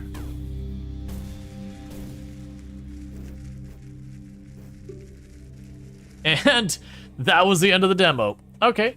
But hey, no, actually, that was pretty good. I actually had a good time with that. Like, again, the aesthetics definitely are off-putting, but they clearly put the time in on the physics and all that. So I am curious when it gets the more and more processing we can get going on with that, like how much more involved it'll get. So with that, let me go ahead and pull that one out of here. That's actually what I'm curious about. Alright, so we got that one out of there. We had Rail Gods of Hysteria was the other one that people voted for, which is an action RPG. So let's see. So we've got Game Stonk, which is like a supermarket simulator style game, but you're basically doing GameStop. We've got Machine Mind Demo, which I'm probably gonna skip on. That one's more of like a you know what I might do? That might be what we do for demos right now. And what we'll do is we'll go and we'll get back into a RimWorld colony for a while. We've done a bunch of demos today. But what I'll do is I'm going to go ahead and get back into a RimWorld colony for a little while. And then later on during the stream, we're going to go jump in and do Roadcraft with FG Squared tonight. So let's see. RimWorld, all endings, run continues. Anomaly, down. Let's build the ship. We can do this. We got the category set. For those watching on YouTube, I am going to do a quick, like, where we kick the stream off and back on because I got to set the category. And I can't do that mid-stream because YouTube doesn't work with all that stuff. So let's go ahead and get the queue started. Because we can do that for, like, 4 hours or so. Then that'll be around the time for the, actually 5 hours. But I can do that in time for the collab with FG Squared. And that'll be fun. For those who don't know what we're doing with the collab with FG, we